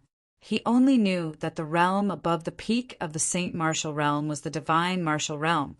But Wang Chong had no doubts about his master's words. Even in the apocalyptic era, the evil emperor was a legendary existence. His cultivation level had already surpassed the imagination of many martial artists. Master, do you mean that this Kateba's cultivation has already reached the point where he can delve into the essence of stellar energy and observe many things that were previously impossible? Wang Chong suddenly said. The evil emperor glanced in surprise at Wang Chong, and then he nodded. Chapter 1077. Everyone in the hall was stupefied, and even Gao Xianji was stunned by the evil emperor's theory. The system of energy in the central plains had been passed down for thousands of years and had long ago become a set of conventions. Thus, even Gao Xianji believed that he had reached the peak of the martial path. Even Gao Xianji didn't know how to cultivate beyond the pinnacle of the Saint Martial realm and above. In Gao Xianji's view, this invisible and powerful bottleneck was as unbreakable as the heavens themselves. But the demonic Emperor Old Man's words had suddenly opened a door before his eyes. An even higher realm above the peak of the Saint Martial realm had appeared before him. So that Kateba has already reached this level? Doesn't that make it impossible for us to defeat him? Cheng Qianli couldn't help but ask. That's not the case. Based on my observations, that Kateba probably just stumbled into the subtle realm. If he had truly grasped the ability of the minute subtlety realm, then his sword would probably be completely different. It wouldn't be so majestic and mighty, but its power would probably be even more terrifying than it is now. The Wushang village chief, leaning on his cane, spoke from the side. I and Brother Wenfu, the evil emperor, discussed this for a very long time in the valley. The subtle realm is extremely powerful, and it also contains the mysteries of space. It's not something that can be easily grasped. Although that Kateba is powerful, he is still within the realm of martial artists.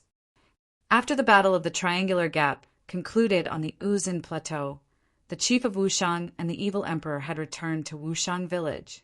One reason was to search for that mysterious object that had shaken the Central Plains for almost 1,000 years. The other reason was to verify what they had learned, to explore the principles of the world and search for a higher realm of martial arts. The subtle realm was a realm above the peak of the Saint Martial realm that the two of them had comprehended through their mutual verification of martial arts. Master and Senior have both touched upon that realm. Wang Chong suddenly asked the question that everyone wanted to know the most. Before the battle, the Arabs still had 4 great generals who had not yet entered the fray.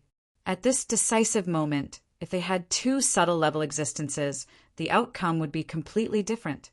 The Tang dynasty would have a much higher chance of winning. But for Wang Chong, everything was different. His master cultivated the myriad spirit sea art. When his master had gathered the origin energy of the world into a storm to stop Kateba, Wang Chong had already sensed that his master had taken a different path through this supreme art and reached a new peak, perhaps even an even higher level than before. Unexpectedly, Wang Chong's words caused the evil emperor and the chief of Wushang's eyes to turn gloomy. The atmosphere suddenly became much heavier. No. The evil emperor let out a deep sigh and said, "This old man has never seen Brother Wenfu's talent and attainments on the martial path in his life. If not for the fact that his dantian was destroyed, he would have already reached that profound and meticulous realm." The chief of Wushang said. Wang Chong's heart sank as he listened, and he subconsciously turned to his master. The demonic emperor, Old Man, faintly smiled and gave a comforting smile, but Wang Chong's heart was still heavy. He knew that his master's cultivation was limited by his dantian, But Wang Chong had never imagined that this problem would have such a large effect. From what the chief of Wushang had said, the destruction of his dantian would probably prevent his master from reaching the subtle realm for the rest of his life. Master, is not even the myriad spirit sea art able to resolve this problem? Wang Chong somewhat reluctantly asked. A teacher for a day was a father for a lifetime. No matter what, Wang Chong did not wish for his master's dantian to become his master's greatest regret. Chong-er, your master understands your intentions.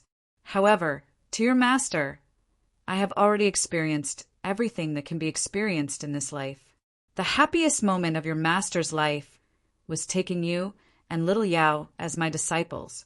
As for the rest, your master no longer cares. The demonic emperor, old man, faintly smiled. In this aspect he was abnormally open-minded. He had been arrogant and proud in his life, looked up to by millions, pursued by countless. But no matter how many times he had been disappointed or proud, at the end of his life he had climbed back up and taken in 2 disciples that he was proud of. He had experienced a warmth that was hard to come by in his life. He no longer had any regrets in his life. A powerful martial path was something that countless people yearned for, but to the evil emperor, it was no longer his only pursuit. The sea can accommodate all rivers, and this one admires Brother Wenfu's temperament. We discussed the problem of Brother Wenfu's dantian back in the valley, but we didn't come up with a good solution.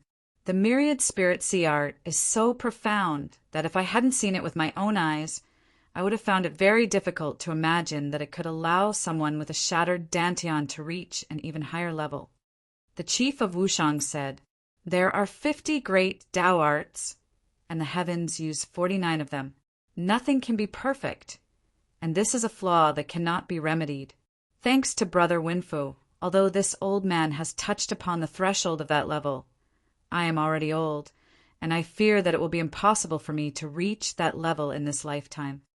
The chief of Wushang had a kind and amiable smile on his face. Even though he could touch it, he could not enter it.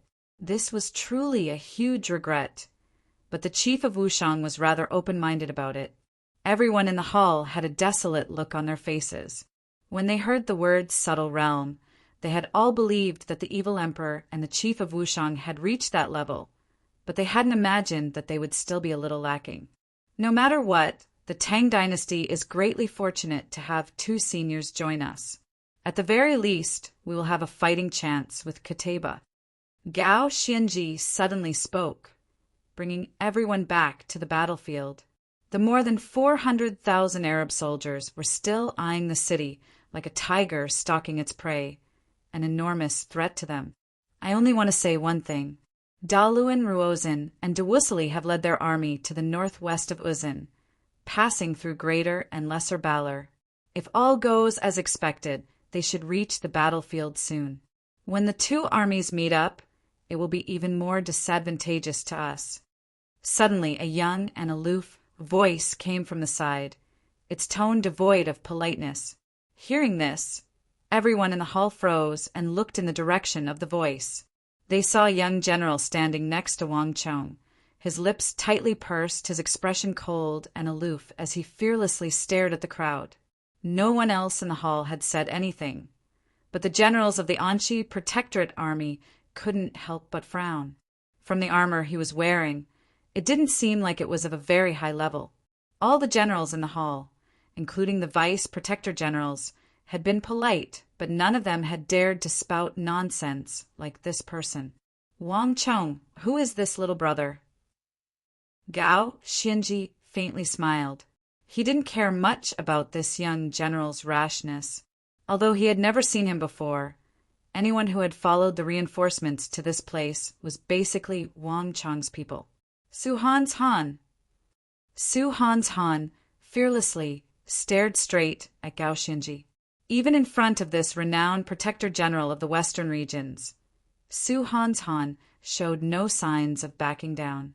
He's still the same nasty temper. As he stood by the table, Wang Chong inwardly gave a bitter smile. This was not his first time interacting with Su Han's Han, and Su Han's Han had a nasty and stubborn temper. He had been like this the first time they had met, and he was still like this now. Protector General Gao, don't mind him. That's just how his personality is. He played a major role in the army's timely arrival. Wang Chong explained. Wang Chong had long ago learned that Su Han's Han had defeated Dalu and Ruozhen and Dewussili in the western regions. Su Han's Han was innately unskilled in the ways of the world, and this had been his greatest flaw in his last life. Only Wang Chong could help him from the side. Haha, there's no need for Protector General Wang to explain. Those with ability all have a temper, and he's right. Dalu and Ruozhen and Dewussili have yet to appear after their disappearance. Both of them are as cunning as foxes, and besides the Arabs, we also need to be wary of the Uzin and Western Turks. For a moment, everyone in the hall fell silent. One Kateba was vexing enough, and with the addition of Dalu and Ruozhen and Dewussili's armies, the situation was far from optimistic. No matter how many soldiers the Arabs and Uzin have, this battle is no longer that important. At this moment, Wang Chong suddenly spoke, immediately attracting the attention of everyone in the hall. Soldiers are valued for quality, not quantity. Although the Arabs and Uzin have more than 400,000 elite soldiers, we also have 110,000, and these are the strongest of the best. The Divine Prison Army, Xuanwu Army, Dragon Stallion Army, Roaring Tiger Army, these are the strongest soldiers of the Tang Dynasty, and not all of them have entered the battlefield yet. Besides that, Su Han's Han has also brought 5,000 Tang Dynasty ballistae. In total, we have more than 6,000 Tang Dynasty ballistae at Talas. There is no other army like this in the entire Tang Dynasty. Wang Chong's eyes slowly swept over the crowd, his gaze resolute and his expression confident. The Divine Prison Army, Xuanwu Army, Dragon Stallion Army, Roaring Tiger Army, Divine Martial Army, this was an army formed from the finest elites of the Tang Dynasty. Any imperial marshal could only dream of such an extravagant outfit, something that was difficult to achieve. These soldiers had all been trained for 10 years and had been carefully selected, all equipped with immense combat experience and fighting power. In addition, these 6,000 unstoppable Tang Dynasty ballistae were truly a force that could kill gods and Buddhas. The edge of this army was not one bit inferior to the Arabs, and in some aspects it even surpassed them.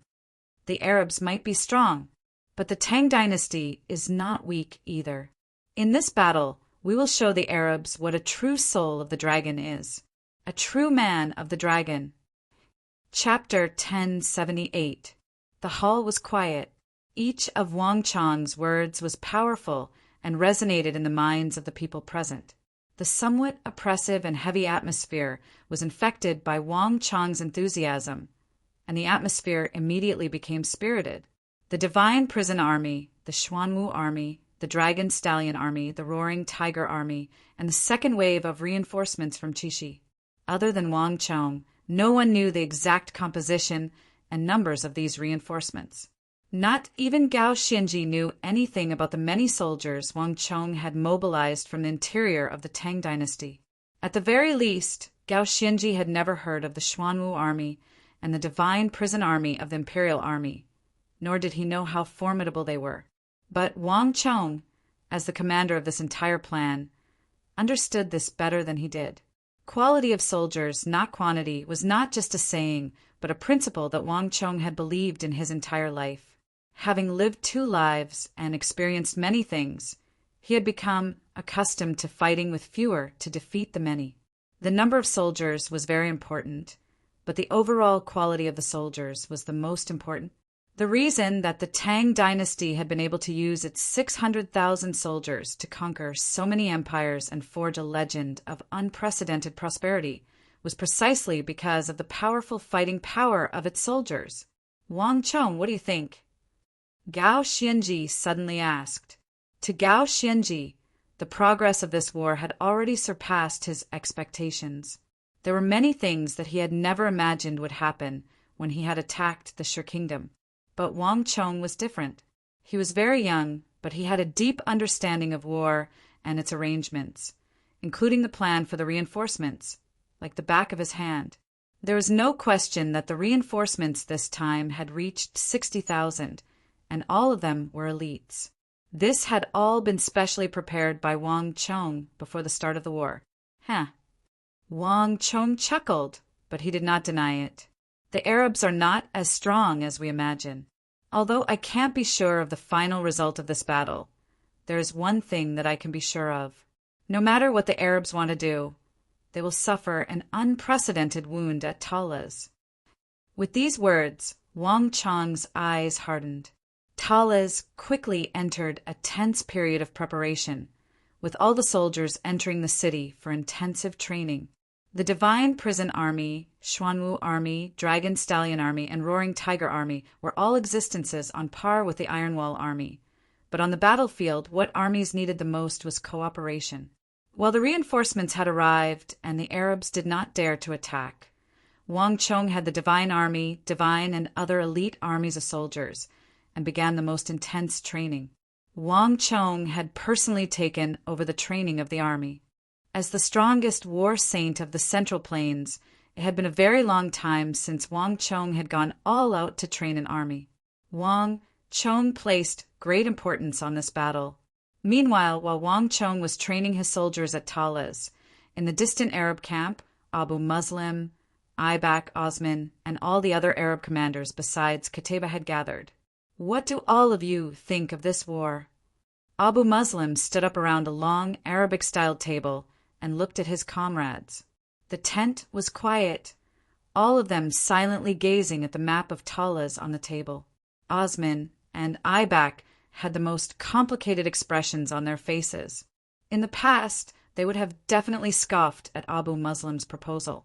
Ibak and Osman rarely used any special tactics to deal with infidel empires, and the Arabian Empire rarely used any sort of strategy, formation, or tactics in its wars with foreign enemies.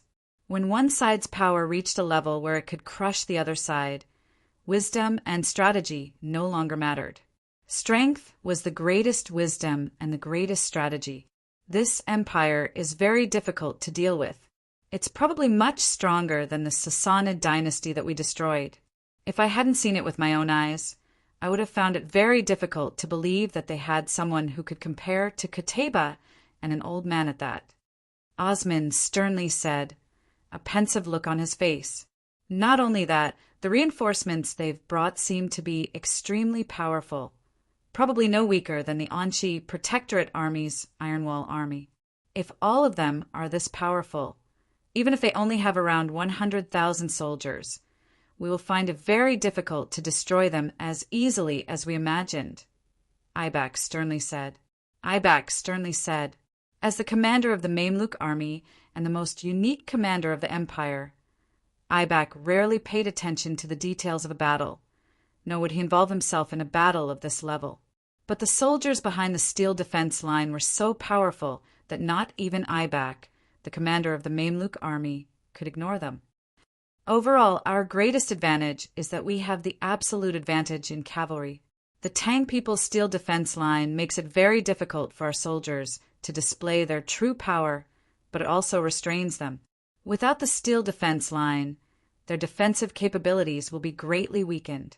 Thus, in the short term, as long as we still have the initiative on the battlefield, they won't dare to leave the defense line and attack. Thus, the initiative is still in our hands. Ziad sternly said. As the deputy governor of the East, Ziad was glad that he had been born into an empire built on horseback. Otherwise, he found it very difficult to imagine any other faction besides Arabia that could contend against this empire. Not only that, Ziad had an intense feeling that the opponent they were facing at Talas was a powerful existence, second only to Arabia, a true second empire. It's already very difficult to judge the outcome of this battle. At the very least, until we understand the true strength of the Tang people's army, we can't launch an all-out attack. Right now, we have to wait for the Uzin and the Western Turks to arrive. Although these two empires of the East aren't as powerful as our Arabia, their understanding of the Tang dynasty might be able to provide us with some unexpected guidance and assistance. Abu Muslim said. He had already thought through the entire course of this battle. The Tang people were not as weak as imagined. Arabia needed to gather all its strength to utterly destroy them. Otherwise, it would be Arabia that faced the same predicament as the Tang people in the future. Although I've never met the Uzin and the Western Turks, if you insist on waiting for them to arrive before starting the decisive battle, have you thought about how to explain things to Qutayba? Osman's voice was loud and clear as he slowly turned his gaze away from the map of Talas and toward Abu Muslim. Although Abu Muslim, Osman, and other top-class Arab governors had gathered for this night's meeting, Qutayba had been left out. The dispute from the day was still fresh in their minds, so no one dared to offend Qutayba. Qutayba was a true battle maniac, and his retreat during the day had already left him extremely dissatisfied. If he had to stand here and wait for the arrival of the Uzin and the Western Turks, no one would be able to imagine what he would do. If Qutayba were enraged, no one here would be a match for him. Osman's words plunged the tent into silence. Qutayba's existence was like the sun and moon in the sky. One could not raise their head, but they could not ignore his existence. If Qutayba insisted on attacking, not even Abu Muslim would be able to stop him. This was precisely the predicament everyone in the tent was facing. Boom! As everyone fell silent, the earth suddenly began to shake as the stomping of hooves came from the rear of the Arab army. All the great generals in the tent were stunned by this sound. They truly couldn't think of any other force that could appear in the rear of the Arab army. Could it be, suddenly, a blurry thought flitted through Abu Muslim's mind. Reporting. At almost the same time, an Arab messenger rushed into the tent. Before he could clearly see who was inside, he immediately got down on one knee and bowed. Reporting to Lord Governor, a large army has been discovered outside. The other side says that they are our allies, soldiers belonging to the Uzin and the Western Turks. Their commander is called Daluin Ruozin. What? Abu Muslim's face lit up with joy. Wonderful. With no time to explain, Abu Muslim strode out of the tent. Aibak and Osman exchanged glances with each other before quickly following him. At the same time, in the rear of the Arab army, a group of soldiers was galloping across a narrow stone bridge and galloping toward the Arabs. Gallop! A figure wearing an azure Confucian robe rode a tall Highland steed across the bridge and toward the Arab camp. "Ha-ha, Wishu, it seems like we're not too late. The Arabs and the Tang people have yet to engage in a decisive battle." Daluin Ruozin lightly waved his sleeve as he gazed at the distant torches illuminating the Arab camp like stars in the night sky, as well as the towering city of Talas. Just as Milord predicted, it seems like the trenches and pits we ordered to dig were effective. The reinforcements of the Tang dynasty arrived around 2 days later than expected. A voice came from the rear as Huishu, Wuzong rode up on Uzin's divine steed. Although he had lost to the Tang people, and that boy called Suhan's Han in a direct battle, Daluin Ruozin had still succeeded in using the trenches and pits he had dug to stop the reinforcements of the Tang dynasty, delaying their arrival and buying him enough time to circle around the rear. Although he had taken a large detour, Uzin had not been late to this battle. "My lord, look, the Arabs are moving." A slightly plump deputy next to Daluin Ruozin suddenly called out. These words immediately attracted everyone's attention, and countless eyes turned to the north. There, the Arab army that had been so rigidly organized was suddenly beginning to stir. As everyone watched, the Arab army parted like a wave, allowing a stalwart figure to lead many Arab generals toward them. "Ha-ha, an old friend has come. Come, let's go and meet Abu Muslim." With these words, Daluin Ruozin urged his horse forward, leading the way in the direction of the Arabs. On the other side, Abu Muslim looked on with a smile in his eyes. Chapter 1079. Bang! When the Arab and Uzin soldiers met, both sides exploded with heaven-shaking cheers. These thunderous cheers echoed through the night sky, alarming the defenders on the walls of Talas. Dalu and Ruozin and Dewussili have arrived early. On the high walls of Tales, Cheng Qianli and Wang Chong stood side by side, the former's hair and clothes blowing in the wind as he stared at the dazzling lights in the distance, his mind in agitation. When soldiers come, we'll have to deal with them. In the end, this battle is unavoidable. Wang Chong stood on the side with his hands held behind his back, also looking into the distance. Unlike Cheng Qianli, Dalu and Ruozin, and Dewussili's arrival made his heart sink, but Wang Chong's eyes remained calm. What would come would come. At this point in the battle, there was very little that could shake his heart. Pass on my order. Stop training and rest for tomorrow's decisive battle, Wang Chong sternly ordered without turning his head. Yes. A voice came from behind him and then quickly faded away. A storm was brewing, and all the opponents in this battle had entered the field. Although the night was still quiet, Wang Chong was well aware that this battle would be the cruelest trial for all sides. The night quickly passed as the sky brightened. Ever since the black eclipse of the sun, all of Tales had been getting colder and colder. At this moment, on the western side of Tales, separated by a distance of tens of thousands of zhang, the two most powerful armies in the history of the continent were facing off against each other. The confrontation between the two armies had lasted from last night until now. Boom! After some time, everyone suddenly heard the loud blare of a horn. Rumble! The silence was shattered by the galloping of hooves. For large black banners emerged from the Arab camp and began to move forward. Majestic figures stood beneath the black banners, exuding an aura as vast as the sea. As these figures moved, the motionless Arab army seemed to come to life, surging in the direction of Tales with the blaring of horns. Boom! At almost the same time, sensing the somber aura in the distance, the massive gates of Tales opened. Immediately after, waves of soldiers in shiny armor surged out of the city like a torrent of steel, surging toward the steel defense line in front of them. It's begun!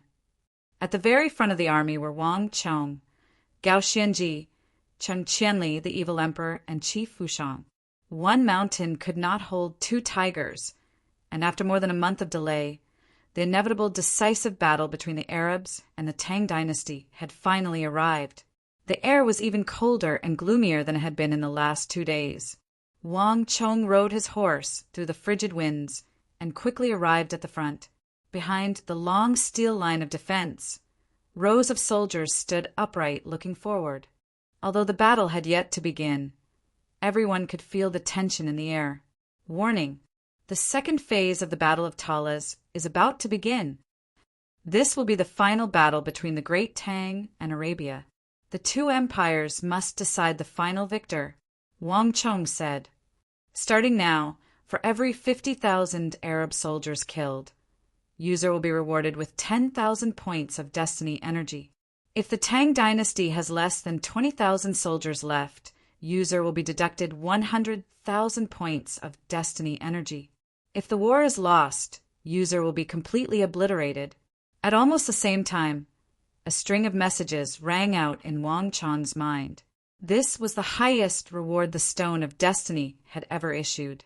As he listened to the high rewards the Stone of Destiny had announced, Wang Chong's expression slowly turned grave. With such a high reward, does it mean that this war will be more dangerous and severe than any other war? Wang Chong indifferently said to himself, but his eyes were unwavering. Since this war was unavoidable, he would personally deliver it to the very end. "My lord, look over there." A figure galloped forward, gazing at the distant young figure that had suddenly appeared behind the city of steel. At almost the same time, Dalu and Ruozin, Wishu Wizong, Dusong Mengpoj, and Dewussili all turned to Wang Chong. As a crucial figure in this war, Wang Chong's appearance on the battlefield had undoubtedly attracted everyone's attention. Even Abu Muslim and Ziyad had turned to look at him. If there was one Tang people that everyone wanted to kill in this war, it had to be Wang Chong. If not for him, the Arabs and Uzin would have already won this war and occupied the western regions. Haha, At this stage of the battle, the Tang dynasty no longer has any path of retreat. Let's see how he responds. Daluin Ruozhen faintly smiled as he looked into the distance. Although they had spent a great deal of time and encountered a few twists and turns along the way, the army of 100,000 Tibetans and Western Turks had finally achieved their initial goal, successfully bypassing the steel defense line and joining forces with the Arabs. Wang Chong, we've returned to square one. For 100,000 soldiers against 100,000 soldiers of the Tang dynasty. Last time it was us and Mengshi Zhao, but this time it's a three-way alliance. In this battle, will you be able to overcome the many and reverse the tide like last time? As these thoughts flitted through his mind, Daluin Ruozhen faintly smiled and returned to normal. Order the army to get ready. Yes, Prime Minister. A messenger quickly responded and left. Whoosh! War banners fluttered in the wind. At this moment, not far from Daluin Ruozhen, Abu Muslim, Osman, Aibak, and Ziyad for top-class Arab commanders had gathered. The four of them were all looking in the same direction. The area beneath the black Hellflame war banner was completely empty, with no sign of that person. What do we do? Governor Osman turned his head to Abu Muslim. Qutayba still hasn't appeared. Let's wait a little longer. Without his soldiers, we won't be able to win this battle. Abu Muslim sternly said. Even though he and Qutayba were both governors of Arabia, in reality, Qutayba's status was far above theirs. Even though the army was ready to go and the bugle had been blown, none of the four dared to move without Qutayba's appearance. Truly a thorny problem, Aibak said with a frown. As the highest commander of the Mamelukes, no one had ever dared to make him wait for so long. But Aibak did not dare to complain. Even more awkward was that he could not explain these matters to Daluin Ruozhen. How about it, Lord Governor? Shall we begin? The sound of hooves could be heard as Daluin Ruozhen rode over on his Highland steed, speaking in pure Arabic. The four of them felt a little awkward at Daluin Ruozhen's words. My lord, Lord Qutayba has come. Just when the mood was at its most awkward, an Arab horseman rode up from the rear of the army. The four of them trembled at these words and turned their heads. Even Daluin Ruozhen seemed to sense something. Following their gazes, they saw that the army in the distance had suddenly parted as a golden-armored figure descended, like a sun to the mortal world, slowly made his way toward them. His speed was not very fast, but each step seemed to carry enormous weight. The moment this person appeared, Abu Muslim, Osman, and the other Arab governors instantly became like fireflies before the bright moon, dimming and dimming. When that godlike figure appeared on the battlefield, it immediately became the well-deserved focus and center of the entire battlefield. This is the Viceroy of War. Daluin Ruozhen narrowed his eyes as this thought flitted through his mind. He had not been present at yesterday's battle, so he didn't know the details, but Daluin Ruozhen's proficiency in Arabic had allowed him to gather enough information. So, this is the person that both Abu Muslim and Osman are extremely wary of. Daluin Ruozhen had never seen Qutayba, but this first glance was enough to leave an indelible impression on Daluin Ruozhen.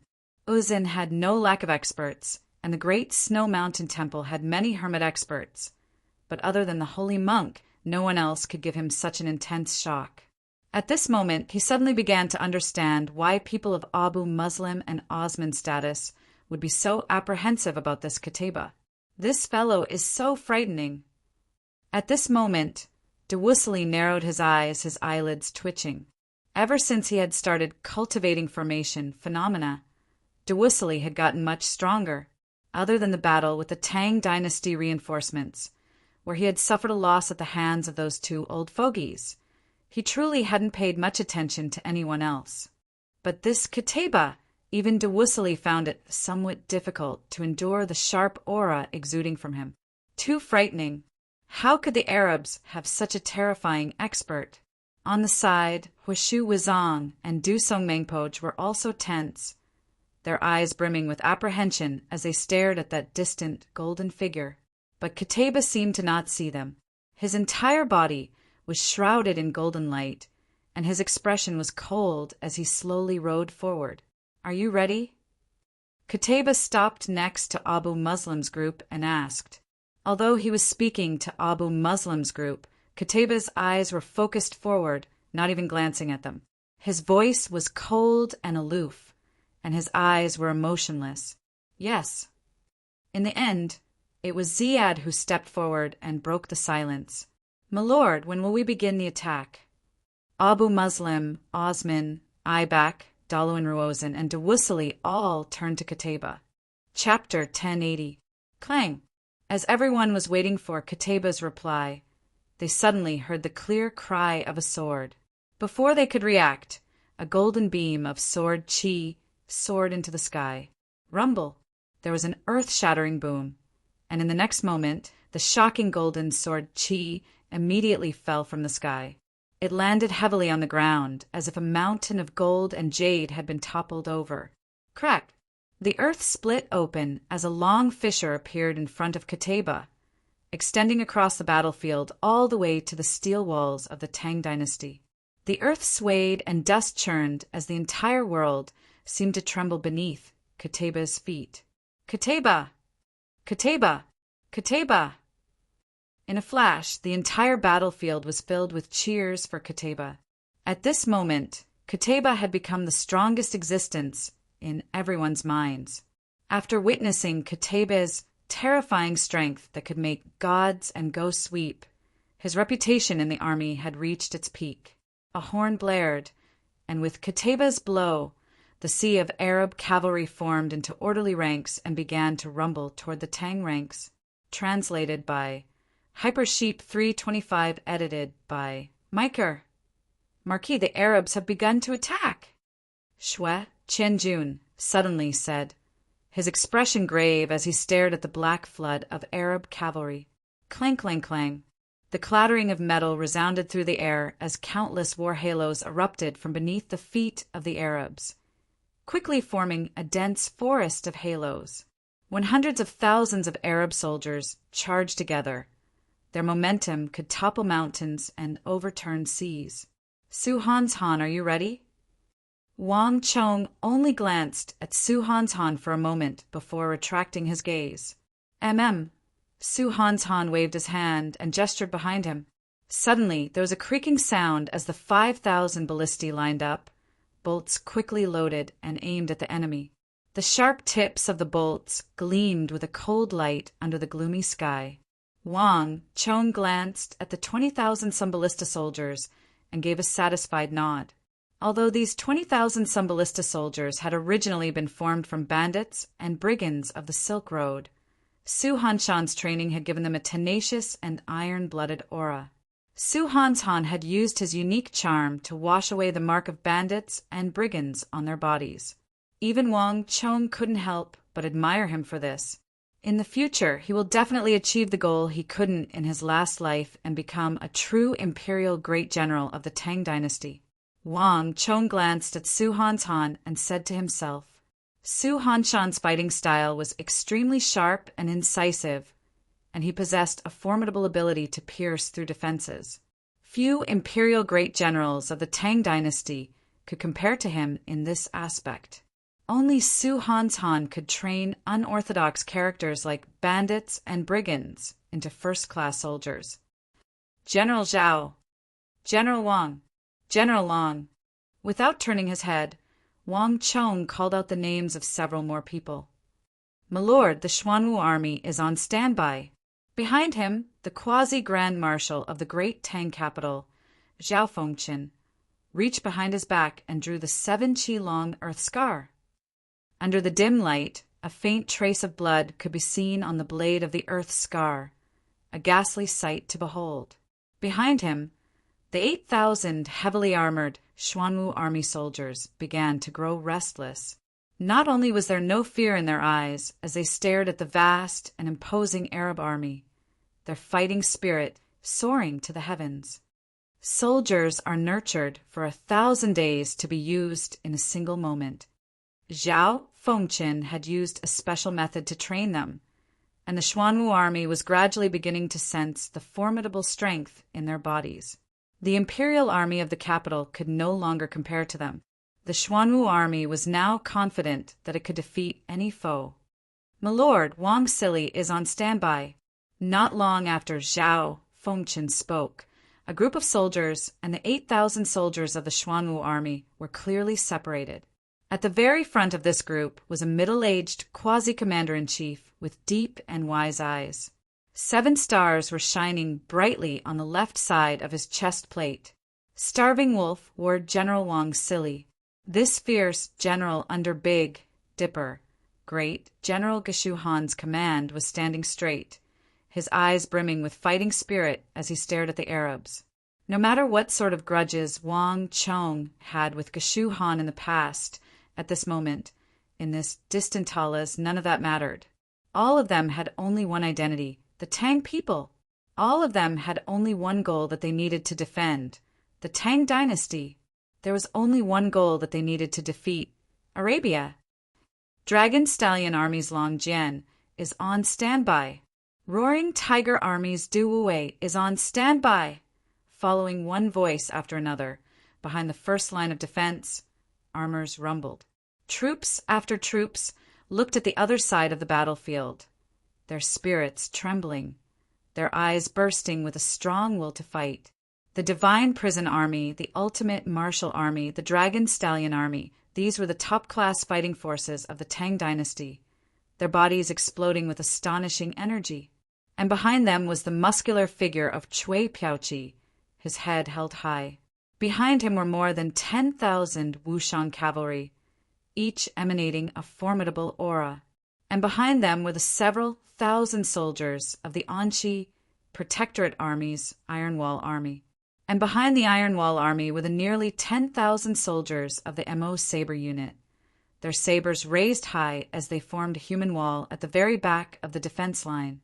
The battle had not yet begun, but the Tang dynasty was already exuding a somber aura that was not one bit inferior to that of the Arabs. Whoosh! The gales howled, the war horses neighed, and the heavens shook as hundreds of thousands of Arab cavalry charged toward the battlefield like an avalanche. Translated by Hypersheep 325, edited by Maikir Wang Chong, Gao Xinji Wang Yan, Cheng Qianli, the evil emperor, the chief of Wushang. All the top-class generals of the Tang dynasty had gathered behind the first defense line, solemnly gazing at the enemy, clothes flapping in the wind and the atmosphere tense. The 110,000 soldiers of the Tang dynasty were silent, a stark contrast to the Arab cavalry. 80,000 zhang, 50,000 zhang, 30,000 zhang. Rumble. The earth trembled as the vast sea of Arab cavalry once more displayed their astonishing fighting power, crossing tens of thousands of zhang in the blink of an eye. In the blink of an eye, the Arabs were less than 100 zhang from the Tang dynasty's defense line. Kaiyel! Kaiyel! A few moments later, the tens of thousands of Arab cavalry crashed into the first defense line of the Tang dynasty. Boom! There was a massive explosion like that of a comet crashing into the earth, so loud that it almost tore apart one's eardrums. Nay, war horses neighed, and people stood on their hind legs. Countless soldiers were instantly thrown high into the air by the strong impact and were thrown more than 100 feet high. Release! At almost the same time, Su Han's Han waved his hand, and the 5,000 ballistae fired at the same time. Bang, bang, bang. Tens of thousands of Arab cavalry were felled by the fall of wooden stakes. In a single volley and screams, Su Hanshan's 5,000 ballistae had taken away more than 20,000 Arab cavalry. Warhorse collided with warhorse, and corpse piled up in front of the first defense line. In the blink of an eye, the ground was littered with Arab corpses. A large clearing immediately appeared around these corpses. Even the valiant Arabs couldn't help but shudder at this sight. Beneath the black war banners, Daluan, Ruozin, Dewusili, and the others couldn't help but widen their eyes. Even now, the ballistae of the Tang dynasty were the most feared killing machines in the Central Plains. Even the Arabs, famed for their cavalry, were as fragile as paper in the face of the ballistae. Release! Su Hanshan's expression was cold and aloof, not even glancing at the corpses on the ground. His body was as straight as a spear, his eyes fixed on the vast sea of Arab soldiers. Su Hanshan had not fired this volley ahead of time. Instead, he had chosen the moment when the Arabs were charging over, when their formation was the most concentrated, and when the ballistae could fire their first volley with the greatest power. Boom, boom, boom. The air whistled as 5,000 ballista bolts shot through the air like dragons emerging from the sea, leaving long trails in their wake as they struck the Arab cavalry. Bang, bang, bang. The dense ranks of the ballista bolts once more fell to the ground. Although this volley hadn't killed as many people as the last, it had still claimed more than 15,000 Arab cavalry.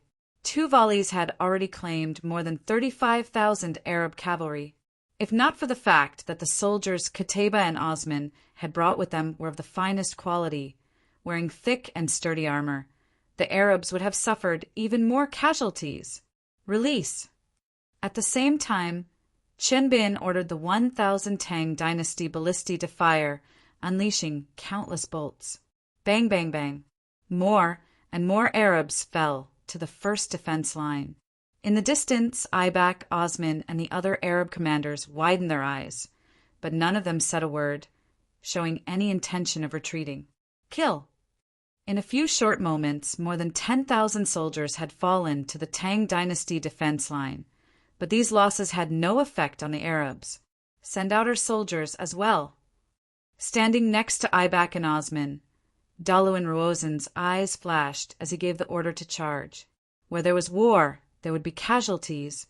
The Great Tang was not an easy foe to deal with, and casualties were normal in this war. At this point of the battle, it would not end until one side completely fell. Kill! Chapter 1082. Boom, boom, boom. The ballistae were still firing, and the vast sea of Arabs showed no signs of stopping. Amidst the roars of the army, there was a particularly eye-catching rumble. Look over there. A voice came from the middle of the army. Zhang Ke was standing on a transport vehicle, pointing at a certain place, his eyelids twitching in shock. It's those silver war chariots. Following Zhang Ke's gaze, he saw silver flashes of light in the Arab army. In the distance, massive silver weapons were lined up at the very front, slowly making their way from the Arab side to the Great Tang. All of them were very familiar with these powerful siege weapons of the Arabs. Qutayba had brought them from the northern war zone specifically to deal with the Tang dynasty's steel defense lines. Their formidable defense and inconceivable offensive power were enough to move anyone. They've changed tactics. In the crowd, Huang Batian looked off into the distance, his expression incomparably solemn. On the first day, Qutayba had only sent several hundred silver behemoths, and the Arabs had pushed these silver behemoths as quickly as possible to reach the Tang dynasty's defense lines. They had adopted a strategy that could end the battle as quickly as possible. But this time was completely different. The Arabs had reduced the speed of these silver behemoths to the minimum, and the several thousand silver behemoths lined up in a row to form another kind of steel wall. Behind the walls, tens of thousands of Arab soldiers surged forward like a tide. They're using these silver war chariots to cover their charge. Our ballistae will find it very difficult to break through their defense, making it impossible for us to deal any damage to them. A voice rang out in everyone's ears. Sun Jiming was riding his war horse, standing in the third row behind Wang Chong, a look of deep concern on his face. Bang! A long crossbow bolt shot out and instantly hit a silver beast. A deafening roar resounded throughout the battlefield, but the crossbow bolt broke. It didn't penetrate the silver beast's defense. Su Hanshan's eyes twitched at the sight, and with a gesture, he quickly ended the probing. Their defenses are extremely formidable. There's no need to worry about them. Change targets and attack the other Arab cavalry. Su Hanshan's expression was grave and stern, and there was not the slightest ripple in his eyes. He gestured to the ballista unit to his right. The 3,000 ballistae quickly changed positions and headed to the other side. Although the Arabs had more than 1,000 silver behemoths and could cover a vast area of the battlefield, they could not cover the entire army. Release! As the ballista army moved, Suhanshan's ballista army began firing once more.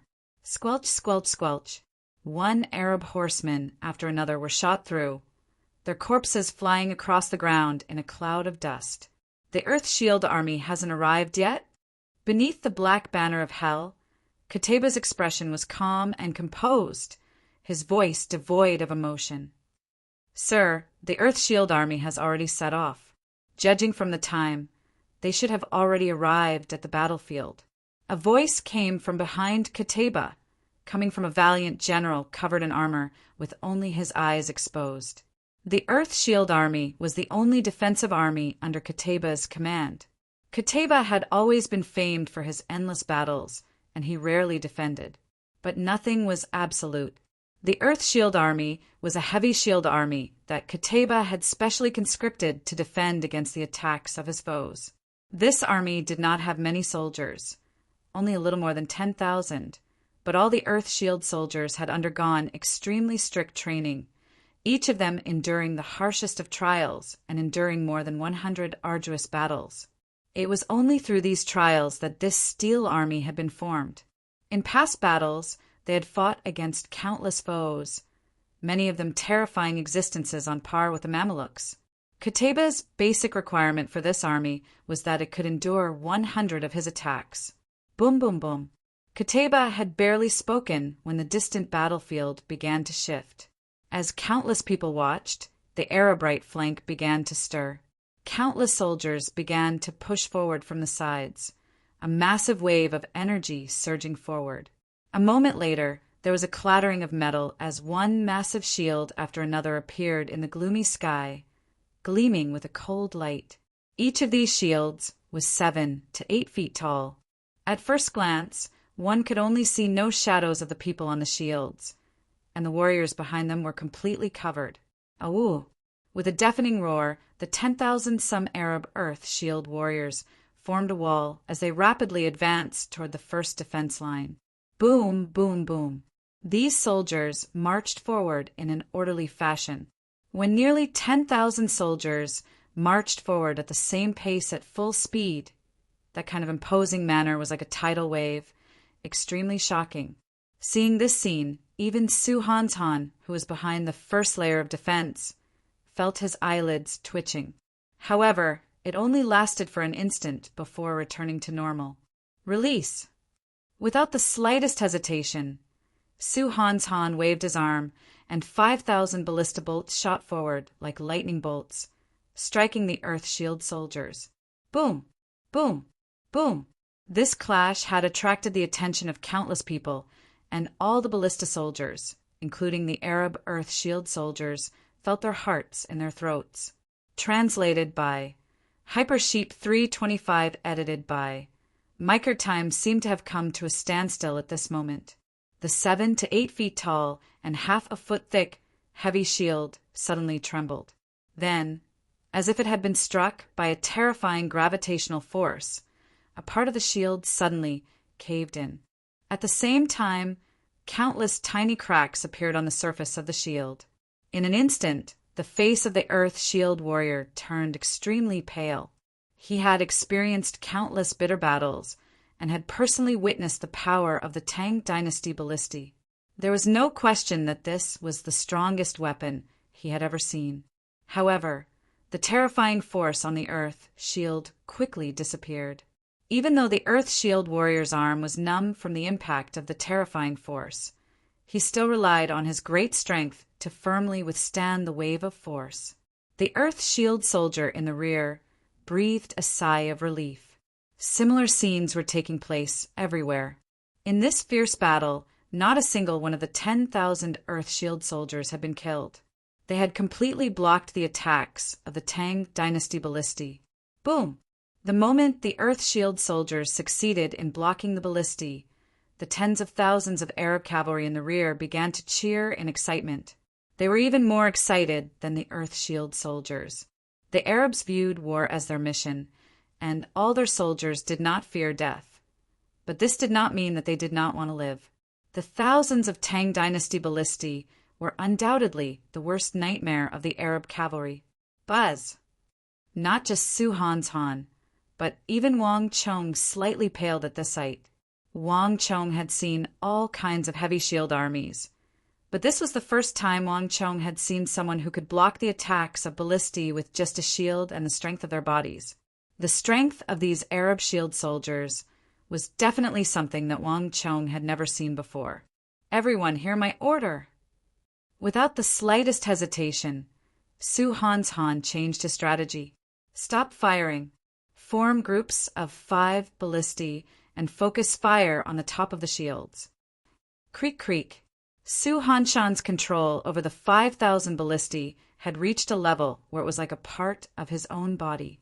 The 5,000 ballistae began to move according to Su Hanshan's order. With 5 ballistae in a group, the ballistae quickly changed directions, reducing their target from 5,000 to 1,000. "Release!" Su Hanshan's expression was cold as he swung down his right hand. Boom! Boom! Boom! A series of concentrated sounds rang out. Under everyone's gaze, 5 different crossbow bolts shot out from 5 different directions.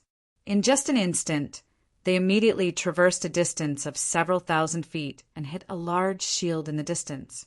The Earth Shield soldiers behind the 7-foot-tall shield didn't even have time to breathe a sigh of relief before they were struck by the strongest attack in their history. The huge shield seemed to be on the verge of shattering as it let out a series of thunderous roars. The terrifying power even penetrated through the shield and through his arms and shoulders, blasting into his body. Pooh! The Earth Shield warriors spat out mouthfuls of bloody mist almost simultaneously. Aya! In just a few short moments, one of the Earth Shield soldiers was unable to endure this dreadful attack and was sent flying like a rag doll. As for the other warriors, even though they were able to withstand this wave of attacks with their physical strength, they were still pushed back by the 5 crossbow bolts and plowed deep grooves on the ground. "Release!" Su Hanshan's eyes were like torches as he stared at the Earth Shield soldiers. When he saw this, Su Han's Han didn't hesitate to unleash another wave of terrifying attacks on these Earth Shield warriors. No one could block the attacks of these great Tang ballistae with their bodies of flesh and blood. In Su Hanshan's view, no matter how powerful his foe was, as long as he used the right method, all the shield-wielding warriors would die before the ballistae. As the second volley of ballista bolts descended, the 10,000 Earth Shield soldiers finally began to suffer casualties. Boom!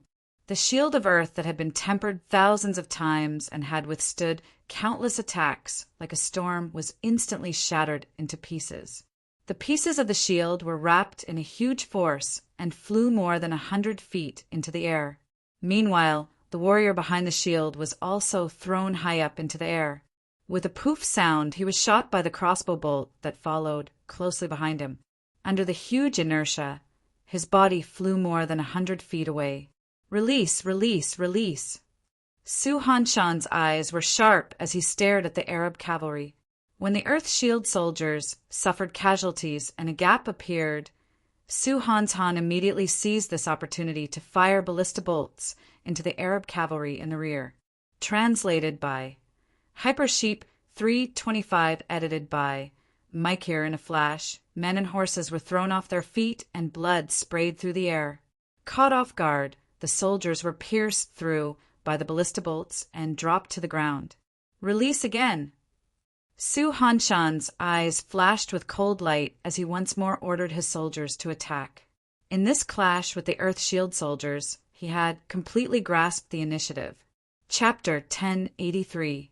As expected, giving him the ballista army was the correct choice. Su Han's Han is famed for his fierce attacks, and when combined with the power of the Tang Dynasty ballistae, he's practically invincible. Not even Shanbin would be able to use the ballista army to its fullest potential. Wang Chong quietly said to himself, there were some people who were born to be outstanding great generals. Even in the smallest details, they could still shine with dazzling light. Su Han was clearly this sort of person. No matter how powerful his opponent was, he would always be able to find a chance, create a chance, and defeat his opponent in a single blow. The Arab Earth Shield Army was the best example, but Wang Chong had no time to care about these things. In the distance, the steel wall formed by more than 1,000 silver behemoths was rapidly advancing toward the Tang dynasty. They were now less than 20 zhang away. Once these silver behemoths got close, all the steel defense lines would immediately crumble. Divine Martial Army, get ready! Wang Chong's eyes flashed with cold light as he suddenly ordered without turning his head. Boom! A heaven-shaking rumble came from behind him as the 3,000 soldiers of the Divine Martial Army, to Wang Chong's right suddenly, took a step forward. This single step caused an enormous energy to explode, distorting even space itself. The 3,000 soldiers of the Divine Martial Army had solemn expressions, their bodies exuding an aura as sharp as a sword. For the first time in the Longxi region, the elite Divine Martial Army under Geshu Han's command appeared on the battlefield of Talas, west of the Tsong Mountains. The 3,000 soldiers of the Divine Martial Army had bright expressions, their eyes determined and their muscles taut to the extreme. Rumble! Along with the rumbling of the earth, more than 1,000 silver-white war machines rapidly advanced to a distance of less than 30 meters from the first line of defense. Go! With this order, Starving Wolf wore General Wang Sili unsheathed his sword and rode out from behind the first defense line. Behind him, the 3,000 soldiers of the Shenwu army quickly followed with swords in hand. Kill!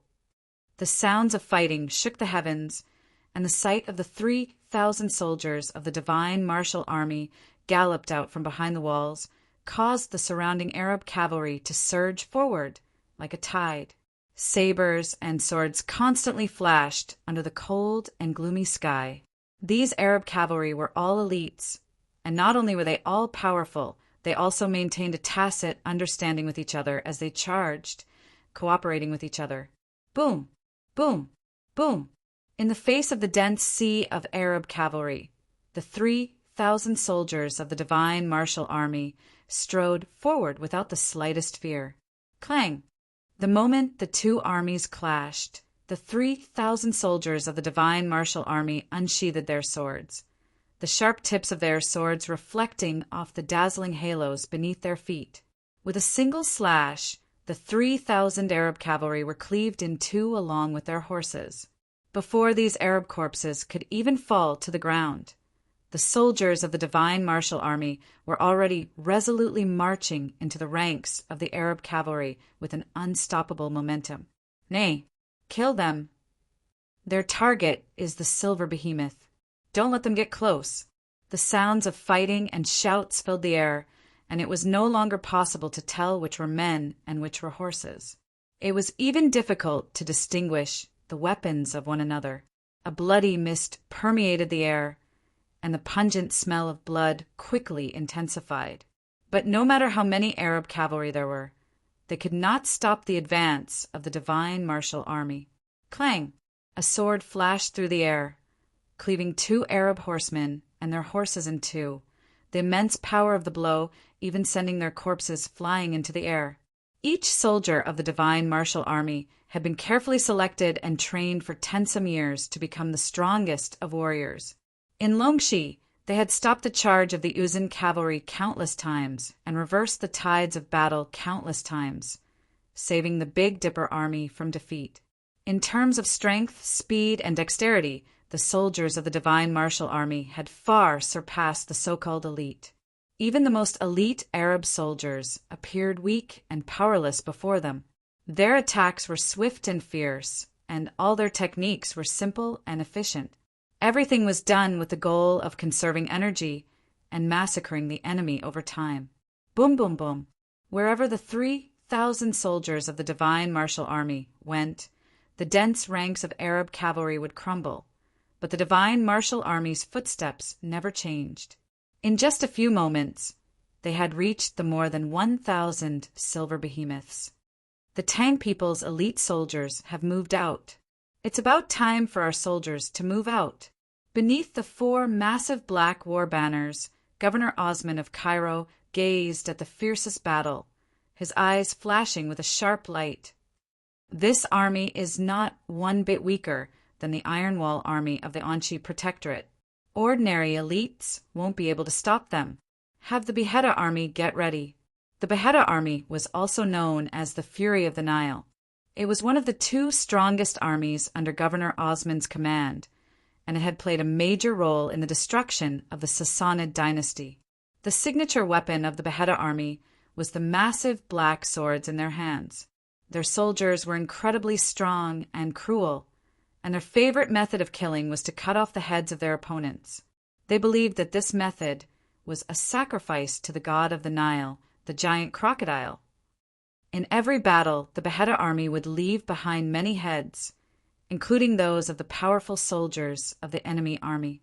Time and time again, the Beheda army became famous, and very few people knew their original name. Later on, Osman changed the name of the army to the Beheda army to intimidate the enemy army. Pass on my order. Mobilize the Blood Beast army. On the other side, Qutayba, seated on his war horse, Victor, looked forward and suddenly spoke. His expression was calm, his eyes devoid of emotion. Before the commander next to Qutayba could reply, Abu Muslim, Ibak, and Osman couldn't help but twitch their eyes. The Blood Beast army was one of the strongest armies under Qutayba's command, an existence far stronger than the Crimson Moon Vanguard. In every battle, Qutayba would have the Crimson Moon Vanguard take the vanguard.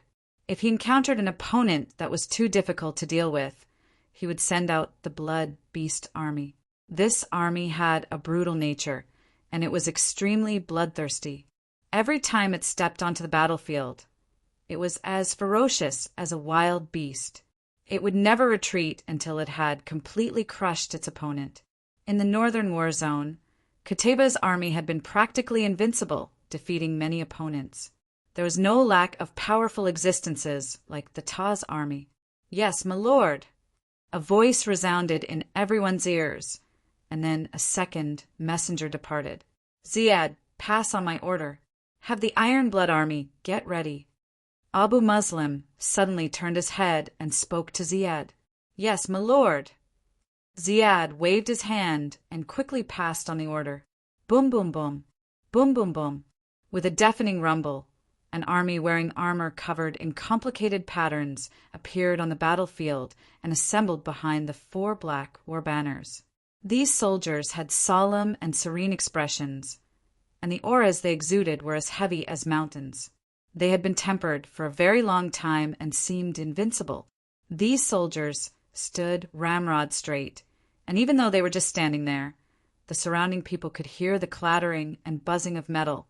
Under the gloomy sky, light and shadow interweaved around the Iron Blood army, and there were even Arabian scimitars with inscriptions on their blades.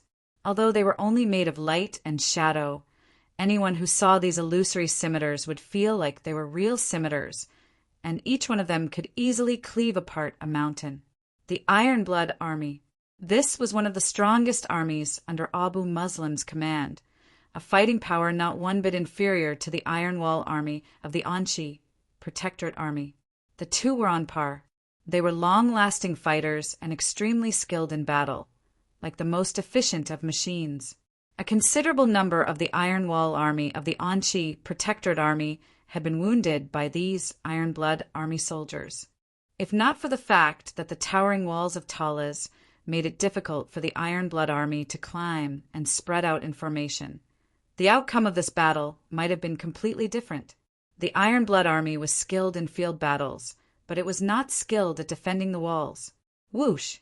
A fierce gale swept across the battlefield from the Arabs, sweeping toward the city of Talas. No one noticed that the mood of the battle had already begun to shift. Nay, on the front lines, just when the 3,000 divine martial army soldiers had broken through the defenses and were beginning to slaughter the silver behemoths, suddenly, on the other side of the great Tang left flank, the crowd began to stir, countless war horses neighing in the chaos. Before anyone could react, a powerful army leapt out of the Arab ranks and charged toward the Arabs. These soldiers were completely different from the rest of the Arab cavalry.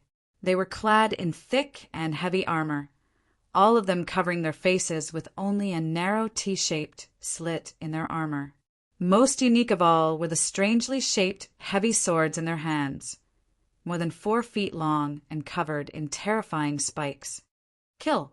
A heavily armored soldier angrily gripped his sword with both hands as he dismounted from his horse, his sword leaving a long scar in the air.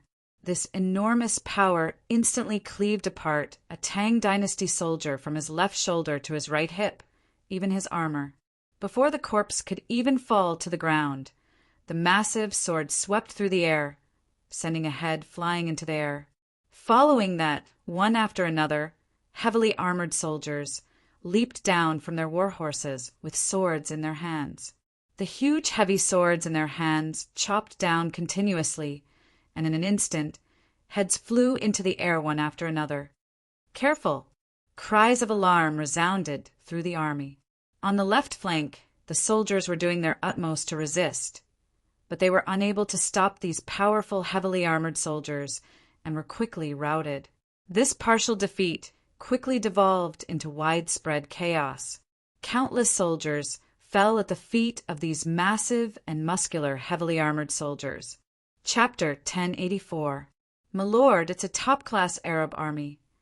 Kong Xian abruptly turned his head and looked at Wang Chong, his face fraught with unease. Others might not have noticed, but Kong Xian could tell at a glance that this army that had suddenly appeared on the left flank was no ordinary elite. It was an existence on par with the Iron Wall army. Ordinary soldiers would never be able to stop it. Zhao Fengchen. Wang Chong's eyes flashed with cold light as he sat on his white-hoofed shadow. Yes, my lord. Zhao Fengchen turned his head and viciously glared at the Arab heavy-armored army on the left flank. With a wave of his hand, he immediately charged forward. Xuanwu army, hear my order. Follow me. In the blink of an eye, the 8,000 soldiers of the Xuanwu army had vanished behind Wang Chong. Not long after Zhao Fengchen led the Xuanwu army away, the roar of a behemoth came from the rear of the Arab army. Behind the 1,000-some silver behemoths, the Arab cavalry that had been madly attacking the divine martial army from all directions suddenly retreated as if they had run into a flood. Everyone, hear my order. Gather the army and be on guard.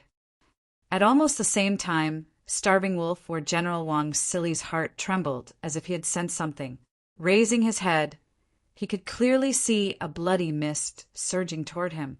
Even though he couldn't see anything, Wang Sili could sense an unprecedented killing intent from this bloody mist. Clang! The clear cry of a saber resounded through the air. Before Wang Sili could finish his investigation, a ghostly figure flew out of the distant Arab army, drawing a massive arc through the battlefield as it charged at Wang Sili with the momentum of a thunderbolt. Clang! A hair-thin, sharp blade, qi, flashed across the void. When Wang Sili first noticed this person, he was still 10-some zhang above the ground, but a moment later he had become one with his saber and was right in front of Wang Sili. The blade of the saber, as narrow as a piece of paper, rapidly enlarged in Wang Sili's eyes as it slashed down. Boom! In a split second, Wang Sili did not have much time to think. He raised the greedy wolf's sword in his hand and blocked the terrifying attack at the critical moment. The massive Arabian scimitar and the starving wolf great sword clashed, the two weapons exploding with a powerful shockwave that swept through the surroundings like a storm. Pung! Wang Sili only managed to block one strike, and was immediately sent flying more than 100 feet away by the powerful force of the saber. At the last moment, Wang Sili suddenly stomped down. This stomp directly broke the ground, broke the rocks, and firmly stabilized his body. Without any hesitation, Wang Sili raised his head and looked into the distance. A bearded, hawk-eyed Arab general, dressed in dark red armor and shrouded in bloody mist, had appeared where Wang Chong had been standing a moment ago. Seeing that Wang Sili had stopped his momentum, The man was obviously shocked, but he quickly revealed a sinister smile. "Are you clear on Lord Kataba's orders? Retreat and die. Kill them all." Mansur savagely laughed as he pointed his scimitar forward. Rumble! Countless Arab cavalry, also dressed in dark red armor, charged out from the left and right, their bodies exuding savage and brutal auras as they lunged at the 3,000 soldiers of the divine martial army. Humph, so it's a top-class Arab army. Starving Wolf, where General Wang Sili sneered at this sight, immediately understanding what was going on. It was obvious that the Arabs had also sent out their strongest soldiers when they saw the divine martial army move out. However, the divine martial army was the illustrious Big Dipper army of the Longxi region of the Tang dynasty. The divine martial army had never feared anyone. "Come, I'd like to see just how formidable the Arabs are." Wang Sili's eyes flashed with cold light as he raised the starving wolf greatsword, his eyes exploding with fighting intent. On the foreign battlefield, the divine martial army would never retreat, and no one could make this well-tempered army retreat, not even the blood beast army. "Everyone follow me. Go!" Wang Sili waved his sword. Without waiting for the blood beast legion to attack, he led the 3,000 soldiers of the divine martial army and charged at the blood beast legion, which had a much larger number of people. Bang! Wang Sili shot into the air like a cannonball toward the blood beast army's leader, Mansur. Bang! A dazzling halo, almost tangible, rumbled and rumbled as it shot out from under his feet, 7 stars faintly visible within this halo. And behind Wang Sili, there was a roar and a flash of light. Shockingly, a giant greedy wolf the size of a mountain appeared. Kill! The 3,000 soldiers of the divine martial army behind Wang Sili showed no hesitation or fear as they swiftly adjusted their swords. More than 3,000 soldiers marched in an orderly fashion, brandishing 3,000 sharp swords as they charged at the Blood Beast Legion at an astonishing speed. The Blood Beast Legion was like a ferocious beast, and their numbers were much larger. Seeking death. The commander of the Blood Beast Legion, Mansur, sneered, a sinister look in his eyes. Clang! Mansur suddenly raised the scimitar in his hand, and like a phantom, he rapidly pounced at the greed wolf warrior Wang Sili. The Blood Beast army was one of Kataba's most valiant and skilled armies. In the northern war zone, Mansur had never encountered a match for them. Not even these Tang people could stop the Blood Beast army. Boom! With a heaven-shaking boom, Mansur and Wang Sili crashed into each other like 2 meteors. With the 2 of them as the center, a circle of sandstorm wrapped in countless violent air currents quickly burst out in all directions. At practically the exact same time, boom, boom, boom. Amidst the flashes of light and shadows of swords, the swords and curved blades collided in midair, and they erupted into waves of metallic, buzzing sounds that were as dense as the rain. Boom! There was an explosion of stellar energy as a divine martial army soldier coldly clashed with a Blood Beast army soldier. Both of them were extremely powerful and ferocious. There was a loud boom as an unparalleled shock wave blasted out in all directions. However, neither the divine martial army nor the Blood Beast Legion soldiers moved a single inch. They didn't even take half a step back. Strength, speed, dexterity, and well-honed combat techniques, the abilities displayed by these 2 far surpassed those of the other elite soldiers. Even the weapons in their hands were difficult to compare. The armor and scimitars of the Blood Beast army had all been gathered by Kataba using his status and the resources of the Arabian Empire. All of them were of the finest quality. As for the divine martial army, Geshu Han had used his status as the Big Dipper Great General to request resources from the Holy Emperor. The weapons of the soldiers of the divine martial army had all been forged by the best craftsmen of the imperial household. These weapons were tough and dense. Even after 1,000 cruel and fierce battles, they would remain unscathed. Boom, boom, boom. In the blink of an eye, the 3,000 soldiers of the divine martial army and the blood beast army were engaged in battle. Every move and technique of the divine martial army was extremely refined. Their goal was to cleanly kill, and they were extremely difficult to defend against. Although the soldiers of the blood beast army were a little inferior, they were also skilled in killing. More importantly, they had the advantage in numbers. Divine prison army, move out! On the white-hoofed shadow, Wang Chong had been keeping a close eye on the battle between the divine martial army and the blood beast army. The two armies were about the same in strength, but the blood beast legion had the advantage in numbers. A single divine martial legion wouldn't be able to break through the enemy's defenses. In order to defeat the blood beast legion, they would have to send an even stronger force. Yes. A heaven-shaking boom came from behind Wang Chong as the 4,000 divine prison army soldiers unsheathed their swords and stepped forward. The instant they moved, a terrifying aura of slaughter burst forth from their bodies like a tidal wave. Buzz!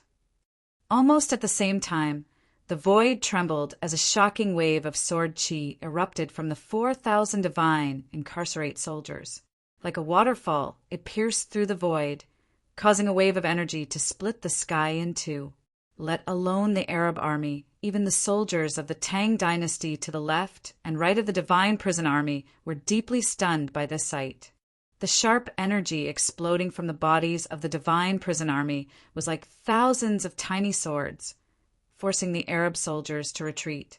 The divine prison army had always been the most unique of all the reinforcements. They were stern and rarely spoke, but their auras were even sharper and sharper than those of the divine martial army, like unsheathed swords. This army was ready to kill at any moment.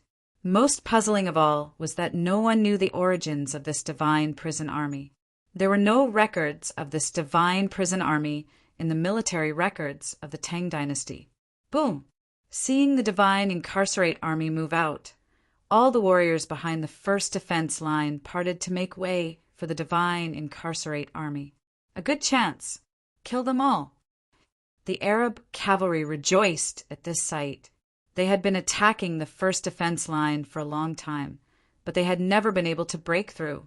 Now that the Tang people had opened a gap, this was an extremely rare opportunity. In the Ney, the thousands of Arab cavalry happily charged the gap in the defense line like tigers released from their cages. Chapter 1085. Boom! A moment later, there was an earth-shattering boom, and everyone was thrown off their feet. As everyone watched, the 4,000 divine prison army soldiers stabbed forward like a giant sword. Boom, boom, boom. Before anyone could even see how the divine prison army had attacked, they saw row after row of elite Arab cavalry being cut down like weeds. Their corpses were riddled with holes, and countless small holes could be seen. The divine prison army soldiers didn't even look at them. They just brushed past them and quickly headed for the divine martial army and the blood beast legion. Bang, bang, bang. As they passed, the motionless Arab horsemen behind them were suddenly cut into countless pieces and dropped to the ground. In the blink of an eye, 7,000 to 8,000 Arab horsemen had been reduced to pulp. As for the 4,000 divine prison army soldiers, they said nothing as they rapidly advanced under everyone's horrified gazes. In this intense battle, they were not only not slowed down, they were actually getting faster and faster. No matter what kind of soldiers they used or how many Arab cavalry stood in their way, they would all be cut down like pieces of paper at their feet. What kind of soldier is this?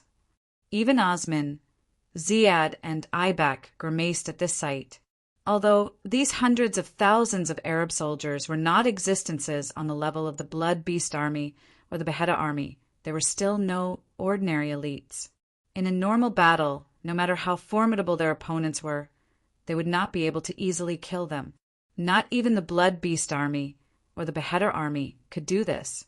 But though this Tang Dynasty army was small in number, the fighting power they displayed was enough to make anyone else pale in comparison.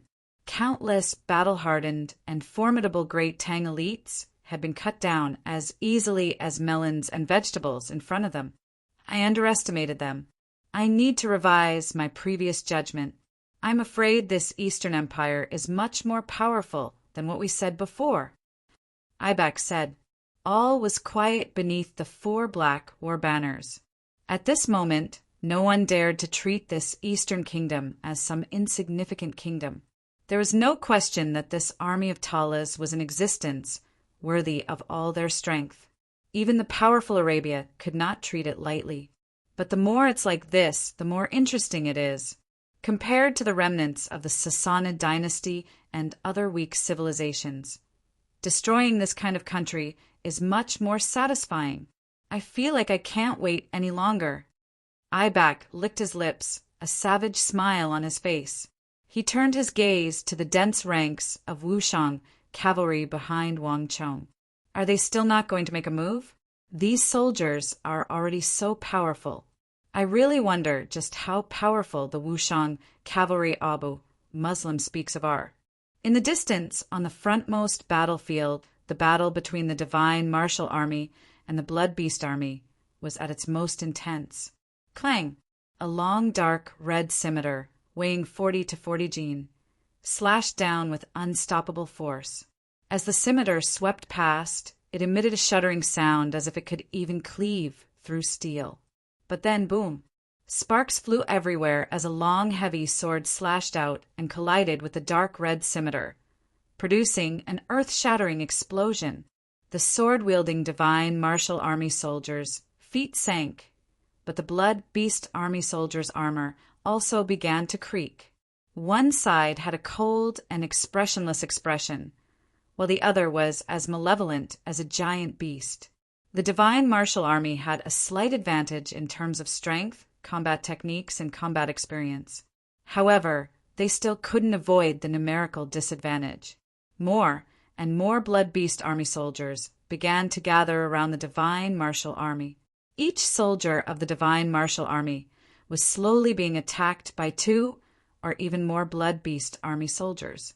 Although they remained calm and showed no sign of panic or retreat, it was clear that they were slowly falling into a disadvantage. Chu Di had brought the entire Blood Beast Army, while Geshu Han had only sent a portion of the Divine Martial Army. Buzz! A soldier of the Divine Martial Army brandished his Big Dipper great sword to the limit, charging left and right, gradually falling into a tight encirclement. At this moment, 2 dark red scimitars, each weighing 70 to 80 kilograms, slashed at a Divine Martial Army soldier from 2 different directions. Squelch! There was a flash of blood as a sword pierced through a chink in the armor of the Blood Beast Army soldier, impaling him from the front to the back. PFFF! At almost the same time, a second sword flew through the air. This sword was pointed diagonally and instantly pierced through the neck of a Blood Beast Army soldier. His movements were direct and efficient, without the slightest bit of finesse. Everything was done with the sole purpose of killing his opponent. Swish! The long sword slashed horizontally, and the head of a Blood Beast Army soldier flew high into the air. The headless corpse swayed a few times, and then spat out a mouthful of blood before collapsing to the ground. The Divine Prison Army soldier withdrew his sword, stepped over the corpse, and emotionlessly advanced toward the second Blood Beast Army soldier. Behind him, 2, 3, for a total of 4,000 fully armed Divine Prison Army soldiers strode toward the sea of Blood Beast Army soldiers with cold and resolute determination. Unlike Geshu Han's Divine Martial Army, these Divine Prison Army soldiers were all pale and bloodless, but the killing intent they exuded was far stronger than that of the Divine Martial Army. Squelch! Another sword stabbed forward. The Blood Beast Army soldiers could clearly see the sword, but they couldn't stop it. They could only watch as the sword pierced through their bodies and then fell to the ground. 1, 2, 3, 4. The Divine Incarcerate Army soldiers kept advancing. Their techniques weren't all that complicated, but the speed at which they drew their swords was incredible. Even though the Blood Beast Army soldiers were doing their utmost to stop them, the slightest difference in speed was like the difference between the heavens and the earth.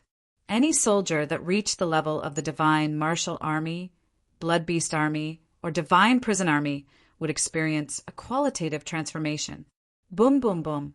In a flash, the 4,000 divine prison army soldiers entered the fray, causing a massive reversal on the battlefield. The blood beast army was actually incapable of stopping the divine prison army.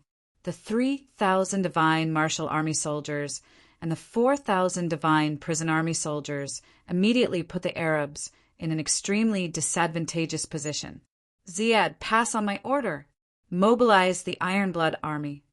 In the distance, beneath the black war banner, Abu Muslim's eyes flashed as he suddenly spoke. A trace of astonishment flashed across Ziyad's face when he heard this. But, my lord, the blood beast army has only just entered the fray and hasn't completely retreated. If we mobilize now, wouldn't that be?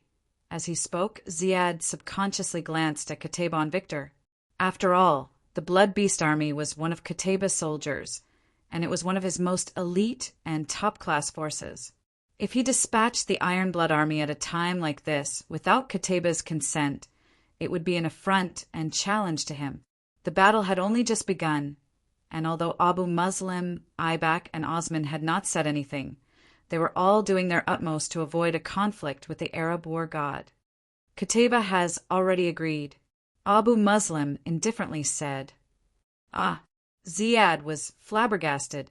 He had been standing next to Abu Muslim this entire time, only several dozen feet away from Qutayba, but Ziyad had no impression of Qutayba saying anything at all. In truth, the moment Osman's beheader army entered the field, Qutayba already agreed. From the very start, he relinquished his authority, so there's no need for you to worry about this. Abu Muslim indifferently said. Ziyad glanced at Abu Muslim and then at Arab war god Qutayba. At first he was dazed, but then he seemed to understand something. The governors of the empire always had a subtle, tacit understanding. Without any words, just a glance or two, a glance or sometimes even just a feeling, would allow them to understand each other's intentions. During the attack on Khorasan, Abu Muslim, Osman, and Aibak had formed this sort of tacit understanding, and it was apparent that the same thing was happening again. But Ziyad still found this tacit understanding between the governors very difficult to understand. Iron Blood army, attack! Ziyad waved his hand and gave the order to attack. Rumble! The earth quaked as the soldiers of the Iron Blood army began to march to the front lines. The situation on the battlefield was rapidly changing. While the appearance of the divine prison army had completely reversed the divine martial army's disadvantage, on the Great Tang's left flank, the battle between Osman's beheader army and the Xuanwu army had reached a fever pitch. Boom, boom, boom. Chapter 1086. Thank you, Anonymous 131017011300627, for becoming a human immortal. Boom, boom, boom. The heavy swords of the beheader army were constantly blocked by the Xuanwu army. Even when a sword struck a Xuanwu army soldier, it was like striking a mountain, unable to do anything to them. The 8,000 Xuanwu army soldiers seemed to be rooted to the ground, as if they were one with it. For a moment, the beheader army soldiers felt as if they were attacking a steel mountain instead of flesh and blood. It would have been fine if the Xuanwu army was only skilled in defense, but their attacks were also extremely swift. Each sword strike was powerful, as if they would not rest until they tore the world apart. That kind of heavy attack posed a great threat even to the soldiers of the Beheader Legion. Everyone, listen up. Follow me and kill all these barbarians. A voice resounded through the air. Zhao Fengqin stood at the front of the army, his back straight and his long hair fluttering in the wind. As he spoke, he gripped the woozy steel sword, Earthscar, and swung it. Boom! It was as if a bolt of lightning had flashed across the sky. In an instant, a black sword chi over 100 feet long held out and slashed into the densely packed soldiers of the Beheader army. Ah! Amidst the deafening explosion, screams of agony rang out. Zhao Fengqian's sword tore a huge gash in the beheaded army's tight defense. Wherever the sword passed, the beheaded army soldiers would be flung into the air like broken kites. The soldiers of the beheaded army didn't even have time to scream before they were pulverized by Zhao Fengqian's fearsome sword qi, and their flesh and blood splattered all over. Kill! Making use of this opportunity, the Xuanwu army soldiers swarmed in through the opening. Black Tortoise Divine Art. This was the cultivation technique that Wang Chong had given to Zhao Fengqian. The black tortoise was an ancient divine beast. It had the neck of a snake, the body of a tortoise, and the head of a dragon. Not only was its defense powerful, its offensive power was equally astonishing. The 8,000 Imperial Army soldiers cultivated the black tortoise divine art and also possessed the characteristics of the black tortoise. It was capable of both offense and defense. Boom! Just as the Xuanwu army and Zhao Fengqian were about to break through the defenses of the beheaded army, a deafening explosion suddenly sounded 40 zhang away. In an instant, a violent gale blew sand and stones into the air. Screams rang out as more than 10 soldiers of the Xuanwu army were sent flying dozens of meters away by a terrifying wave of qi. Before their bodies even hit the ground, they were already covered in blood and gore. Wang. Upon seeing this sight, Zhao Fengqian's face warped in shock. He immediately turned his head in the direction of the explosion. A pitch-black Arab brigadier general, wielding a sword with both hands, was currently thrusting into the Xuanwu army formation. Bang! A soldier of the Xuanwu army brandished his sword and charged at him. However, with a single palm strike, the soldier's heavy armor was twisted into a twist. Boundless energy flowed through the armor and into the soldier's body, causing his blood to explode out of his body in the form of a mist. That Xuanwu army soldier didn't even have the chance to groan before he crumpled to the ground. Damn it! Zhao Fengqian's expression changed. He abruptly turned around and walked toward the commander of the beheaded army. Clang!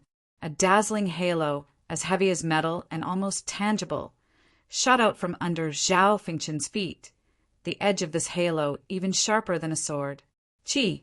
Several beheaded army soldiers leaped into the air and charged at Zhao Fengqian from all directions. But before they could get close, they were struck by the halo. Kacha! With a series of crisp sounds, these soldiers were instantly struck by the terrifying power of Zhao Fengqian's halo. All their bones were shattered, and even their corpses seemed to have been cut by a sword. They were split into two and sent flying. Barbarians! I'd like to see just how much ability you have. Zhao Fengqian's expression was bone-chilling, his killing intent soaring to the heavens. A true man should follow the example of Fu Jiezi and submit to the border to kill barbarians. Leading the 8,000 soldiers of the Xuanwu army to Talas could be said to be the greatest dream of Zhao Fengqian's life. Wherever the sun and moon shone, no barbarian could slight the Chinese, and no one could so wantonly slaughter the soldiers of the Tang dynasty. You're dead. Zhao Fengqian narrowed his eyes at the distant beheaded army commander, gripping the woozy steel saber Earth Scar with both hands as he strode toward him. Humph. Infidel. Almost at the same time in the distance, Karim licked his lips and saw Zhao Yuanqin in the distance. A bloodthirsty light flashed in his eyes. Karim had participated in the final war of the Sassanid dynasty. As the commander of the beheaded army, Karim had already lost count of how many enemy leaders he had personally killed. One by one, the generals of the heretic sect kept showing off their high-spirited side in front of him. However, in the end, they were all beheaded and their corpses were trampled under his feet. In a little while, I'll personally cut off your head and see just how much ability you have. Karim gave a savage chuckle. Huh! A gust of wind blew past, and a bloody mist drifted around Karim's feet. From a distance, one could see a mountain of corpses and a sea of blood, all of them the corpses of the Tang dynasty. Karim could no longer remember how many people he had killed from the moment he had routed the left wing of the Tang dynasty. But no matter how many people he had killed, Karim had always had a desire to kill even more people. Clang! Pulling his sword from the body of a Xuanwu army soldier, Karim calmly strode toward the distant Zhao Fengchen. At almost the same time, Zhao Fengchen gripped the earth scar with both hands and charged at Karim. Around him, the soldiers of the Beheta army began to fall one after another. No matter how many people there were, as long as they got close to Zhao Fengchen, they would all be cut down like weeds. Blood flowed through the ground, and wherever Zhao Fengchen went, he left behind the corpses of the Beheta army soldiers. These powerful soldiers who had participated in the war against the Sassanid dynasty and the war against the Noble Frost dynasty were as weak as ants before an even stronger existence, like Zhao Fengchen. Bang! Pum! A soldier of the Beheta army roared and charged at Zhao Fengchen like a tiger. But in the next moment, pum! A powerful force slammed into his body. That force penetrated through his armor and into his organs and meridians. This veteran soldier of the Beheta army, who had killed countless soldiers, didn't even have the time to grunt before he died. Before his corpse could even fall to the ground, it was struck by a saber. His corpse flew several dozen zhang and drew an arc in the air before crashing into Karim, creating a large hole in the ground. Blood splattered everywhere. Bastard! Karim's eyelids twitched and anger flashed in his eyes. Without a doubt, this Eastern heretic was using this method to challenge him. If you want to die, I'll grant your wish. Karim's eyes turned cold, and he suddenly quickened his pace, charging at Zhao Fengchen. His footsteps were as heavy as thunder, and they became more and more frequent, faster and faster. Die! With a furious roar like that of a wild beast, Karim suddenly charged into the air. Like an eagle, he charged at Zhao Fengchen amidst the endless gales. Barbarian, hand over your life. Stellar energy exploded from Zhao Fengchen's body. Wielding his saber with both hands, he also charged forward. Boom! The earth trembled and thunder rumbled. Zhao Fengchen also charged into the air, charging at Karim. Hung long long. The saber and sword clashed, and there was a deafening clap of thunder. In that instant, it was as if the world was being torn apart. Countless bolts of lightning shot out, and the sound of the two clashing even drowned out the sound of thousands of weapons clashing on the battlefield. Stellar energy exploded, and the shock waves created by the collision even sent countless soldiers of the Xuanwu army and Beheta army flying. Fury of wild lightning. With a loud roar, Zhao Fengchen's movement technique changed in midair. He suddenly turned into a tiny bolt of lightning, flickering in the air. He attacked Karim from all directions at a speed that was difficult to follow with the naked eye. Every strike of his was extremely heavy, as if it could even split a mountain and sever a river. On the other side, Karim's heavy sword was also as fast as lightning. In an instant, it turned into a storm, slashing in all directions. The war halos beneath their feet clashed against each other, wave after wave of war halos flashing and disappearing. Boom! Boom! Boom! The intense sound of metal clashing resounded throughout the battlefield. As the commanders of both sides fought, the thousands of soldiers of the Xuanwu army and Beheta army also fought fiercely on the ground. Clang! Countless saber lights and sword shadows flashed in the sky above the army, weaving together. Clang! A Xuanwu army soldier was caught off guard. A Beheta army soldier's sword pierced through his ribs. Almost at the same time, the Xuanwu army soldier countered with a backhand strike, piercing through a gap in the Beheta army soldier's armor and into the soldier's left chest. Their eyes flickered for a moment, but they continued to slash at each other as if it was someone else who was injured. Bang! The two soldiers of the Black Tortoise Army and the Beheta Legion were in the midst of a fierce battle. Their swords had clashed countless times, and the blades of their swords were filled with densely packed nicks. However, the two of them did not retreat even half a step. This was a battle between top armies and top wills. The Beheta army would not retreat. As the top imperial army of the Tang dynasty, the Xuanwu army would not retreat either. Where there was fighting, there were casualties. As the battle progressed, the Xuanwu army and the Beheader army quickly suffered many casualties. Puff, puff, puff. Sounds of flesh and blood rang out. Pung, pung. A Beheader army soldier fell to the ground, his entire body a bloody mess. Almost at the same time, another Xuanwu army soldier also fell heavily. In war, blood and death were always the best ingredients. Slowly, even the eyes of the Xuanwu army soldiers turned red. Chapter 1088. Kail. On the other side of the battlefield, behind the thousand-some silver behemoths, a roar in Arabic suddenly resounded. As everyone watched, a special army with the symbol of a blood-red sword and saber on the left side of its chest was approaching the battlefield with astonishing speed. "My lord, it's Abu Muslim's Iron Blood army." Before this army could get close, Cheng Qianli, seated on a large war horse next to Gao Xianji, narrowed his eyes as if he were facing a powerful foe. The Iron Blood army is one of the best armies under Abu Muslim's command. They have many soldiers, and the Divine Martial Army and Divine Prison Army don't have enough soldiers. With these final words, Cheng Qianli suddenly turned to Gao Xianji. The Iron Blood army and the Iron Wall army could be said to be mortal enemies, and even their names had the word iron in them.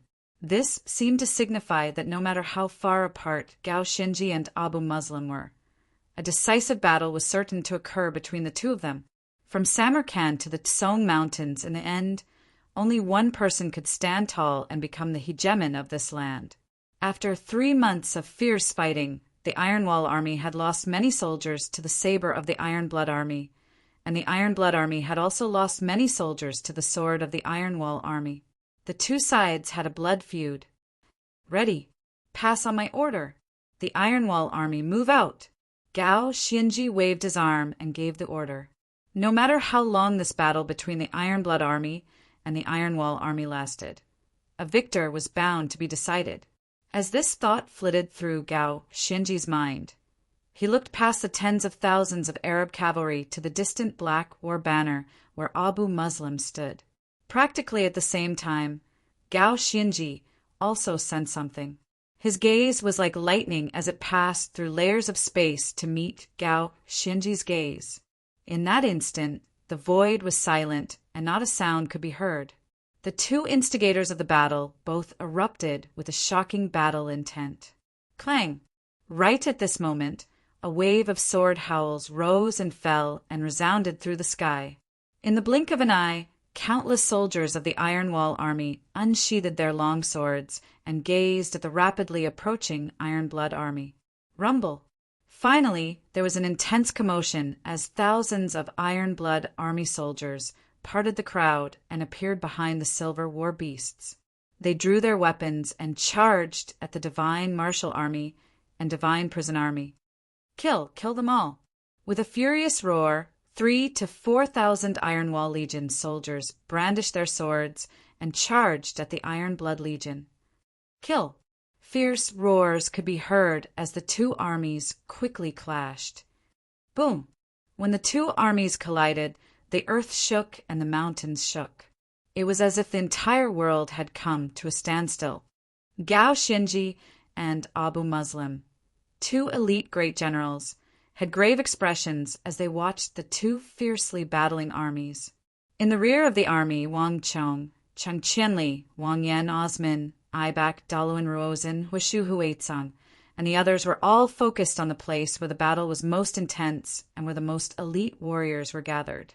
The Iron Wall army soldiers of the Anshi Protectorate Army and the Iron Blood Army were locked in a fierce battle. But this time neither the Arabs nor the Tang dynasty had sent any more soldiers. Everyone was waiting for a victor to be decided. Time slowly passed. The Xuanwu army, the Divine Martial Army, the Divine Prison Army, and the Iron Wall Army had already sent 4 of the most elite armies of the Tang dynasty into the battle. On the Arab side, the Beheader Army, the Blood Beast Army, and the Iron Blood Army, 3 of the most powerful and renowned armies of the Abbasid Caliphate, had also entered the battle. Any one of these armies was enough to make a powerful empire feel uneasy and uneasy. The appearance of these two armies was enough to make an empire feel like it was on the verge of destruction. With the appearance of these three armies, even an empire that had existed for thousands of years like the Sassanid dynasty had been reduced to ashes, much less other empires. But now, not only had the Arabs failed to exterminate the Tang people of Talas, they had suffered many casualties. "My lord, we still haven't been able to break their defenses." Ziyad looked away, his brow deeply creasing as he turned to Abu Muslim and Osman. This sort of situation had never occurred in any of the previous battles, and not even Ziyad knew how to respond. Abu Muslim, Osman, and Ibak all frowned. 3 governors and 4 to 500,000 soldiers had actually failed to deal with the Tang people. This was something that none of them had expected. Have the fearless army move out. After a few moments of silence, Abu Muslim suddenly ordered. Osman and Ibak were startled by this name, and a hint of reminiscence appeared on their faces. The fearless army. It had been a very long time since they had heard of this name. The last time it had appeared was when they were dealing with the Sassanid dynasty. This was the true and strongest army under Abu Muslim's command. The fearless army was the foundation of Abu Muslim's position as governor of the East, and it was also his strongest force in the Arabian Empire. But just like any other strongest army, Abu Muslim's fearless army had very few soldiers, only around 4,000. For every person that died in this army, it would take at least 10 years to raise another. Thus, ever since the battle to destroy the Sassanid dynasty in Khorasan, Abu Muslim had stopped sending this army out. After 10 years, the fearless army that Abu Muslim had left in the rear had finally appeared on the eastern battlefield. "Your subordinate will go." A hint of respect flashed through Ziyad's eyes as he rode off to give the order. The fearless army. This army possessed far too much glory, and it was essentially tied to Abu Muslim. Only 2 people could command this army, Abu Muslim and Ziyad. Boom! Boom! The long blare of a horn came from the distance. There was a disturbance in the rear of the Arab army, as if something was approaching the battlefield. "My lord, the Arabs are moving again." Jean K. looked into the distance, a hint of unease on his face. The intensity of this battle had far surpassed his understanding. Not even the war of the Southwest could compare. And for so many top-class soldiers of the Tang dynasty and Arabia to be gathered in this battle was something he had never imagined in his entire life. Jean K. was only a scout.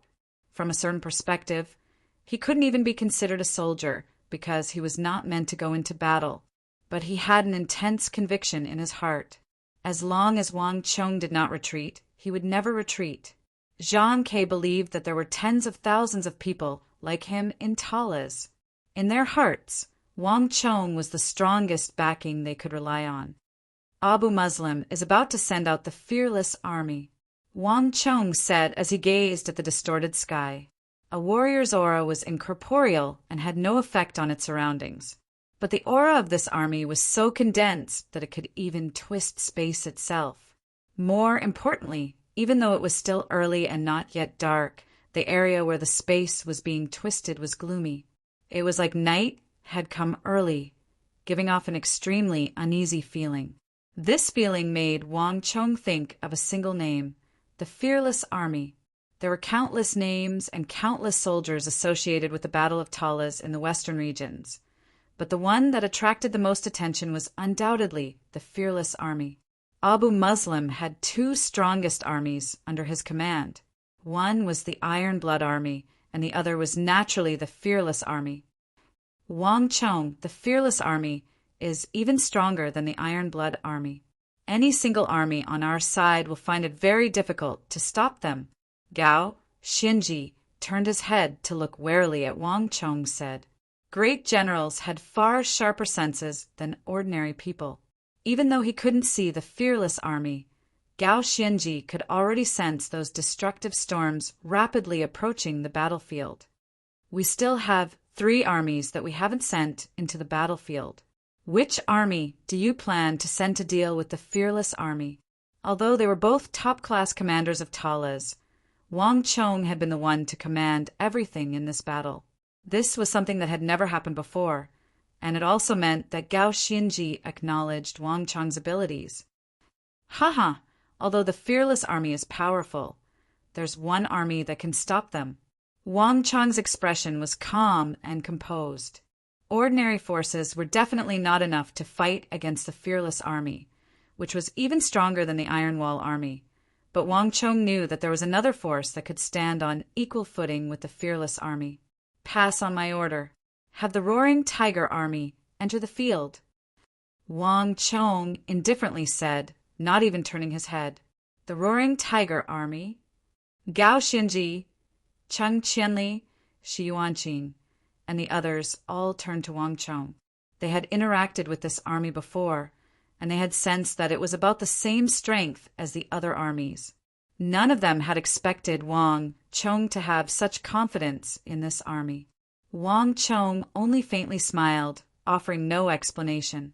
The Roaring Tiger army was an army trained by the second-in-command of the Tang dynasty. Zhang Shogui was the second-in-command of the Tang dynasty, second only to the Crown Prince's junior guardian, Wang Zhongxi. How could a top-class force trained by such an individual be taken lightly? From Longxi to Yuzhou, Zhang Shogui's life was brimming with the colors of legend, and he had subdued far too many opponents. In terms of age, even Geshu Han and Gao Xianji were his juniors, let alone others. Moreover, the Hu and the Han were different, and the western regions and Yuzhou were separated by tens of thousands of li. Gao Xianji clearly did not understand Zhang Shogui that well. The Roaring Tiger army was the strongest army that Zhang Shogui had spent his entire life training, each one of them inconceivably powerful. In terms of strength, not even the Xuanwu army, Divine Martial Army, or Iron Wall army could compare.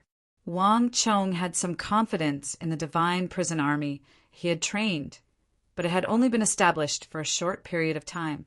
In terms of tempering, it couldn't compare to the Roaring Tiger army, which had been tempered thousands of times. Zhang Shogui, it's up to you now. Thanks to MOU for becoming a Golden Immortal of this book, New Era Element for becoming an Earth Immortal of this book, and Wei for becoming a Golden Immortal of this book. Flyong became an Earth Immortal. Chapter 1089. Wang Chong quietly said to himself. It was not without reason that he had written a letter to Zhang Shogui, even though the two of them had clashed in the past, so that he could mobilize an army from him. Zhang Shogui was adept at hiding his weaknesses, but Wang Chong would not let him do so. Rumble. In the distance, the fearless army was getting closer and closer to the front line. 100 zhang, 50 zhang, 30 zhang, move out! At Wang Chong's order, the 4,000 soldiers of the Roaring Tiger army marched out from behind Wang Chong and into the battlefield. The energy they exuded was about the same as that of the Divine Martial Army and Iron Wall army. Even Gao Xianji couldn't help but worry as he watched this army march into the battlefield. Only Wang Chong remained calm and indifferent. Boom! In the blink of an eye, the sea of Arab cavalry parted. Clang! There was a flash of cold light as two Arab scimitars parted, and a moment later, an Arab soldier charged into the battlefield like a storm. Roar! This fearless army soldier, with the symbol of a pitch-black demon god on his left shoulder, lunged at a Divine Martial Army soldier. Clang! The soldier quickly drew back his sword to block one of the scimitars, but the immense power contained in the scimitar sent the Divine Martial Army soldier flying more than 100 zhang into the air. Not only that, the saber swung across the soldier's body. In an instant, the armor was split open, and a stream of blood spurted out, filling the sky. Buzz! As the Divine Martial Army soldier was sent flying, the muscular, fearless army soldier turned his head and lunged at a Divine Prison Army soldier next to him. The latter showed no change, not even a ripple of emotion in his eyes. He simply raised his sword and thrust it at the fearless army soldier. Clang! In the blink of an eye, the fearless army soldier's scimitar at his waist suddenly slid, blocking the seemingly simple, but actually extremely sharp and swift strike of the divine prison army soldier. Boom! Saber light flashed, and the power of the two scimitars immediately became apparent.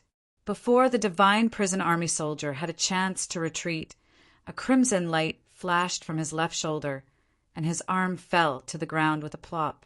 This was the first time a soldier of the divine prison army had lost the upper hand in a head-on battle and had his arm chopped off by his opponent. The divine prison army's defenses aren't strong enough. Behind the first defense line, Gao Xianji's eyes twitched. He turned to look at Wang Chong, a gloomy glint flashing through his eyes. The divine prison army's offense was unimaginably powerful. In terms of offense and killing power, not even Gao Xianji's Ironwall army or Geshu Han's divine martial army could compare. But the divine prison army's weakness was also obvious. While their offense was powerful, their defense was extremely weak. In other words, Wang Chong had sacrificed their defensive abilities to obtain that astonishing killing power that could kill even gods and Buddhas alike. This weakness wasn't too much of a problem when the opponent was about the same level of strength or not as fast as the opponent. But if the opponent was as fast as the opponent or was like the fearless army, equipped with two extremely sharp scimitars, one for offense and one for defense, the terrifying killing power of the divine prison army would not only be useless against them, but their attacks would also be blocked and they would fall into an extremely disadvantageous position.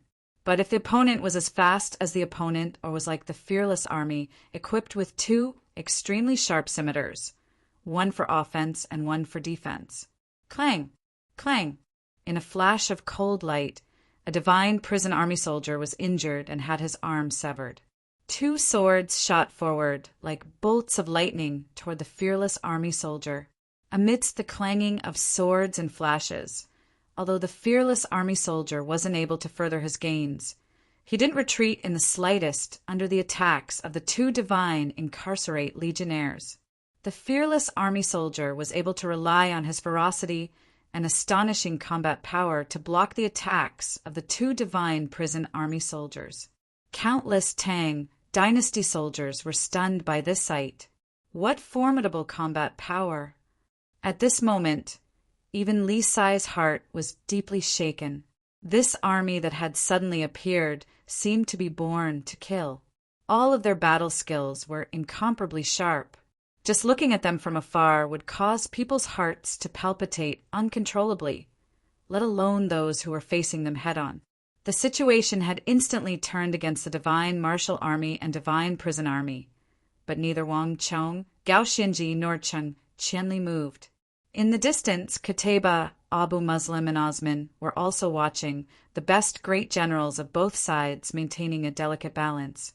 Just when the 4,000 fearless army soldiers were about to sweep through the battlefield and change the course of the battle, the Tang dynasty's fifth force after the Iron Wall army had officially entered the field. Boom!